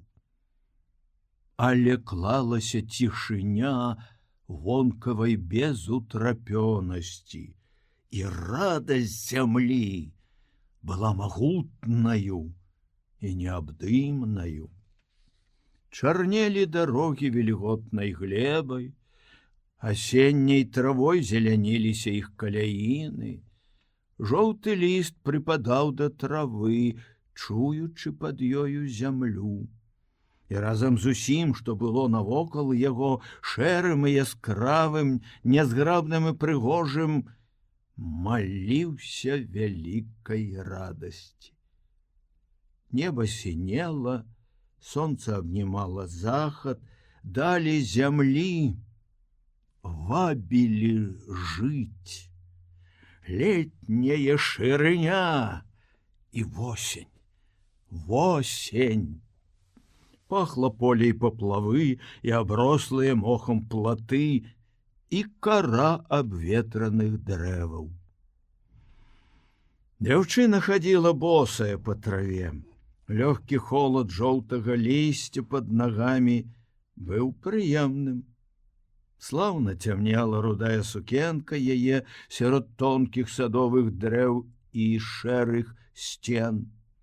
Салома шумела пад рукамі ў дзяўчыны, і перамешаная з зеленівам сухой травы весяліла дзяўчыніны вочы. І вочы гарэлі чорнай глыбінёю, і ўсё было ў іх, як бы свет адлюстраваў іх, все глыбіні хараства, радасці і смутку, для паказу таго, што самае жахлівае ў юнацкім смутку гэта дзяўчыніны вочы. На скананні дня, ўпраўляючыся тут, чула яна, што сумуюць па ёй двое. Алесь быў моцным і прывабным. Каханне першых часоў прытупілася за год, але з'яўляцца пачало нешта падобнае на прывычку да яго. Аднак жа вострыя хістанні надыходзілі вельмі часта. І раптам неспадзяваны кватарант, раней бачаны некалькі разоў у горадзе і ледзьве знаёмы, узняў цэлую буру і парушыў усё. Вобраз Алеся стаў блёклым і затуманеным, шэрым. Днём білася встрывожана сэрца, калі кватарант памагаў цадзіць малако. Дужа хвалявалася горасцю трапення пачуццяў, калі Алесь стаяў каля яе ў кухні. І цяпер цвілі ў душы піжмы і полыны. Бездапаможнасць і нават безнадзейнасць панавалі над ёю. Скрыпела вочапам студня, павольна званілі ў царкве, амаль сканаў дзень, тады яна ішла з прыгумення ў хату. Трывожна было і страшна ісці туды. Мусіць, чакаў там каханы нават цяпер ужо. Кватарант ісці гуляць куды? І Алесь жа чакаў недзе, ці меўся прыйсці. Шастала пад нагамі салома, пахлі трава, вечар і восень. Калаціўся в апошніх хвілінах сваіх дзень у змроку навіслых голлямі дрэў. Плакала дзяўчына. Царкве ўсё званілі, бацькавы крокі чуваць сталі на двары. Дзяўчына зняла з галавы хустку, выцерла твар і пайшла насустрач. Бацька быў у новых ботах і зусім не кульгаў. Надвор'е пагодлівае стане, сказаў ён. Нага ў мяне зусім здароваю чуецца. Хто ў хаце? Запытала дачка. Нікога. Дзе ж мама? Хто яе ведае, куды яна пайшла? А каморнік на вуліцы сядзіць на лаўцы. Яна цішком увайшла ў сенцы, спяшаючыся памыла ногі і абула чаравікі, ускінула на плечы вялікую хустку і пайшла агародамі, каб ніхто не заўважыў яе. Куды ты, Ганна? Бацька замыкаў гумно і распускаў дзягцяны пах ботаў. Гуляць пайду з дзяўчатамі. То чаму ты вуліцаю не ідзеш? Яна нічога не адказала. Бацька паглядзеў на яе і сказаў сам сабе: дуры дзяўчына, сама не ведае, чаго хоча. Ён доўга глядзеў ёй услед, аж пакуль не знікла постаць яе ў змрочных агародах. Выйшаў ён за гумно і бачыў, як меркне поле, чуў, як маўчыць балота. І ўсё глядзеў, як блёкнуць густыя колеры захаду. Пасля, зняўшы шапку і пагладзіўшы лысіну, пасвістаў. і рушыў у двор і на вуліцу. Каморнік усё сядзеў на лаўцы. Вы пойдзеце куды? Ці будзеце дома? Каморнік залажыў нага на нагу і паглядзеў з маўклівым запытаннем яму ў вочы. Я гэта таму гавару, што нікога дома няма, а я таксама падацца куды-небудзь думаю. І Ганны няма? Пайшла? Каморнік помаўчаў і пайшоў вуліцаю.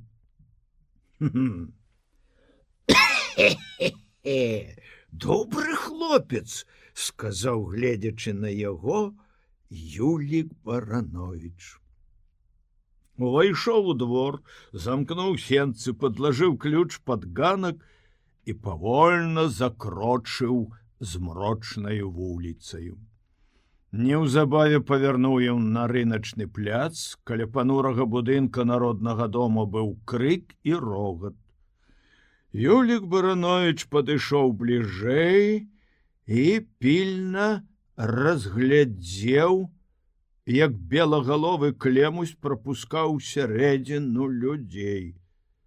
Застылай усмешкаю аб нечым марыў каля ганка міліцыянер.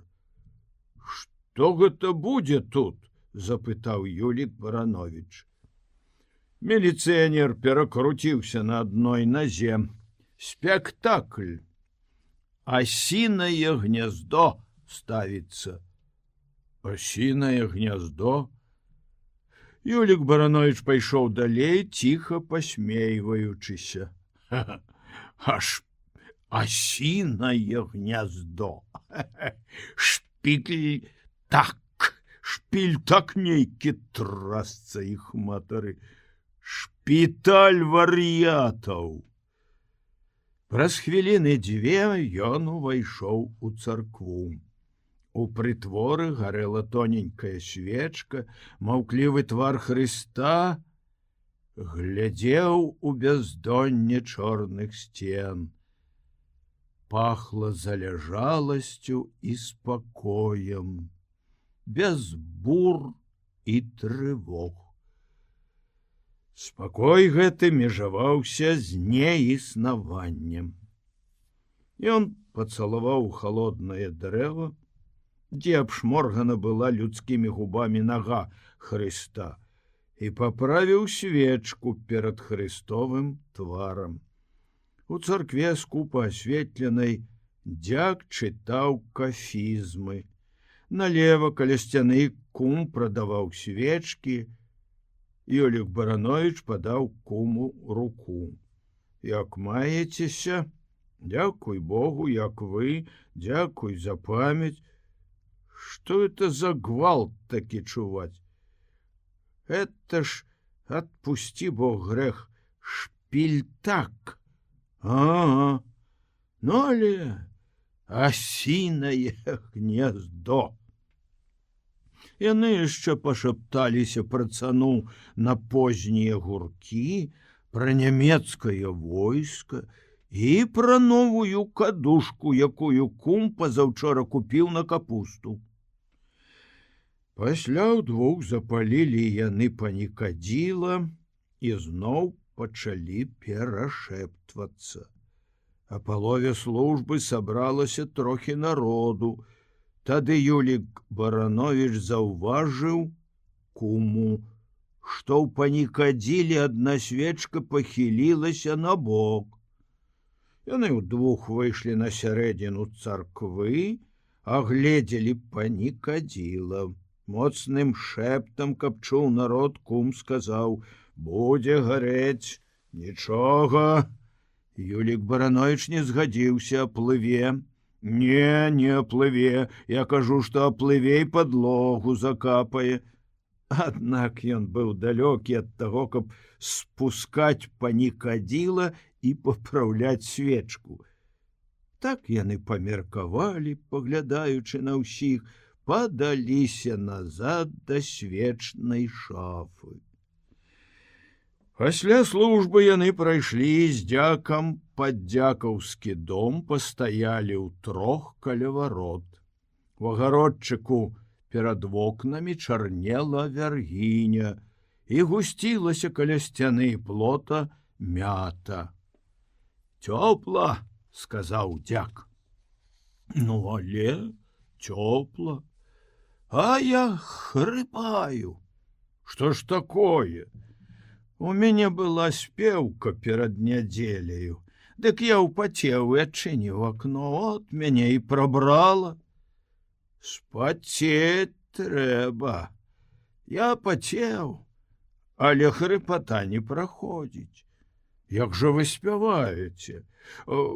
Я перад тым, як ісці на клірас, выпіваю штукі 3 яец. А я вам параю гарэлкі з мёдам. Самагонка добра, ачышчае голас нават і чыстая без мёду». «Чыстая яшчэ лепш», — пацвердзіў Юлік Баранович. «Я даўней як ахрыпну, дык чарак 2 выпіваю. Дык яно і разаграе чалавека, і голас ачышчае. А вам пры вашым, можна сказаць, рамястве, дык не іначай трэба для ачысткі голасу мець рэцэпт. Дык, як вы кажаце, чыстая самагонка? Ну, але чыстая самагонка. Ды не трэба, дык не трэба вам, я ж кажу, ні яец, ні шмаец. Я спрактыкаваўся». Чорны быў вечар, і весело было гаварыць тут ім утрох. «Калі у вас няма, дык я магу дастаць вам самагонкі», — сказаў Барановічаў кум. «Знойдзецца», — адказаў дзяк. Быў ён сутулаваты і вясёлы, з выцягненаю ўніз барадою.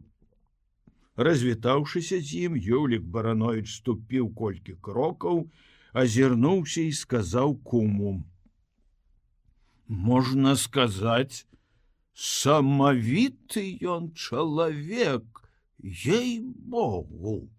Нібы лета імкнулася нагадаць сонечныя дні. Пакошана па плавах паабрастала сіняватая тавай, дзе была скошана, зноў пачынала адрастаць. Нават і птушак з'явілася шмат за апошнія пагодлівыя дні. Падыходзіла да канца сяўба, месцамі ж зелянела і сінела чырванаватая, кволая жытняя рунь. І маўчала, і шумела, і думала ўсё, аддаючыся апошнім лагоднасцям сонца. Вялікая шырыня ляжала на ўсім. Сонечнаю раніцаю на вуліцы рыкалі каровы, і ніводнага зялёнага лістка не было на дрэвах. Радасна пахла полем. У садзе пад нагамі шумела маўчаннем лісцем. Сінія юзікавы вочы гарэлі глыбінёю думак. Юрка, прыпёршыся плячом да разгатае грушы, расказваў: «Я адно як падрасту, дык усё будзе іначай. Калі ж тата вельмі сярдзіты нейкі, што ты яму не скажаш, дык ён калі закрычыць». Юзік сказаў: «Ну, бо ты яшчэ малы, вельмі ён цябе будзе слухаць. Няхай сабе я малы, але ж за што на мяне крычаць? Што я вінават?» І на мяне тата крычыць. Пазаўчора мне вельмі захацелася было сала. Дык я сам палез у суднік ды адрэзаў сабе кавалачак. Дык тата, калі ўбачыў, дагнаў мяне каля хлява, дык калі дасць мне нечым па руках. Дык я ж заплакаў, ей-богу. А у вас сала много? Нашто ён мяне біў, а? Я ж і сам бачу, што сала да каляд засталося толькі адзін кавалак. Ну, можа, там на якіх 10 гаршкоў будзе на акрасу. Але ж мне вельмі захацелася было сала. Ой-ей, як захацелася. Я вельмі даўно не еў сала. А чым вы варыце? З чым? На абед дык крупнік з малаком або картопля з малаком. А раніцаю дык у нас расол ёсць і гуркі. Юрка помаўчаў і зноў пачаў гаварыць. Каб я адно скарэй вырас, дык от паглядзіш, што іначай я ўсё буду рабіць. А то, што гэты крык заўсёды ў хаце, часам аж страшна ў хату ісці, ей-богу. Не то, што я бацькі баюся.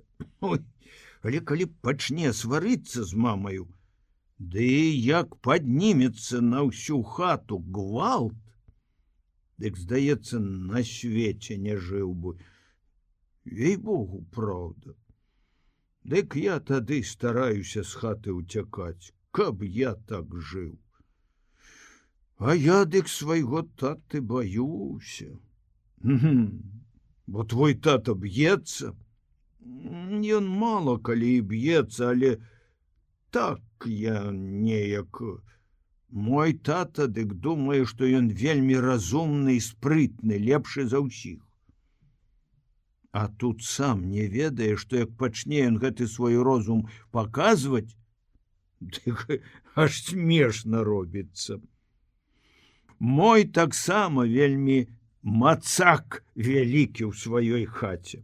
А калі прыйдзецца дзе перад людзьмі абазвацца, дык увесь яго гэты мацунак прападае. А ў хаце сваёй дык ён вельмі храбры, аж страх. Або мой тата, калі пачне праклінаць усіх. У нас гэта, што грэчкі трохі згніло на полі пад дажджамі. Дык ён нават мяне кляў, адно, што не біўся. Летась, я памятаю, не ўспеў усяго гною павазіць увосень, дык мама нешта сказала. А ён, калі дасць маме па галаве, дык я гавару: тата, не бейце мамы. А ён на мяне, калі крыкне: маўчы, бо і табе дам. Я свайго бацькі не люблю. А калі ён захварэе, дык мне так шкада яго, што не дай Божа. Бо вядома, бацька. Ну, але... Нейкі час яны маўчалі. Юрка разглядаў сінюю асеннюю муху у сябе на назе. Юзік стараўся збіць тонкім дубцом каліўё сухога зелля. Абодва слаўна адчувалі ласкавую цеплыню асенняга сонца. Помаўчаўшы, Юзік сказаў: Юрка, каб гэта взяў ды ў камсамол запісаўся. Ну, але, каб гэта взяў ды запісаўся. Давай запішамся. Нас не прымуць, бо мы яшчэ малыя. А ў піянеры? У піянеры вялікія. Хіба як падрастом, дык тады ў камсамольцы пазапісваемся. Тата будзе крычаць. Ну, але будзе. Нічога, запішамся. А Хоня свайго хлопца кожны дзень лупцуе, калі ён позна дадому прыцягнецца. Ён жа прыходзіць чуць не кожны дзень позна ўночы. А дзе ж ён цягаецца? От, то ў клуб пойдзе, то яшчэ куды. Ён жа ужо камсамолец. Не, ён яшчэ піянер. А ну, але піянер. Ой, гэта я забыўся. Яны зноў помаўчалі. Юзік дашчэнту збіў каліўё і разам з ім схвастаў дубец. Раптам Юрка, як бы што прыпомніўшы, дзіка глянуў на траву і сказаў ціхім голасам: «Моя мама хворая». Юзік спытаў: «Хворая?» «Хворая. Яна ж ходзіць і робіць усё. Мала што ходзіць, робіць усё, але хворая. Яна раніцой, як устае, дык заўсёды енчыць, што галава баліць, а часамі і жывот ёй баліць. Кажа, што ёй у вачах цёмна, галава кружыцца, калі яна паднімае што цяжкое або пасядзіць доўга, ды ўстане. Вельмі ж ёй цяжка даставаць з пограбу картоплю. Ну дык чаму ты ёй не памагаеш? Я ж памагаю. Але калі яна нейкая, от калі занатурыцца, дык не хоча, каб я памагаў ёй, я, кажа, сама. Яна мяне шкадуе. А чаму твой тата не памагае ёй даставаць з пограбу картоплю? Тата часам памагае, але вельмі яму час ёсць, або ў галаве гэта яму. Ён жа такі. Які? Ён адно крычаць умее. То няхай бы твоя мама пайшла да доктара? Вельмі ёй час ёсць. Наш дурная не хоча кінуць работы, ды не пойдзе. Падумаўшы, ён дадаў: я ёй скажу, каб яна пайшла да доктара. Я ўкраду, каб тата не бачыў, жыта, ды прадам, ды дам грошы на доктара. А хіба тата шкадуе ёй на доктара? Ён-то не шкадуе, але цішэй у хаце будзе, калі ён бачыць не будзе. От дурны твой тата. Дык ён жа не шкадуе, ей-богу, не. А чаго яна хворая? Дзіва, што будзе хворая, гэтак жывучы. Ніколі не выспіцца, не пад'есць, ды заўсёды яшчэ у жорнах меля. Не дзіцячы бляск раптам з'явіўся ў Юркавых вачах. Вострым агнём загарэліся яны. І адзнакі непераможнага жадання прайсці скрозь усё скалыхнулі рысы яго дробнага твару. Так ён стаяў, шчуплы і ўзбуджаны, поўны немамі бурамі. Юзік, чаго ты? Хадзем пад рэчку. Чаго? Рыбу лавіць. Не будзе брацца. Будзе. Хадзем? Ну, хадзем. Але я яшчэ не снедаў. Дык я цябе пачакаю. Добра, пачакай. Ну, дык ты ідзі хутчэй. Юзік пайшоў, Юрка застаўся адзін, ён усё глядзеў на свае ногі, чорныя і патрэсканыя. Раніца рабілася позняю, на вуліцы чуліся святочныя гаворкі, Юрка ўсё стаяў адзін, пахла трава і лісце, і сонца адчувалася всёю істотаю. Вострае было яно і поўніла душу радасцю святла і волі. Юрка пайшоў да плота, узлёг грудьмі на пералаз, глядзеў вулачку між гумён і платоў, усю аброслую зеллем і закіданую жаўцізною лісця. Так глядзеў на ўсё, што было перад вачыма. І чуў наскрозь на вылёт ад карэнняў да верхавін, ад пачаткаў і да канцоў. І вялікае кіпенне поўніла ўсё. Усё бачанае і нябачанае, і разам з усім яго. Каля рэчкі яны былі доўга, адрослая і зноў збітая быдлам пакоша рачных берагоў весяліла іх.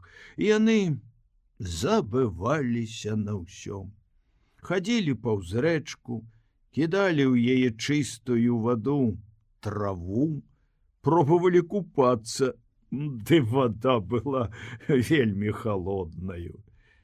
Нявыказаная воля душы узбуджвалася прасторамі паплавовы поля, густою жаўцізною пахучых кустоў. І ўсё пахла востра і шырока. І ўсё калацілася незвычайнай чуласцю ва ўспрыманнях. Крываносы Мікалай ішоў аднекуль з таго боку рэчкі. Дзе тут, хлопцы, кладка ёсць? А дзе вы былі, дядька? У Чучаны хадзіў. Чаго? Трэба было. Эх, які ты цікавы. Тут няма нідзе кладкі. Яны глядзелі, як Мікалай пераходзіў бродам рэчку, пасля глядзелі яму ўслед, як ён ішоў, просто трымаючы свае пляскатыя плечы. Сонца белаватае ад восені шырыла далягляды, зямля была ў дрымоце і салодкім забыцці.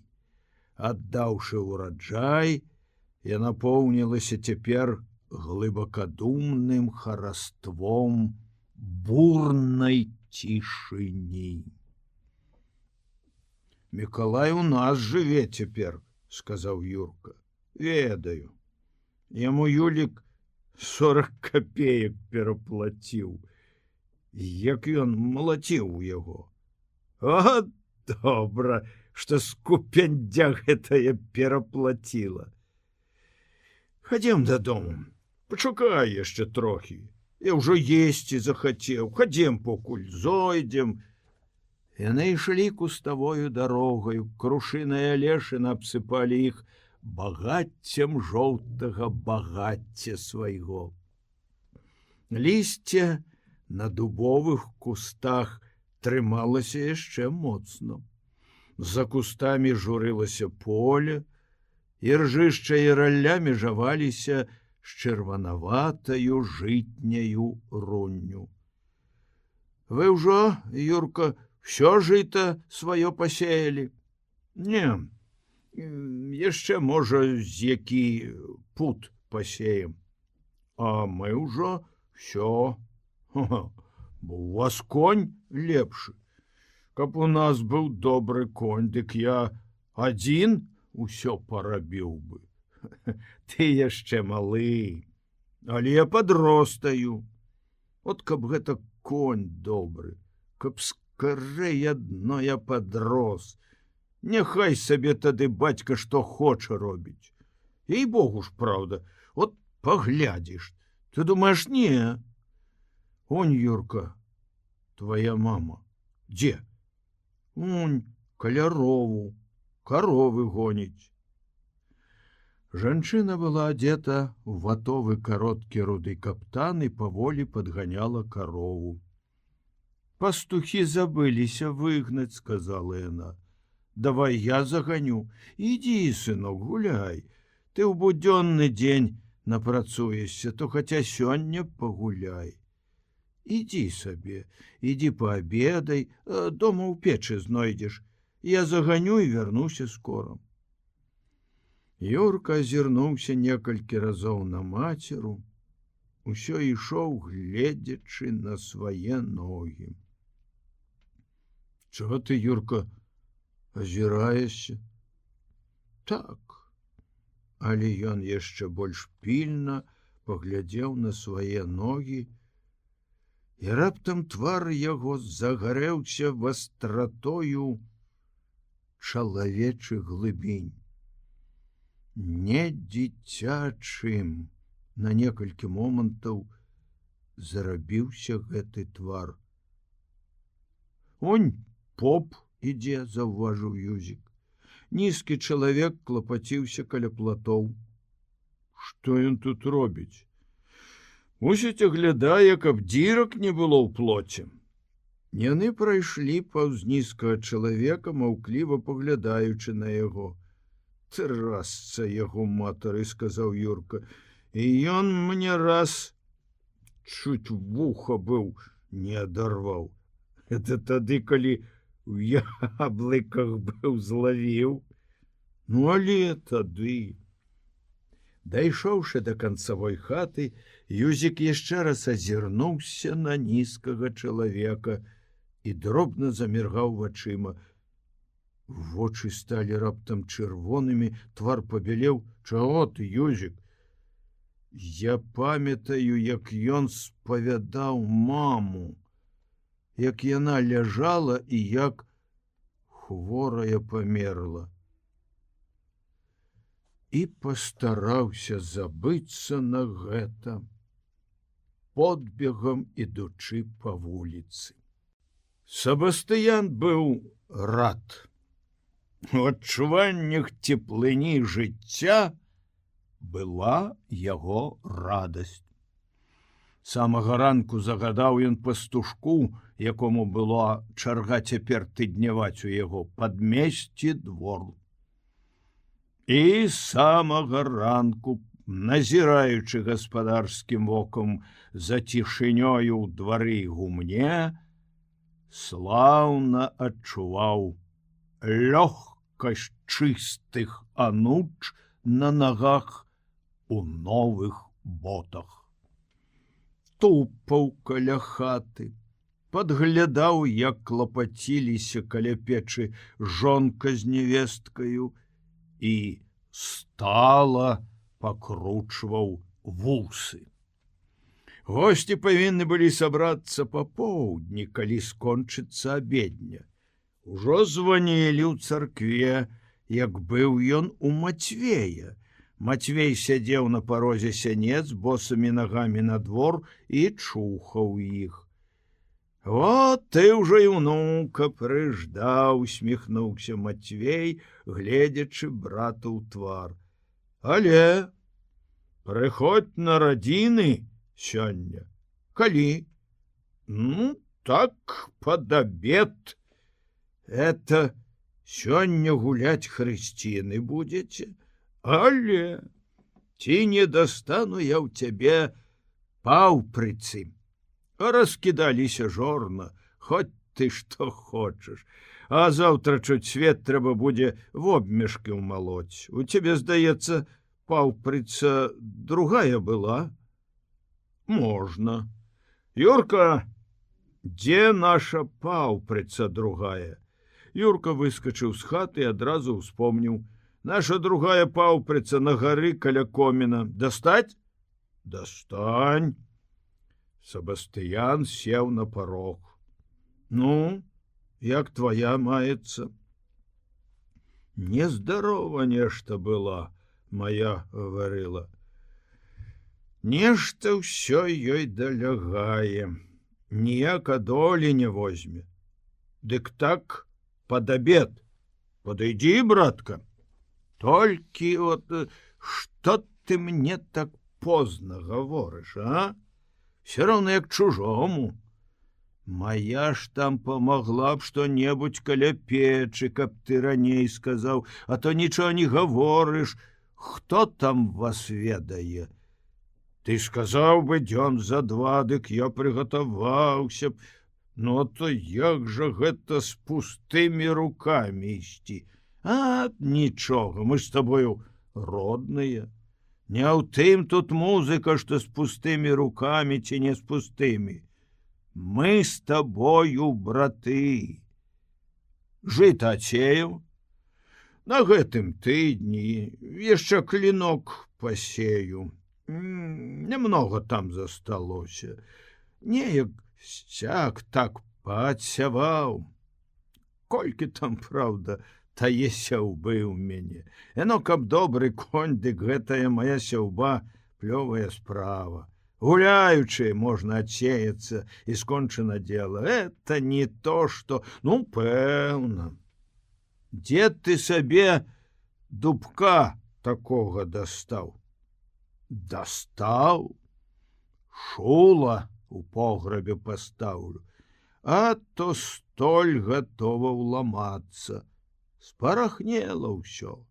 На той год, калі жывы будзем, трэба будзе пограб новы майстраваць. О, тут, каля гэтае грушы выкапаю. А то ў сенцах вельмі ж нявыгадна, цесна, не павярнуцца. Ну, пэўна, што. Сабастыян узяў паўпрыцу, паважыў у руцэ і падаўся дадому. Сонца стаяло пад асенні поўдзень, у царкве званілі ў адзін звон, высокі гук доўга нудзіўся і, як канчаўся, нараджаўся зноў. На верую звоняць, сказаў Сабастыян у хаце. Зараз абедня скончыцца. І павысіў голас да жонкі і нявесткі. Ці ўправіліся вы? У бакоўцы, адгароджанай у хаце цалёўкамі, заплакала дзіцянё. Сабастыян быў рад. Спакойная вясёласць апанавала ім, такім ён сустракаў і частаваў гасцей. Поп прыйшоў пазней за ўсіх. А мы не маглі прычакаць, сказаў Сабастыян, гледзячы захмялелымі вачыма на паважнага госця. Добра, што і не чакалі. Ён прытрымаў рукаў расы і блаславіў Сабастыяна. Пасля адшукаў вачыма гаспадыню і блаславіў яе. І раптам зноў стала шумна, неўзабаве поп весела ўжо грукаў басам. Это нічога не парушае.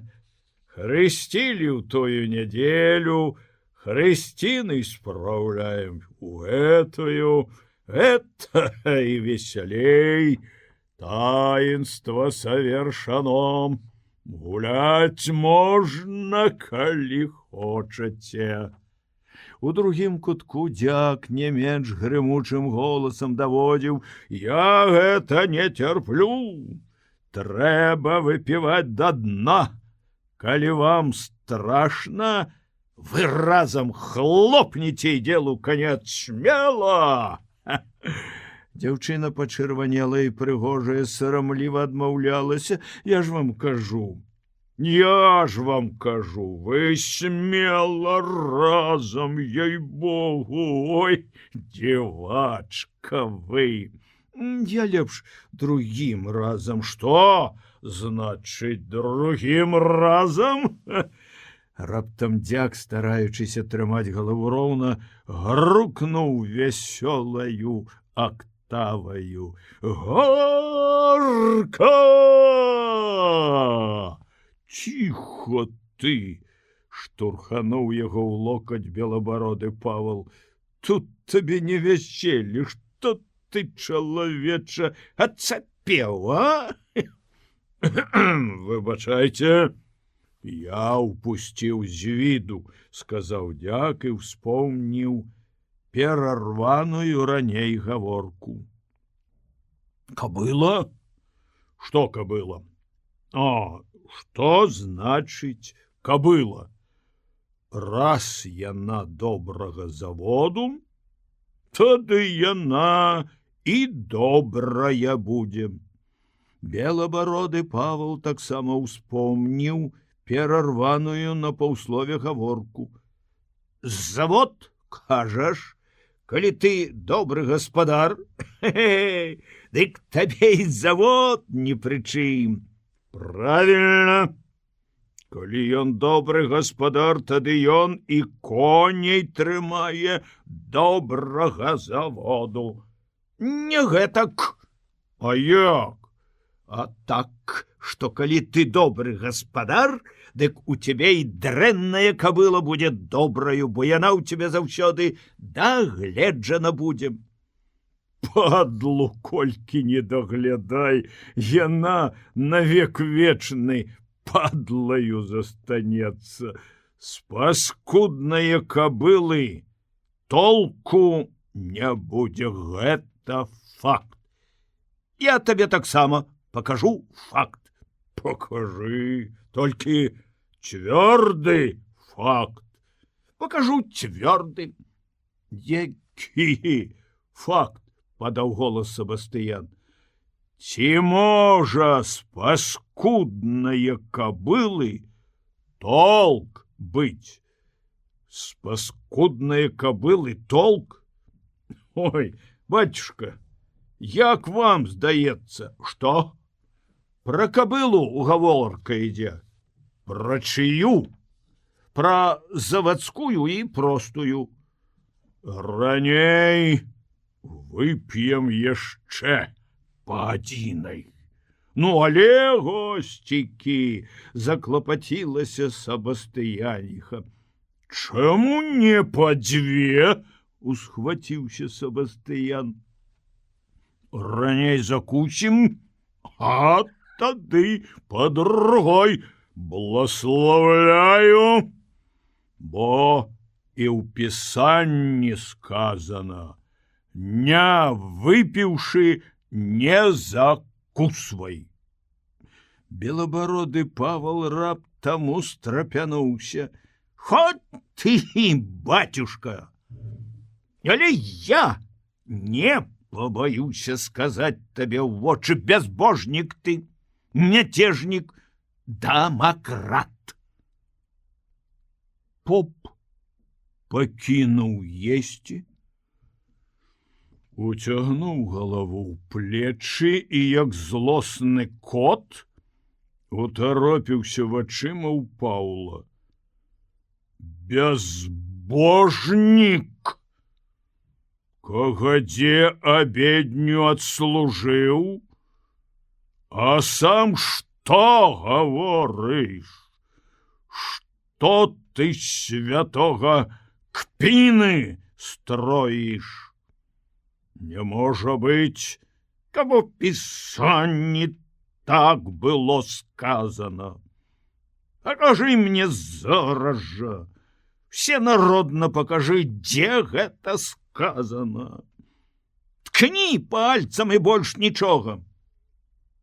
Ты мяне папракаць яшчэ ўздумаў? А сам колькі год у споведзі не быў. Не твоё дело. А чыё ж дело? Не твоё. Канаць буду. А да такога азіята, як ты, да споведзі не пайду. Я даўно чакаў прычыны выказацца пра цябе ўсенародна. Кат ты. Ты чаго хочаш? Ускіпеў поп, усхваціўшыся за столом. Згубитель ты! Ты ўсё мястэчка прыгубіў. Нашто ты лес спляжыў? Бо лес тады быў мой. А пасля рэвалюцыі, калі ён стаў ваш, я ніводным дубцом з яго не пакарыстаўся. Не твой, а царкоўны, а царкоўнага секчы не меў права. Не царкоўны, а мой. Не віляй, ты гавары, на што лес спляжыў? На што? Пры мне быў яшчэ цэлы. А от як вам у руки папаўся, дык цяпер нават дубца на венік не засталося. Пры табе быў цэлы лес? Каб твоя голова была такой цэлай, як гэты лес быў пры табе цэлым. Головы мое не чапай! За знявагу будзеш адказваць перад судом.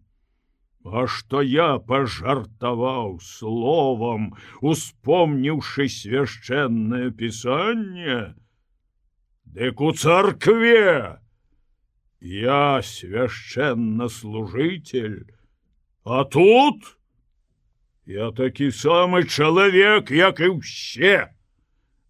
Батюшка, сядьце вы, угаварвала Сабастыяніха, вядома, п'яны.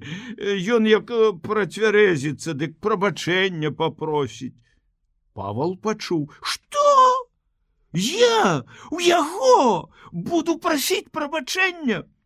Не даждаў ён, каб я ў яго прабачэння прасіў. Рызыкант!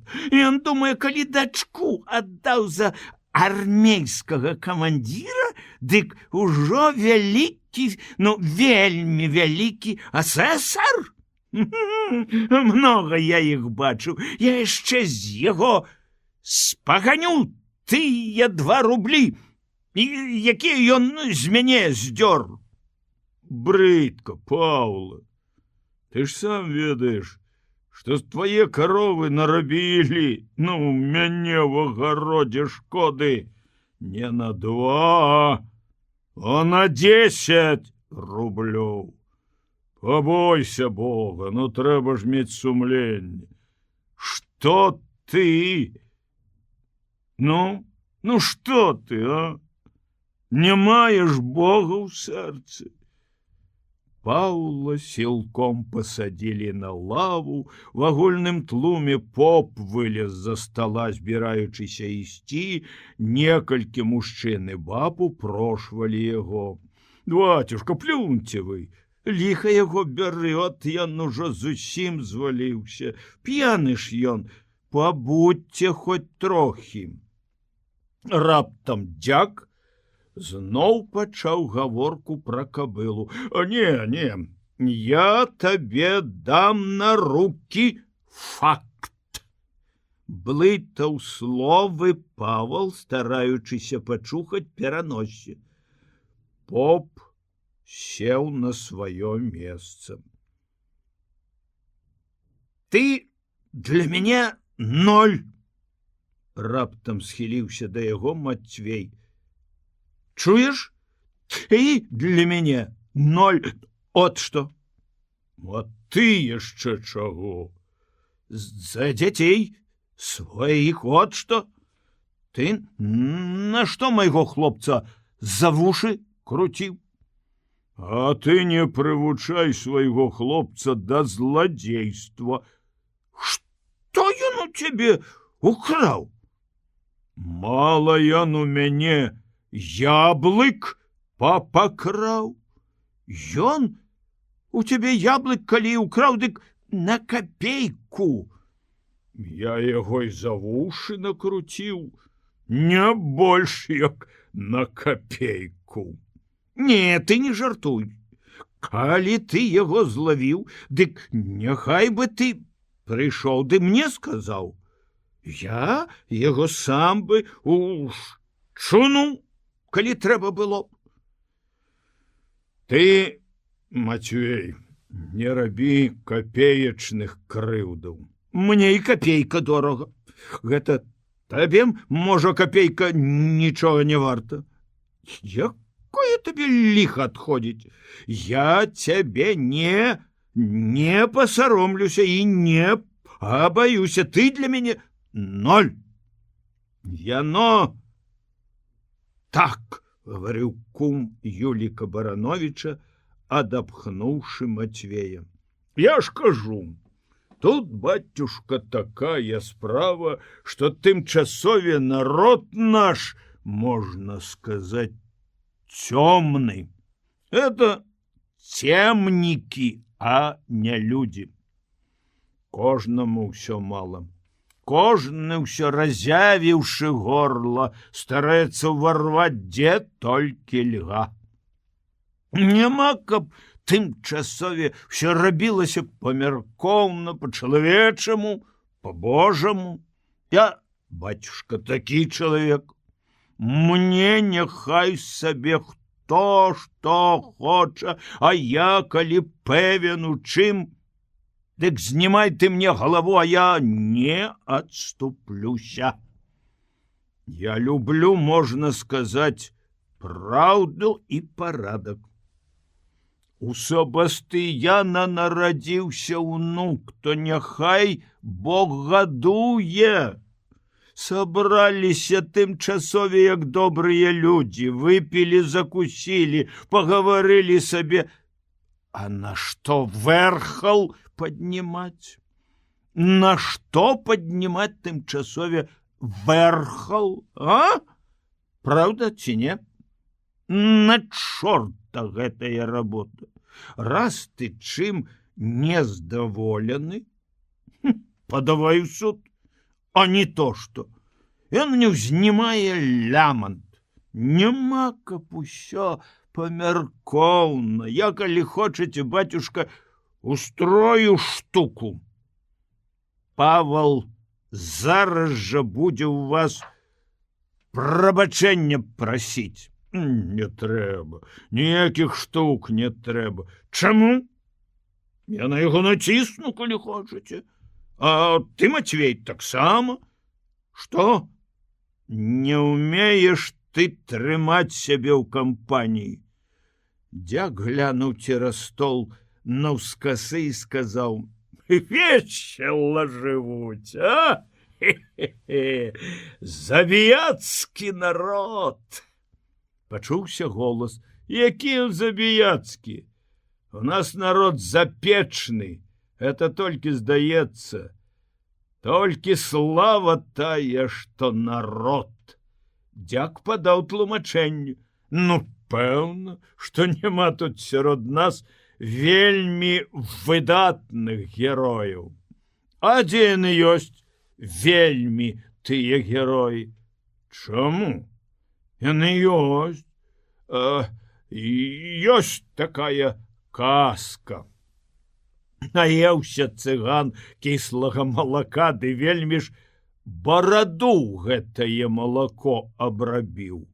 Барановічаў кум раптам зацікаўся: ну, няхай ён запаветрае са сваёю барадою, няўдалы нейкі. Ну, абліў ён, значыць, кіслым малаком бараду і лёг спаць на дарозе.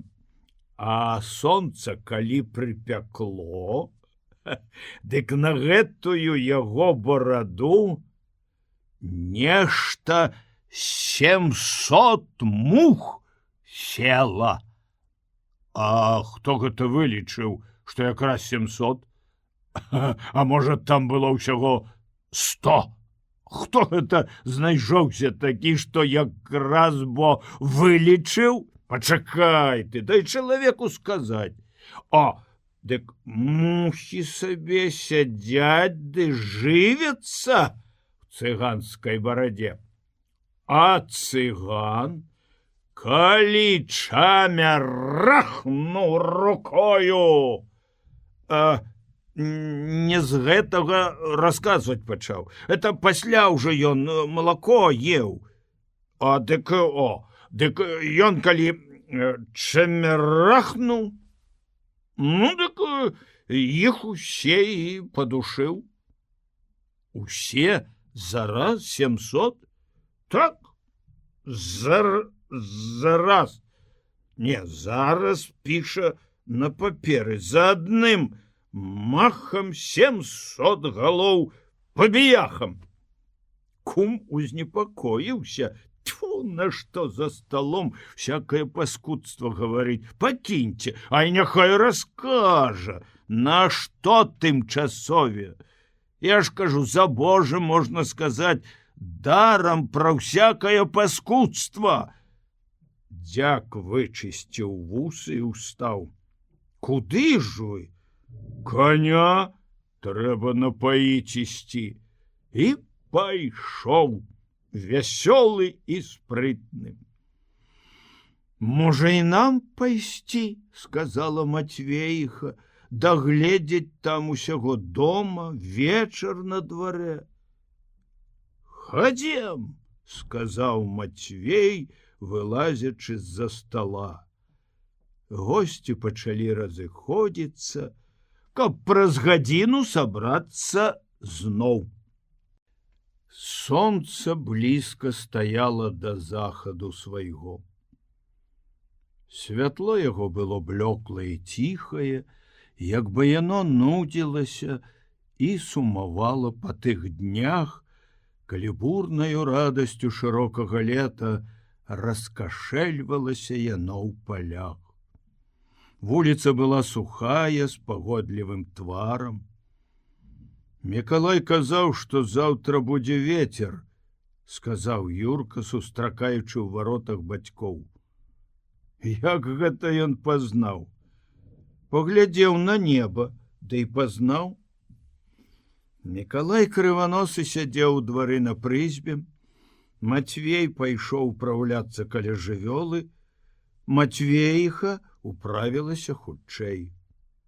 Зноў, мусіць, пойдзеце да Сабастыяна, запытаў Мікалай, гледзячы сабе пад ногі. Пойдзем яшчэ, адказала Матвеіха, садзячыся на сонечны парог. Шмат гасцей на радзінах, вся радня і так суседзі, знаёмыя. Мусіць, выпіўкі здорава. Шмат, няхай яна прападзе. Мяне сілком прымусілі выпіць. Цяпер яшчэ ў галаве кружыць, як у дурное. Ды пэўна, што Сабастыян гарэлкі ўжо не пашкадаваў. Ён рад, што ўнука прычакаў. Мусіць, рад вельмі Сабастыян. Вельмі весела вусы падкручвае. Бачыў я яго сягоння каля крам зранку. Апошнія словы сказаў ён неяк цішэй сам сабе і, сказаўшы, пачаў зацягваць сабе пад нос сваю песню, доўгую, як сумныя дні, без слоў, пачатку і канца. Варушыў наском правай нагі і ўсё цягнуў, ні на кога не гледзячы. Юрка пакручваўся каля мацеры, дзве дзяўчынкі селі каля яе на парозе, сонца пачынала заходзіць. Мама, вы зноў з татам пойдзеце да дзядзькі? Запытаў Юрка. Пойдзем. І я пайду з вами. Чаго ж ты, сынок, пойдзеш? Там тваіх таварышаў няма. Там усе старыя.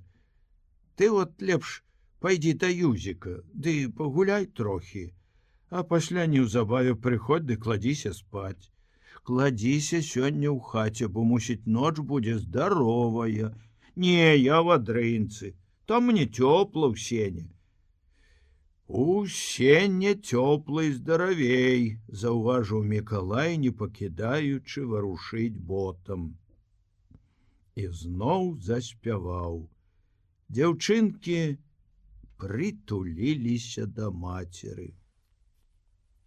У хлеве Матвей крычаў на коня. Палахліва засакатала на цёмным седале курыца. Мікалай падаў голас. От бо чалавек. Крычыць на ўсе жылы. Не можа цішком коня дагледзець. Аж страх. Удзень не шкадуе пугі, а ўвечары крыку. Вельмі ж гаспадар. Ай-яй-яй, от бо. Не крычы ты гэтак сіберна, сказала Матвеіха. Але Мацвей, мусіць, не пачуў у хляве. Юрка сеў каля мацерыных ног на камені. Маці пачала гладзіць па галовах дзяўчатак. Меншая ўзлезла ёй на калені, большая прысунулася бліжэй. Маці глядзела на іх белыя галовы, на чорныя юркавы ногі, сказала: «Няхай бы ты, Юрка, ногі памыў. Я іх некаторага дня мыў з юзікам у цэбры. Дык ты іх зноў памый. Чорт іх падрывае, падрывае, вельмі ж тузае. Прамый ды завярці. Я табе чыстае анучкі пашукаю. Не трэба, так зажыве». Ён выцягнуў нагу, нагнуў твар, да яе і стараўся разгледзець больку. Разгледзеўшы, сказаў: «Нічога, зажыве. Пакуль жаніцца, дык загаіцца», — сказаў Мікалай і звярнуўся да Мацвейхі. Яму варта было б са старых халяваў лапцікі пашыць на восень, па полі хадзіць. Здаравейшыя ў яго ногі былі б. Дастаць з гары халявы, дык я яму заўтра пашыю. Халяў няма. На гары ляжаць старыя. Гэта на зіму яму прышвы будуць. Без ботаў жа ён зімаваць не будзе. Не трэба псаваць халяў, сказаў Юрка, на зіму боты мне прышыюцца. Тата сам гаварыў: на чорта мне тыя лапці. Вот не бачыў лапцей, я не хачу. Ніхто цябе сілком не прымушае. І Мікалай зноў зацягнуў свой бясконцы матыў. Навокал ціха было і прытульна ад асенняга вечара. Пахлі асеннія грушы, сумавалі платы. Весяліўся ў ружовасці захад.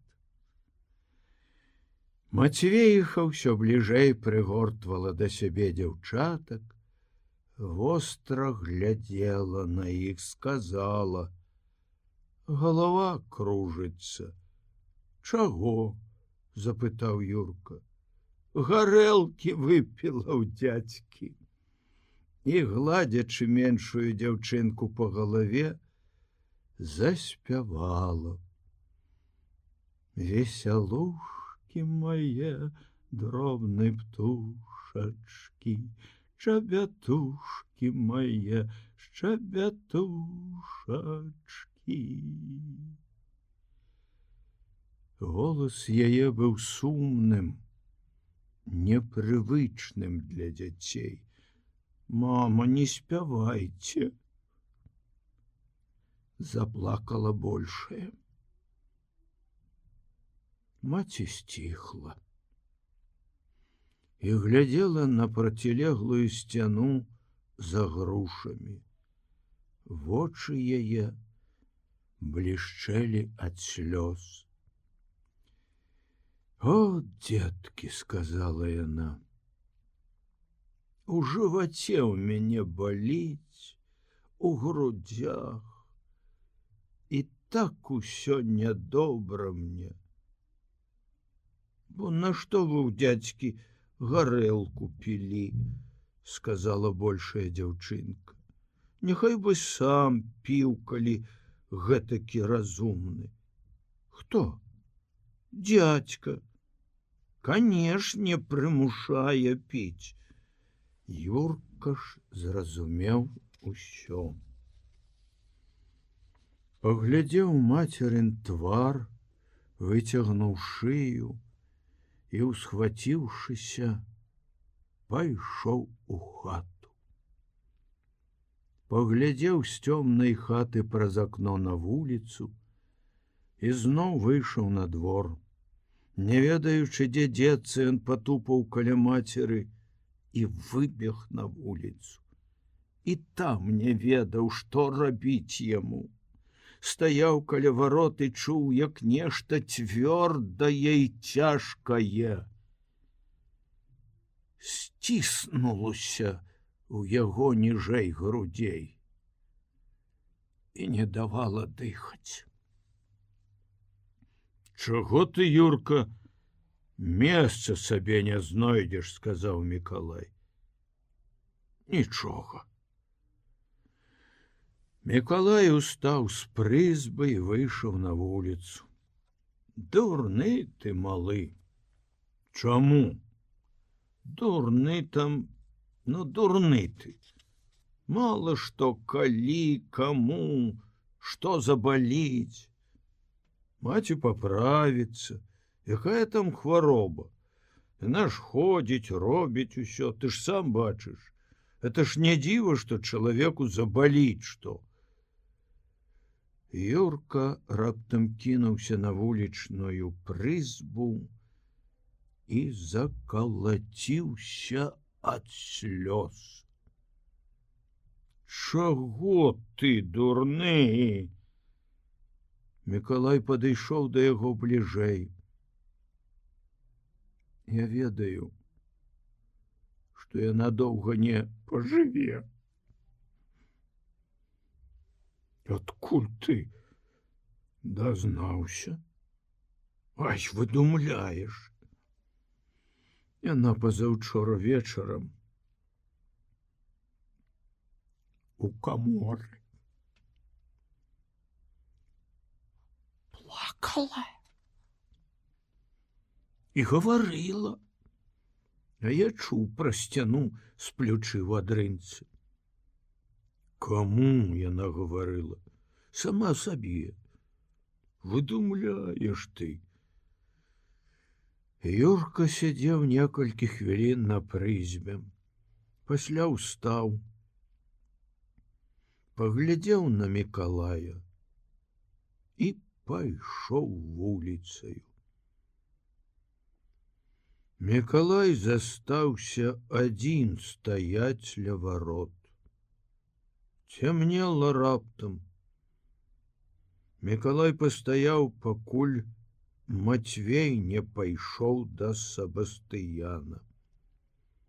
«Адзін ідзеш?» — сказаў Мікалай. «Адзін. Ёй няма як ад дзяцей». «Чаму ты яе да доктара не выправіш? Яна ж нездарова. Няўжо ж я яе не пускаю? Можна падумаць, што я азіят які. Дык ты яе выправ. Як жа яе ты выправіш? Яна сама не ведае, ці што? Што это? Дзіцянё малое, што трэба выпраўляць?» Яно можа і так. Мацвей пайшоў, а Мікалай увайшоў у хату. «Ідзі ты заўтра, Наталя, в амбулятору». «Пайду». «Пайдзі, ратуйся ты. Трэба якога рубля грошай. На чорта той рубель, не трэба, так павінны лячыць». Не вельмі ён так налечыць. Дасць якіх парашкоў адчэпнага. Можа, хіба яму каўбас пару занясці. Дай лепш няхай дзеці з'ядуць. «Пайду. Заўтра пайду». Яна прыставіла з коміна на прымурку газоўку і стала наліваць дзецям вячэраць. Мікалай зноў выйшаў на вуліцу, стаяў і глядзеў у асенні змрок. Жыта скончылі сеяць да поўдня. Вецер абвяваў сонечную раллю, мякка выбаранаваную, і абвіваў Юркаў твар, прывыклы да ўсялякіх ветраў і дажджоў. Юрка патузваў лейцы, гукаў на коня, і ўслед за ім вельмі паволі хадзіў за бараною і думаў, ці пайшла маці да доктара, ці не. Паснедаўшы, як выбіраўся ён з бацькам ехаць на поле, яна выбіралася ісці. Вароны падляталі ўслед за бараною, крычалі ж яны і над блізкімі абветранымі кустамі. Пасля баранавання конь пойдзе на пашу. Дома, паабедаўшы, абіраць і грушы прыйдзецца. Весела было б, калі б не гэтая справа з маткаю. А матка скончыла паліць у печы, падмяла хату і выбіралася. Амбулаторыя стаяла за мястэчкам, дзе пачыналася голае цяпер поле. Некалькі фурманак стаяла каля брамы, чакаць давялося недоўга. Пах лякарства закружыў ёй галаву.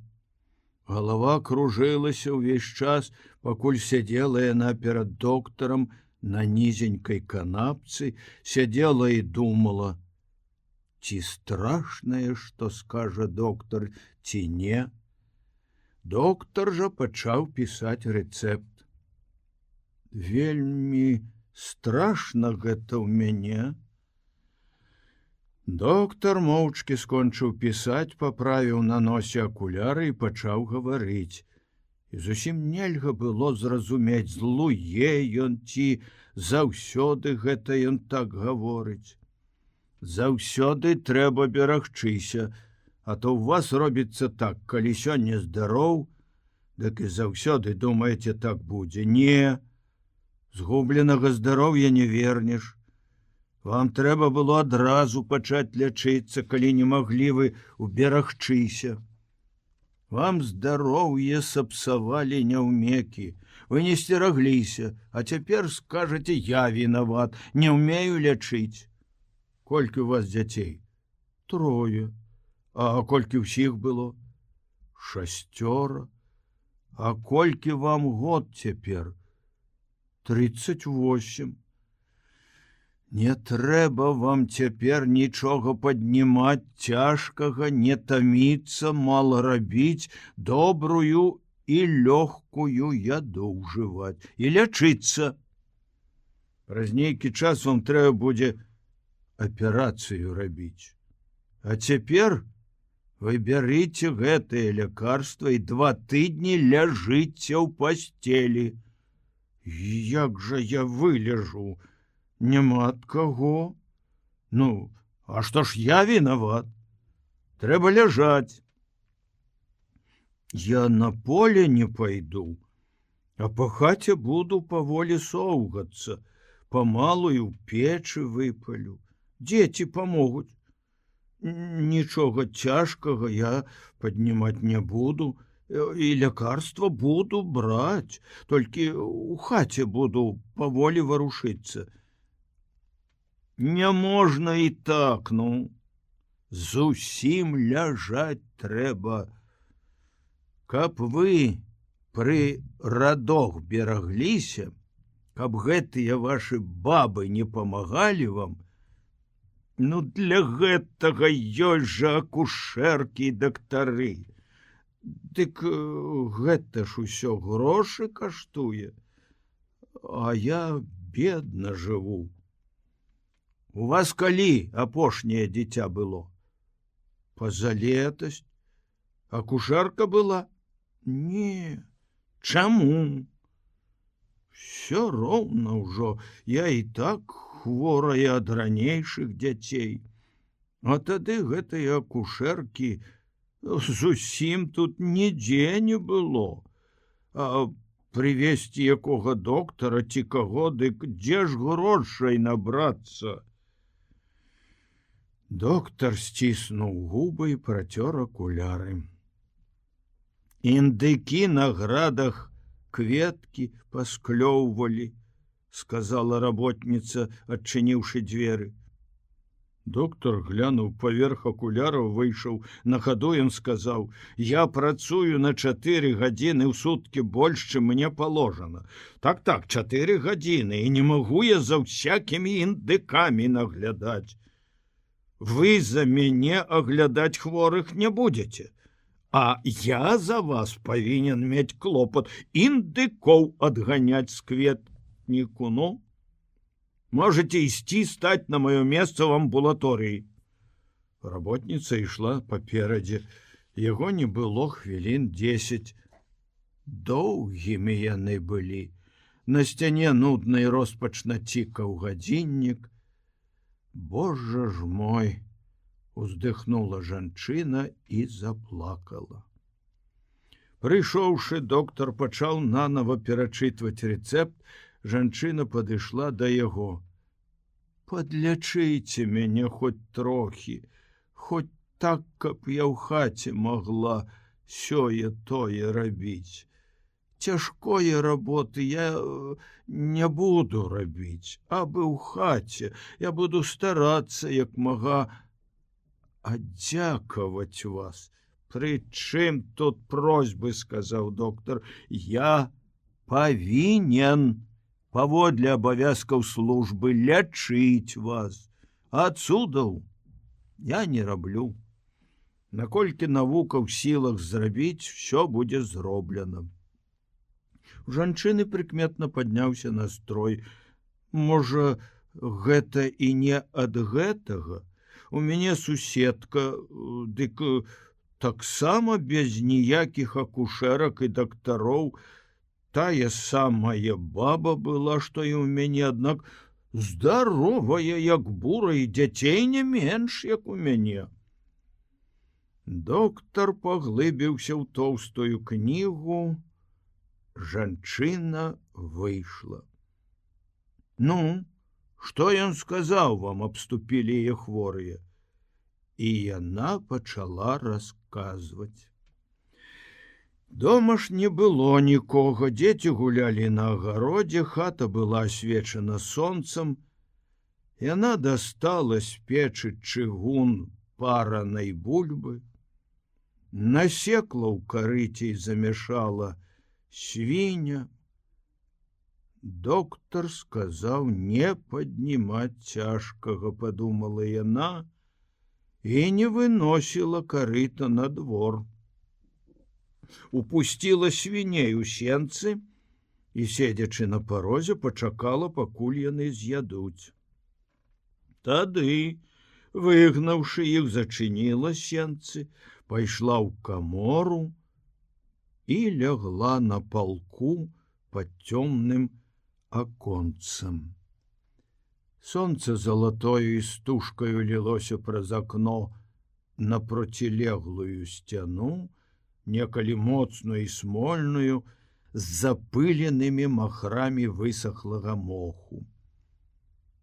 Пры ёй на паліцы ляжалі 2 булкі хлеба, стаялі збанкі, і на ржавым цвіку віселі пучкі сухога, свянцонага і несвянцонага зелля, піжмы, чабору і цантуркі. Пух сухой мяты уткнуты быў у аконца. Адчуваючы слабасць, яна драмала і ўсё думала. Вострая ўзбуджанасць думак не давала ёй забыцца на ўсё у моцным сне. Юрка стаяў уваччу яе з чорнымі і нямытымі нагамі, сінявокі, шырака твары, малы. Хоць бы прыждаць, калі ён, як мае быць, узнімецца на ногі, сказала яна, і сама спалохалася свайго аслабелага раптам голасу. Пасля ўсё ж ёй удалося заснуць Спала яна больш гадзіны і ўстала пад самы вечар. Юрка распрагаў на двары коня. Матвей там жа стукаў нечым і гаварыў з Юркам. «Былі ў доктара?» — запытаў Юрка, калі яна выйшла на двор. «Была. А што ён сказаў?» «Нічога. Казаў, што ўсё зараз пройдзе. Скажыце праўду». «Дык праўда ж?» Юрка весялей глянуў на яе і павёў паіць коня. Матвей падышоў да яе. «Ну як?» Казаў, нічога цяжкога не паднімаць, цяжка не рабіць. Матвей дзіка глянуў вакол. Нічога. Нічога, тады папраўлюся. Матвей нічога не сказаў і пацягнуў саматугам пустыя драбіны в агарод пад ігрушы. Яна глянула на вуліцу і бачыла, як Юрка весела смяяўся з хлопцамі пад калодзезем. Такім жа вясёлым ён прывёў коня дадому, і такім быў усе наступныя дні. Пагодлівыя і ветраныя ж былі яны гэтыя дні. 2 тыдні стаяла гэткае надвор'е. Увесь гэты час выбіралі бульбу. Матвеіха чула сябе лепш і была на полі. Юрка гробся ў зямлі побач з ёю. Гаварылася неяк мала. Матвей моцна крычаў на коня, які не мог браць цяжкіх вазоў. Пыл узнімаўся па прысохлай раллі. Пылелі і дарогі, шумелі кусты. Бульба была выбрана ў канцы 2-го тыдня. Надвор'е не змянілася. Здароўе ж Матвеіхі пагоршылася. Мікалай Крываносы, прыходзячы вечарам з падзённай работы, гаварыў: «Не варта было табе, Наталя, на поле ездзіць. Выбралі б гэтую бульбу без цябе. Што ты, Матвей, за чалавек? Каменнае сэрца ў цябе, халера цябе ведае. Да праўды». Матвей пачухаў шыю. «Я і сам не ведаю, што мне рабіць. От як прыйдзе бяда, тады навучыць, што табе рабіць». «Добра. Што добра? Да чаго ты гэта дапускаеш?» «Я ж кажу, што добра, кончана. Цяпер няхай ляжыць, няхай нічога не робіць». Мікалай яшчэ нешта гаварыў, але Матвей, каб не чуць і каб забыцца на ўсё гэта, ўзяўся на двары за нейкую работу. З таго дня Наталя ляжала. Дзень было ёй лепш, дзень было горш, і ўвесь час пагодлівым стаяла надвор'е. Пасля некалькі дзён засаб было ёй горш. «Ну, як вам?» — пытаўся Юрка, даючы ёй адвараную бульбу, хлеб і паранае малако ў шклянцы. «Мне добра, неўзабаве папраўлюся». Юрка бег гуляць на вуліцу. Работы цяпер было яму менш. Ночы былі месячныя. У белай віднаце маўчала і пахла ўсё. І ўсё клікала радавацца ды жыць. Уночы конь вельмі чухаўся аб сцяну і моцна грукаў нечым на ўвесь хлеў, аж у хаце чуваць было. Мацвею не спалася. Кагадзей ён даваў Наталлі малако і пасля таго ніяк не мог заснуць. Варочаўся на свежым сенніку і прыслухоўваўся да стуку ў хляве. Месяц быў поўны і белы, дзве лапіны святла яго ляжалі ад вокон на зямлі, і ў хаце быў белы змрок. Наталя была зусім слабаю. Трэці ўжо дзень ёй было ўсё горш. Юрка з Мікалаем спалі ў каморы разам. Наталя застагнала, у хляве застукала мацней. Мацвей устаў, ускінуў на плечы світку і выйшаў на двор. Маўчалі грушы каля суседняй сцяны, пахла над імі вялая трава. Мацвей увайшоў цёмны хлеў і вобмацкам знайшоў коня. Конь усё дзёрся шыяю аб сцяну і жолоб.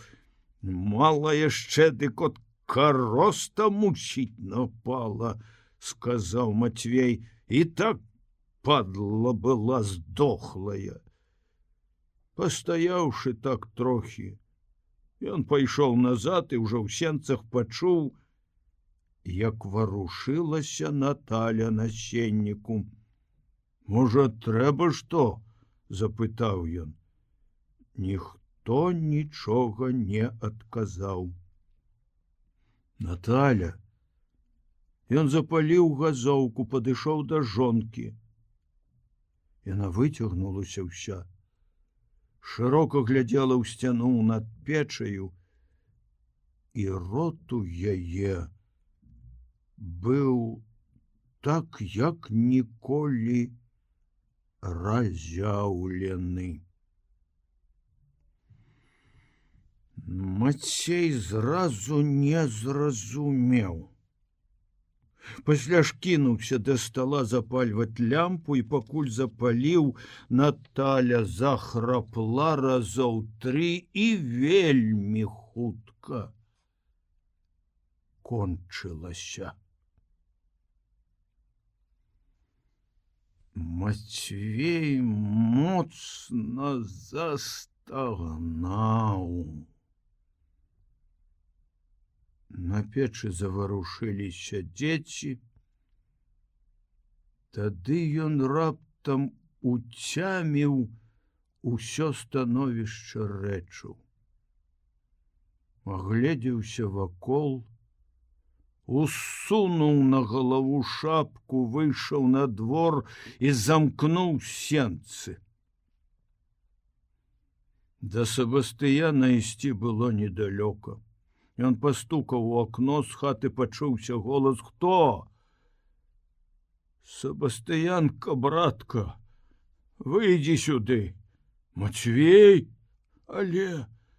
Себастыян выйшаў сенцы. «Памерла. Наталя? Але... кагадзе што?»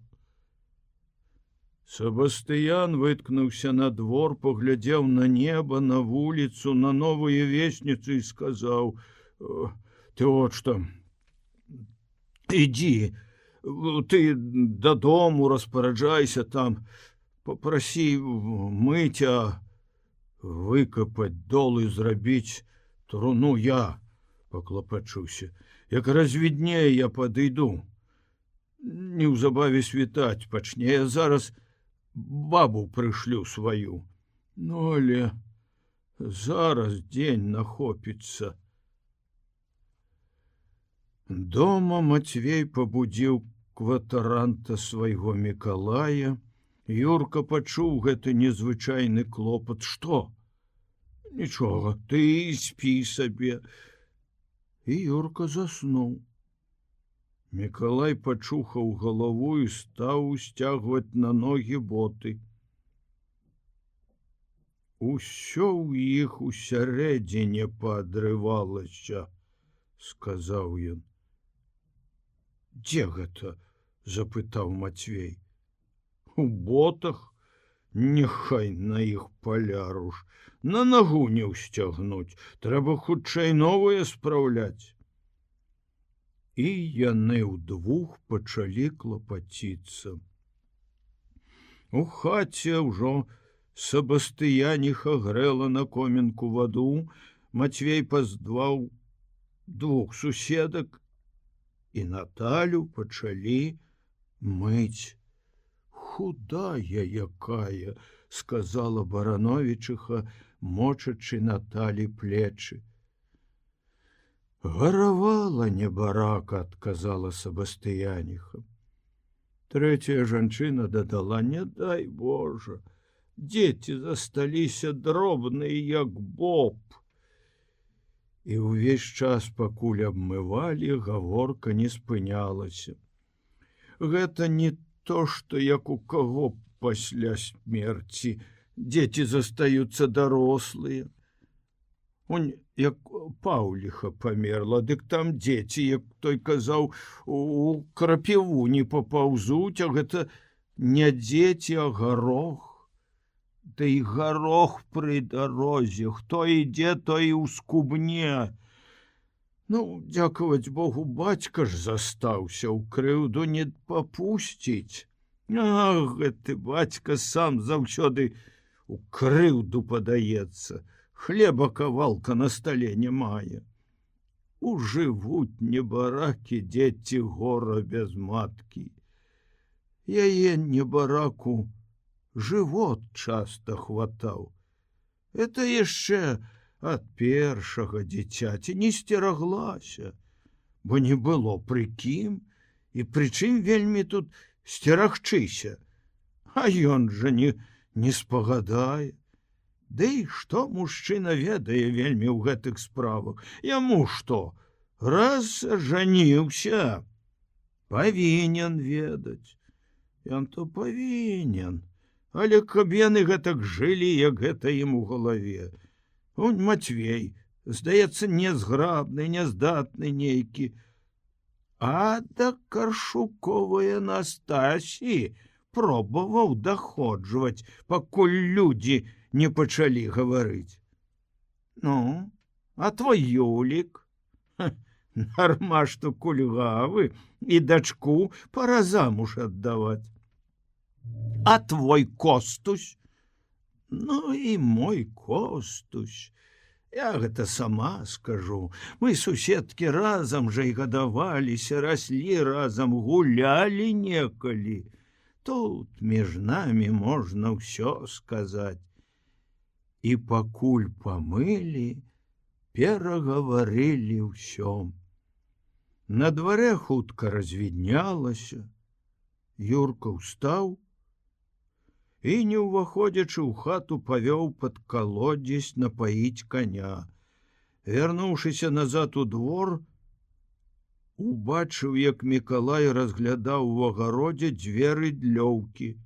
Мацвей неўзабаве прынёс аднекуль трэцюю. Это лепшае, сказаў ён. Я ў Юліка ўзяў, а гэта Сабастыянова дрэнь. Капаць табе паможа Тамаш. Я попрасіў. Няхай бы ты Алеся попрасіў. Гэта маладзейшы. Я думаю попрасіць Алеся, каб памог труну рабіць. Робіць яе Сабастыян сваіх жа дошчак. Дзякуй яму, і толькі трэба яму на помач каго пазваць. Ну, вядома, хто ж паможа, як не брат. Узышло асенняе сонца. Агарод і двор быў ясным і здаваўся прасторным. У Юркі раптам нешта сціснула за горла, дыхаць стала цяжка. Страшная здагадка шавельнулася ў ім. Ён, як стаяў, павярнуўся і роўна пайшоў у хату. Спачатку сторапу нічога і не заўважыў, толькі дзіўна было, чаму гэта цётка Сабастыяніха паліць у печы. Яна скварыла сала на вялікай скаварадзе.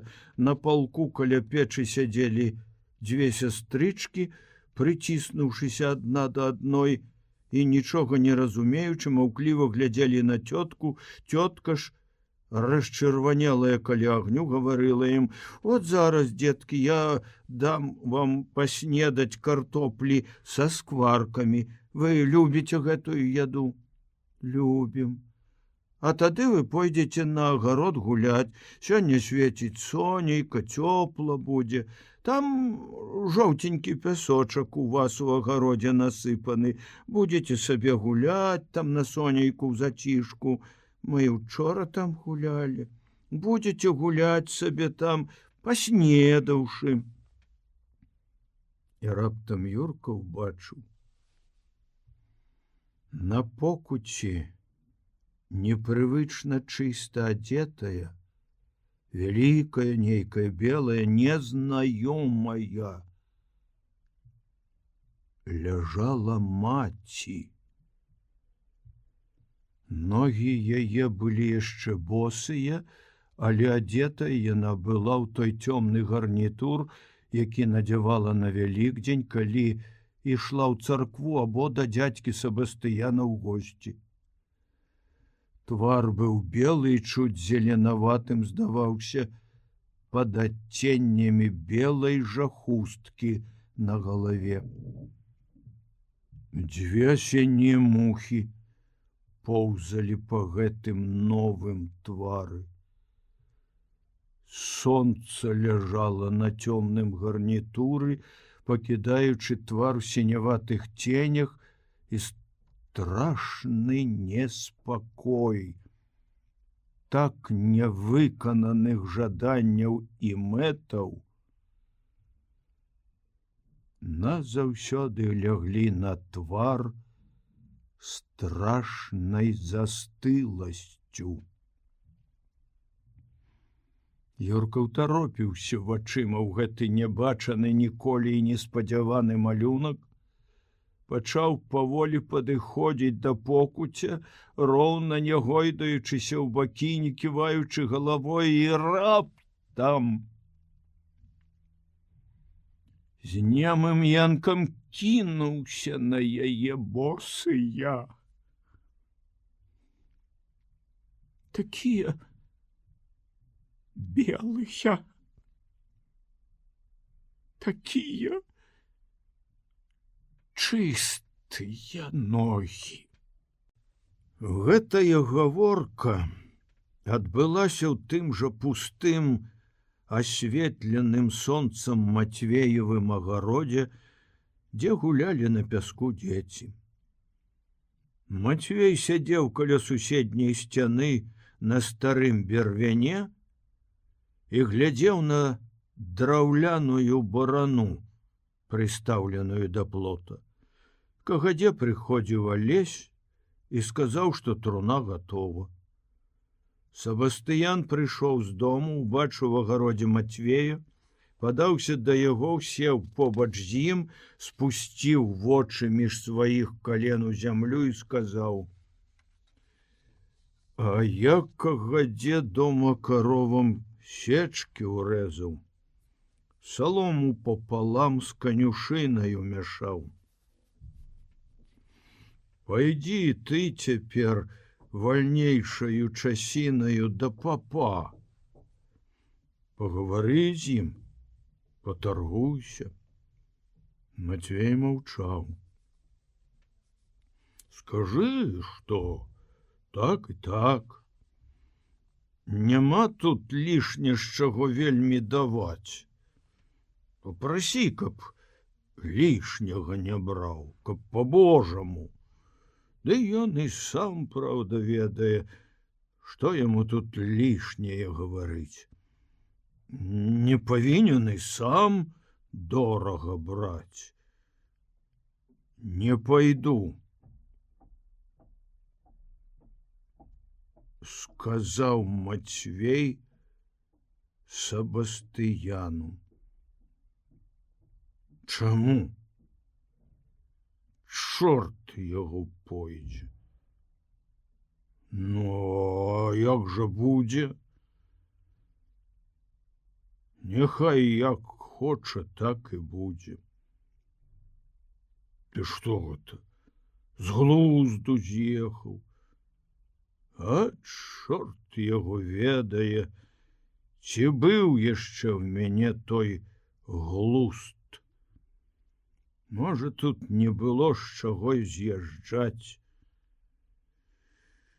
Няхай яно, Бог дасць, выгарыць. Чаго ты праклінаешся? Нічога гэтым не паможаш. А ты мне парай? Чым памагчы? Не гарачыся. Будь трохі халаднейшым. Халаднейшым будь, я табе кажу. Будь халаднейшым. Ідзі. Дагаварыся з папом, слухай мяне, не буду я ні з якім папом дагаварвацца. А як жа так? Як будзе, так і будзе.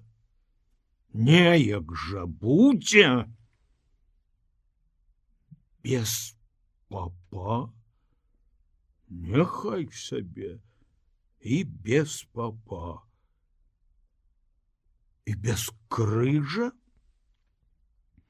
Без царкоўнага звону? Як нехрысць?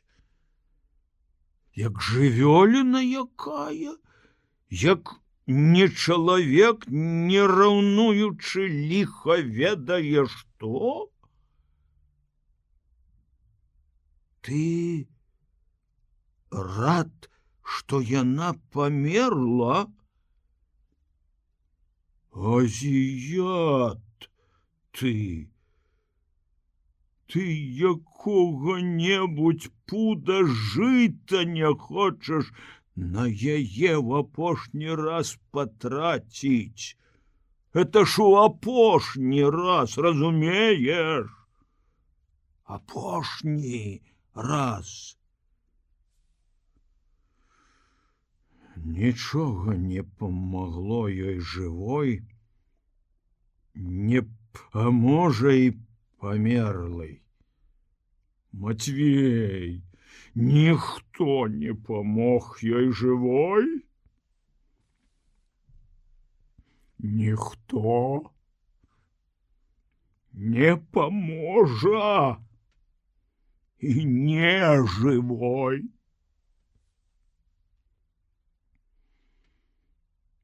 Сабастыян пільна агледзеў халодныя рысы Матвеевага твару.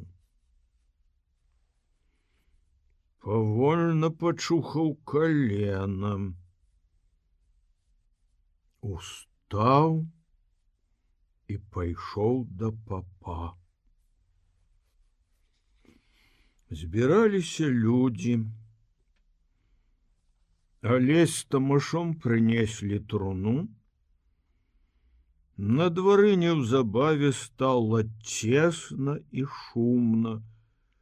У хаце Юрка не адыходзіў ад мацеры і не мог ніяк выплакаць усіх слёз сваіх. З самага ранку ён усё стаяў тут, калаціўся у немай роспачы. Несупынныя слёзы яго былі то ціхімі, то бурнымі. Босыя ногі яго былі, як і заўсёды, непамытымі у засохлай зямлі. Сабастыяніха цішком падышла да яго. Ідзі абуйся, сынку. Зараз у царкву за маткаю пойдзеш. Ён маўчаў, нічога не зразумеўшы. Тады яна раптам успомніла ці здагадалася, што ў яго няма чаго абуць на ногі. Яна сказала: «Памый, сынок, ногі». Я табе налью ўночвы вады, а то нядобра ісці ў царкву з такімі бруднымі нагамі. Ён паслушна пайшоў камору, пабоўтаў трохі нагамі ў вадзе, абмачыў унізе калошы паладняных портак сваіх і не мог сабраць сваіх думак аж да самай ночы. Толькі як ішоў ён за труною ў царкву, перадвячэрняе паветра трохі асвяжыла яго. Ён пачуў, што баліць галава. Ён некалькі разоў выходзіў з царквы і назад уваходзіў. І ў гэты час пачала ажываць і вырастаць у ім пачуццёвая свядомасць, што жыве ён сярод усіх гэтых людзей адмысловым нейкім, асобным, напружаным жыццём. Бачыў ён, як бацька стаяў каля прытвору з халоднымі рысамі твару, чуў, як кум Юліка Барановіча стукаў ботамі, узлазячы на званіцу, і як пазваніў трохі ва ўсе званы. Пасля, злезшы са званіцы, падышоў да натоўпу мужчын каля цвінтарнай брамы і гаварыў пра нейкія папары. У нас папарцы смачныя. Так што нам не трэба балота пускаць пад пашу. Нам сена тымчасове патрэбна. Папару мала. І нічога ты на іх не пасееш, чуўся голас Тамаша. Папараў мала. Можна зрабіць, каб было больш. Пад жыта тымчасове добра, нічога не добра. Я вам, мужчыны, скажу, што запусціўшы папарац, ды тымчасове, калі Бог дасць здароўе, а Алеся няма, сказаў нехта з мужчын. У царкву нават і носа не ткнуў. Ён жа труну рабіў. То што? Што рабіў? Мог бы падысці разам з усімі, як бы яму самому ніколі не давядзецца ўміраць. Куды ён табе пойдзе? Камуністы ў царкву не ходзяць, не маюць тымчасове права. У іх такі закон. Калі пайшоў раз у царкву, выкідаюць, значыць, з гэтага іхняга цэху. Не можна. Тымчасове, як жа ён табе пойдзе, а? Труну? Дык ён памог зрабіць. Это дык нічога, гэта ў іх можна. Тымчасове зараз трэба лезці будзе на званіцу, на вечную памяць пазваніць. Кажуць, што Мацвей не хацеў царкву нясці. Так, хацеў пахаваць. Але не хацеў. Это ўсё Сабастыянаў быў клопат. А яму мала гэта абходзіла. Сабастыян сам казаў. Не памог ёй, кажа, ніхто жывой, не паможа ніхто ёй і памерлай. От як. Хто яго тут разбярэ? Можа, яно трохі і праўда. Ей ужо всё роўна, як ты па ёй не спявай і куды ты яе не нясі. Ну так, але для людскога вока патрэбна ж нешта, каб было. Як жа ты так пахаваеш без нічога? Узяў ды закапаў, як жывёліну якую. Гэта ж табе чалавек? А калі чалавек грэшны, то трэба ж тымчасове помаліцца. Якія там у яе грахі? Адкуль яны ў яе? Добра, кажа, адкуль тыя ў яе грахі? Чаму? Всякі чалавек грэшны. Няма нікога без граху. Ат, хто яго ведае, што тут грэх, а што не. Разбяры тут. Кум Юліка Барановіча раптам зноў загаварыў пра гаспадарскія справы. Тымчасове я зноў пра гэтыя самыя папарцы. Яны ў нас такія, што пашы з іх павінна хапіць. Уга! На чорта нам гэтыя выдумкі. Папары заўсёды былі. І нашто гэтую моду ўзводзіць, каб без папараў заставацца? Што галава, то розум. Яны хочуць давесці гаспадарку, чорт ведае тымчасове да чаго. Сказаць: поле добра ты вырабляй, угнойвай яго, не лянуйся, дык і радзіць будзе. Я сам нажынаю тымчасове жыта. На маю сям'ю даволі. А ёсцека людзі, што і пабольш поля маюць. Нашто тут лішне мудрагеліць? Хто гэта выдумаў, каб папары зводзіць? Калі ты добры, я ж кажу, гаспадар, ну а калі не гаспадарыцца, ўсё з рук валіцца. Чорт яго не возьме, не вываліцца ўсё з рук. Не выпускай з рук, калі яно ў цябе валіцца. А калі не ўтрымаць? Унь, Мацвей, жонку на гэтым свеце утрымаў ці не? Утрымаў? Ха-ха! Ну, бо тут гэта суджана. Што суджана тымчасове чалавеку, то тут нічога чалавек не парадзіш. Вот што. Это як свет светам і Бог Богом. Дык гэта заўсёды было і будзе. Ну, а калі б ён жонку вылечыў, то як бы тады з гэтым суджаным было? Як бы тады з ім? Ну, то тады, значыць, было б суджана яму вылечыць яе. На паправу тады б ўсё пайшло б у яе.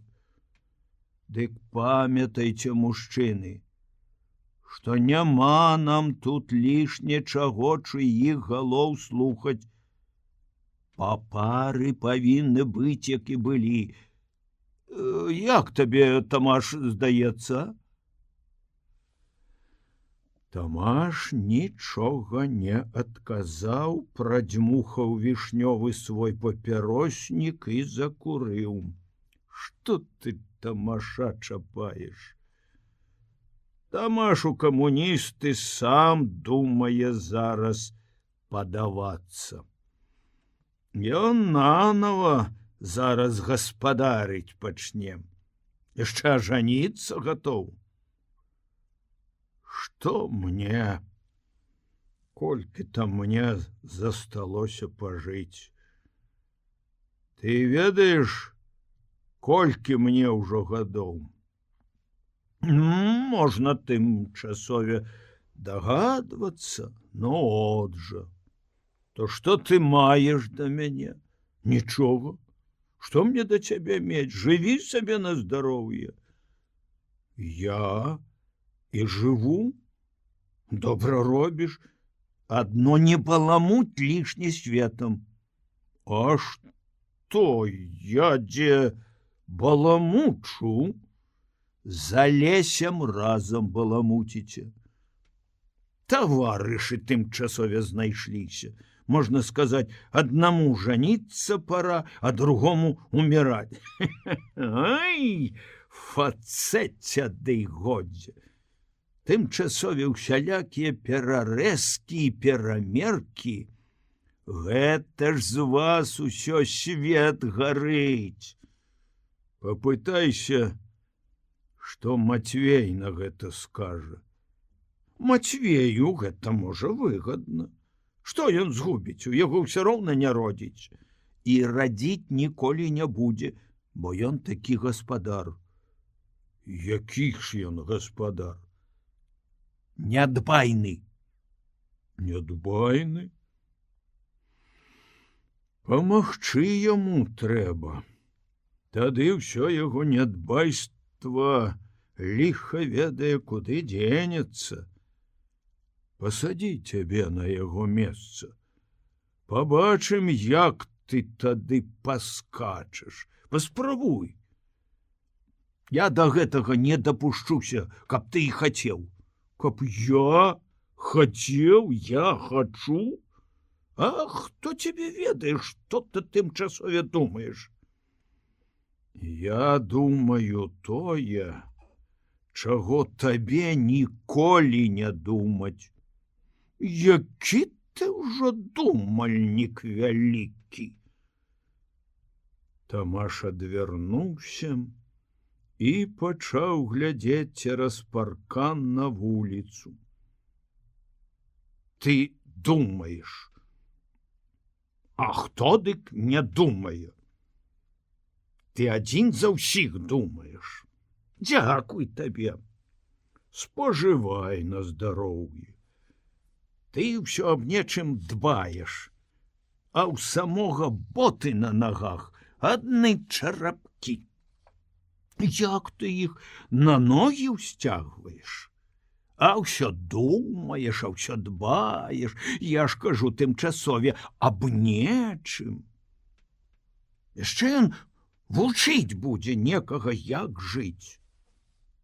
І без цябе пражывом. Спраў боты хаця сабе.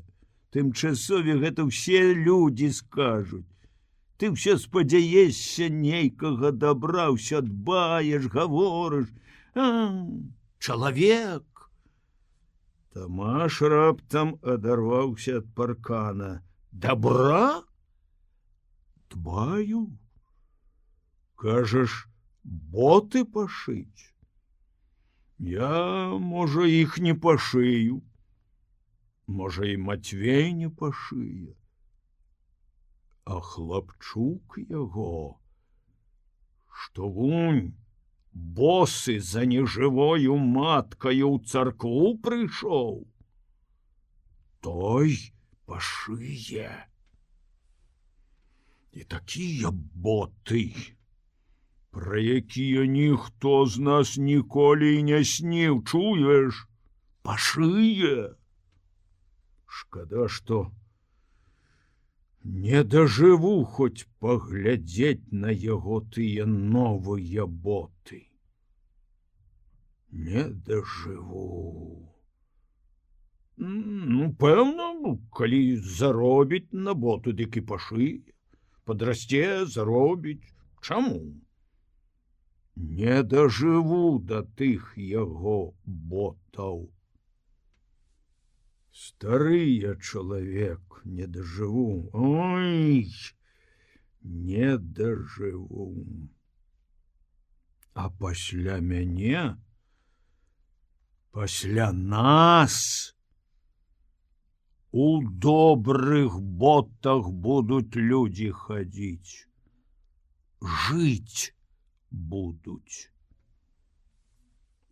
І Тамаш пайшоў паволі па цвінтары да брамы, пасля ўбачыў Юрку, які пайшоў з-пад брамы ў прытвор, і сам застаўся стаяць каля ганка. Юрка як бы паспакайнеў, стаў халодным і маўклівым.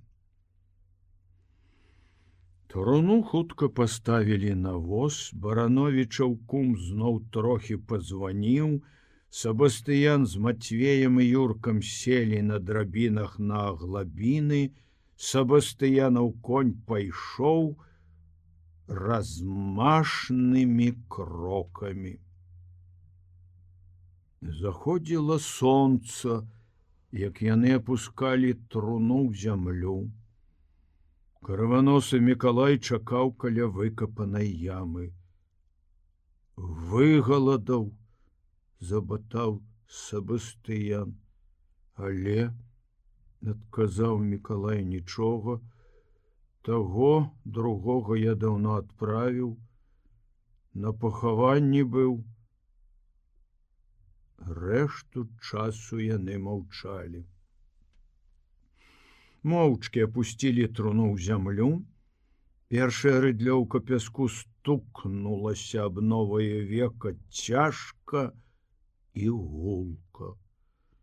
Заходзіла сонца, маўчалі могілкі, сінела і туманілася асенняя трава, зелянілася трава пад асеннім сонцам.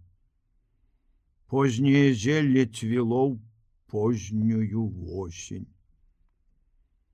Юрка бачыў, як засыпалі труну. Крываносы дзядзька Мікалай утомлена кідае зямлю, засопся і з натугай прыглядае пад ногі свае, таксама павольна б'е рыдлёўкаю ў зямлю дзядзька Сабастыян. Бацька нешта заклапаціўся каля коня, каля пустой фурманкі, от яны ўсе зліваюцца в адно, варушацца, дзейнічаюць, нешта падначальваюць, некаму падначальваюцца. От яны ўжо селі на воз, на памятую пацёртую салому чакаюць яго, малога, маўклівага. Ён жа глядзеў, як яны клалі на воз рыдлёўкі. Падышоў да насыпанага над зямлёю жвіру, як стары агледзеў яго і кінуўся на яго тварам. Пахнуў пясок і трава каля яго, і восень, і зямля. Як жа яна пахла, зямля!